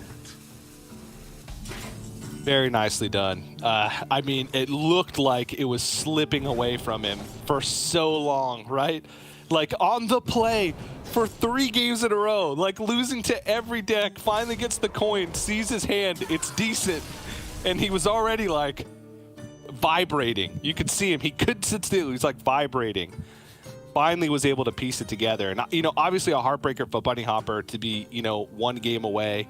But he put up a heck of a series, right? Very well played and just wasn't able to get it done at the end. You know, I wonder which player hates Rogue more right now is the biggest thing. Probably Blaiz. I don't think anybody can be put through that much stress on a single deck and come out the other end and be like, yeah, I'm going to queue up some Rogue games on ladder. But there you have it. Last call champion, spot at the World Championship. Just very impressive over the past weeks from Blaiz. And like we said, very fitting final. The 1 and 2 seed from the regular season. All European final, of course. But Blaiz is the one coming out on top. Yep. And again, it's hard not to be happy for Blaiz. Absolutely been working for this so hard. Had to wait a long time. Guys, only last year, you know, season 1 last year when it went wrong. That's 18 months or something he's had to wait, you know, trying to get it done again. And if it had gone wrong again, I don't know how he'd have coped with it. Probably by winning a Masters Tour, knowing Blaiz. But yeah, fantastic job. And again, we've got to stress that Bunny Hopper, we've talked a lot about Habu Gaba, we've talked a lot about Fury Hunter this year. Bunny Hopper across the world scene of Hearthstone has just been the best player this year, and hopefully he finds a way to get into the World Championships. There is still another route available. If he keeps playing the way he does, he absolutely will, right? But it will be up to that last Masters Tour for him. But right now, moment belongs to Blaiz, and I believe we do have Blaiz standing by for an interview. So Neil, we will say goodbye to you for a few moments. You can just sit there awkwardly. Hello, Blaiz. Can you hear me? Yo, yeah, I can. Hi, everyone. Hey. So first question, how much do you hate Rogue right now? A lot. I'm never playing this deck again. It's so bad. Like, if you don't draw Shroud, you just can't win a single game. So yeah, it's quite annoying. Yeah. But I was able to draw the Shroud on the last game, plus the coin. So that was good news. Yeah, it was like 3 games in a row, no coin. Oh yeah. I was like, oh, I'm just going to lose the mirror if I miss the coin. But it's fine, we got the coin. Yeah. Well, you know, after all that, you know, many tries and years in the making, you're going to the World Championship for the first time. Yes. So how does it feel? Yes. Like, what's going through your mind right now? I don't know. I feel I'm really happy, and I don't have any words actually. It's just insane. It's my dream, but my dream is to win Worlds. But being at Worlds is one of my dreams too. So I'm really happy to do it. Well, you can't win Worlds without qualifying first, so this is step one, of course, in the process. So you know, so many things happen throughout this like past week in order to get here, past 2 weeks in order to get here. Many close to the Rogue, but I do want to. The big question on my mind, I was hoping you won because I want to ask about this Demon Hunter deck, right? Because I look at this Demon Hunter deck and I say to myself, there's no way this deck wins games. But you just kept winning with the deck. It was like unstoppable for you. Where did this deck come from? Like, why do you think it's so good?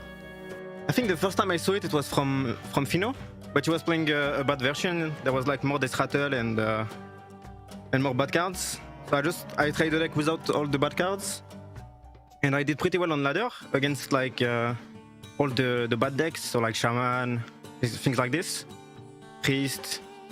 So I was like, it could be a good last deck for playoffs because it beats all the bad deck, and you can still win against every good decks. Because if you draw the nets like I did, of course, you just win every game. Yeah, I mean, it feels like that's not even drawing the nuts because it happened every time. That just feels like what the deck does. Yeah, it's classic, yeah. The Batman hand, they call it. The Batman hand, okay. But you know, you had to face off against Bunny Hopper in the final. Obviously, Bunny Hopper, you know, great player, has had a sick year. How are you feeling like going into the match? Like, you know, your lineup versus his lineup. What decks you thought, you know, might be struggle decks for him or struggle decks for you? How did you feel going into the match? We had a similar lineup, but he had like he had Mage and the mage was different, and also he had shaman. I was pretty confident about shaman, but I think it's a really bad deck overall. Yeah. And so I was pretty happy that he had shaman. So yeah, I was not confident, but because it was shaman can still win, right? But against rogue if you draw nothing. But yeah. Like I knew that Demon Hunter was really good against shaman, so that was my edge probably. Yeah, the biggest difference in the lineup. Yeah. Yeah. If sort of, I know you won, so obviously your lineup was successful. But if you could like go back to submission and change one thing about your lineup, would you? Would you take that Rogue. opportunity and Rogue? Rogue. What would you bring instead of Rogue? Yeah. I don't know everything else, but rogue. Beast Hunter. Probably something that can beat rogue, because yeah, probably something that is good against rogue. I don't know what, but yeah. Yeah, I mean, I guess just imagine how easy your weekend would have been if you had anything else. If I didn't have rogue, yeah. It would have been really easy. It would have been like 4-0s across the board. Yep. All right. So, you're qualified to World Championship now. So, there's no pressure on you to do much. I'm good now. For a while. Finally. What's the plan for, the next couple weeks, next couple months? You gonna take it easy? You gonna just, jam 100 games of Rogue on ladder every day? No, I'm not going to play Rogue for sure. Not on ladder. Maybe I'm probably going to stream and play some Demon Hunter on ladder to have some fun. But it's actually one of the only decks. Maybe some boxes, some mage to get to play some box, but that's it. Not the underrated Druid box? Maybe some Convoke the Spirits Druid? Yeah, maybe. Could be good. I don't think we have seen a single Druid box in this tournament, right? I'm not sure. Last week, we saw Evidence. Yeah. It wasn't played in a lineup. It was picked up from Planet Evidence. Yeah. It was bad. Of course. It was cast twice, and it was terrible. Yeah. But yeah. I mean, that's all the questions I had, but I do want to give you the opportunity if there's, anything you'd like to say or any, people who helped you prep that you'd like to thank, or, if you prep by yourself, if you just want I prepped solo. Actually, no one helped me for the prep. So I have no one to thank, but I can thank everyone for the support. Just thank you very much for the support on Twitter and on my stream. Thank you. All right, man. Well, thanks for joining me for the interview. And once again, big congratulations. You were a pleasure to watch over the past couple weeks and over the past couple years. And happy for you that you're finally getting your chance at Worlds. So congratulations. And thank you. And see you at Worlds. See you.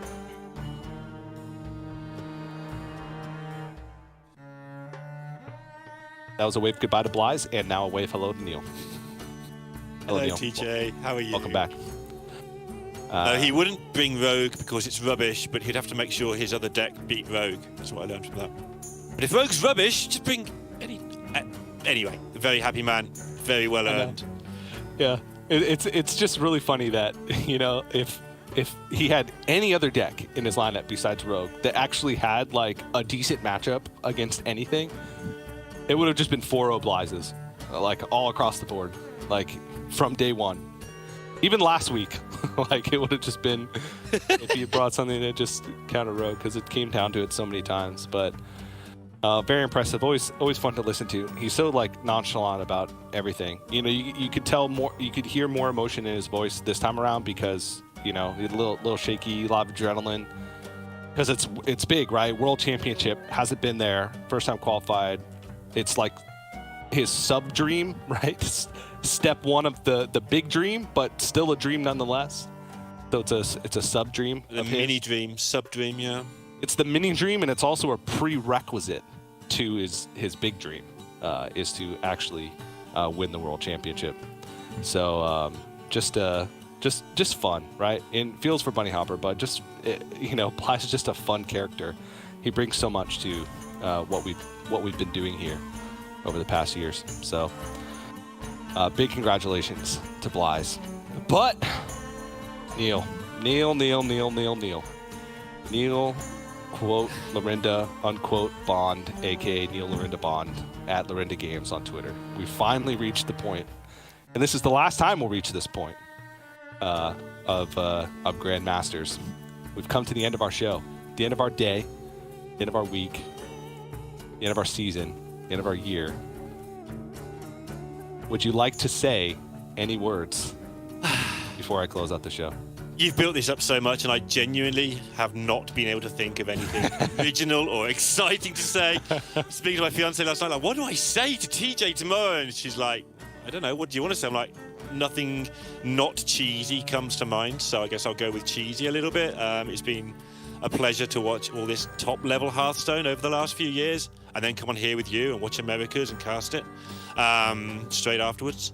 But yeah, it's been great. Thanks everybody for having me. It's been really good fun. But honestly, TJ, as we did with the end of the Americas thing, I think you should take it away because you've been here right from the very start. So yeah, I've had a great time. Putting all the pressure on me, I see. Oh, okay, I'll carry on. I mean, this is this is why I've had a great time, because you've made it very easy for me. I can just bail out at will and put all the pressure on TJ, and that's what I'm doing right now. So yeah, thanks for letting me do it exactly how I wanted. And now, to round it up, I'm going to put all the pressure back on TJ. Yeah, no, it's not much pressure. You know, comes pretty easy. Obviously, everybody that watches, everybody that plays, and everybody that's been a part of Hearthstone Esports since the very beginning does so because they're passionate about the game and about competing. And, you know, that's exactly how I feel every time I turn on my lights, boot up my PC, sit in front of this camera and talk about potatoes for weeks, days, years on end even. So it's been a heck of a ride over the past couple years. You know, obviously with Grandmasters coming to a close, we still have a lot to look forward to. We still have the Masters Tour. We still have Lobby Legends. We still have World Championships. And then we have, you know, what's to come in the future in 2023 and beyond. So I know there's a lot to be excited for. But it always feels like, you know, when we close the chapter on any individual system of Hearthstone, it's always fun to look back on all the fun times we had. So, you know, from the bottom of my heart, and I'm sure everybody else's heart, thanks to everybody that's tuned in for even a minute of Hearthstone Grandmasters over the years. And, you know, if you're listening to me speak right now, you've tuned into a minute because I've already been talking for a minute. So if you just tuned in right before I started talking, you've been here a minute. So thank you. You missed a lot of good Hearthstone, but, you know, thanks for tuning in at the very end as well. Enjoy your pack. Because it's been a pleasure for us as well to put on that show. And like I said, Hearthstone's not over for the year. We have Lobby Legends coming around very quickly. What, next week, Neil? Yeah, next week. Absolutely. Next week. Lobby Legends 4 or 5, whichever one it is. Yeah. Yeah, and then I think another one at the end of September. And then we have at the very beginning of October, we have Masters Tour. And then soon after that, we have the seasonal championship and then the world championship. So a lot to look forward to. But with that, it is time for us to go, Neil. It is time for us to end the show. So from myself, from Neil, from all the other casters, every other caster and production crew who's been a part of the Hearthstone Grandmaster broadcast from the very beginning, thanks so much for watching, and we'll see you next time for more Hearthstone action.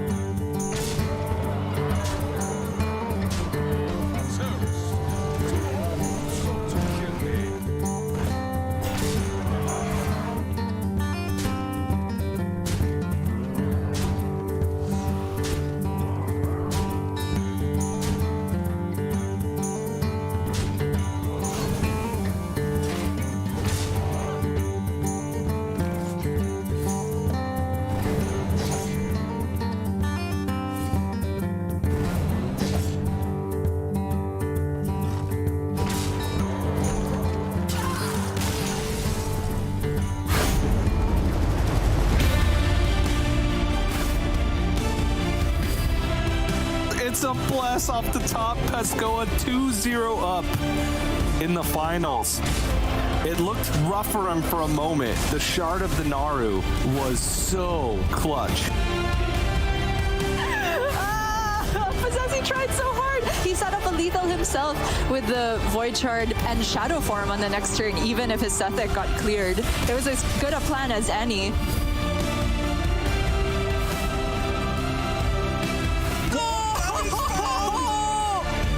There it is, the Battlemaster off the top for Jarl.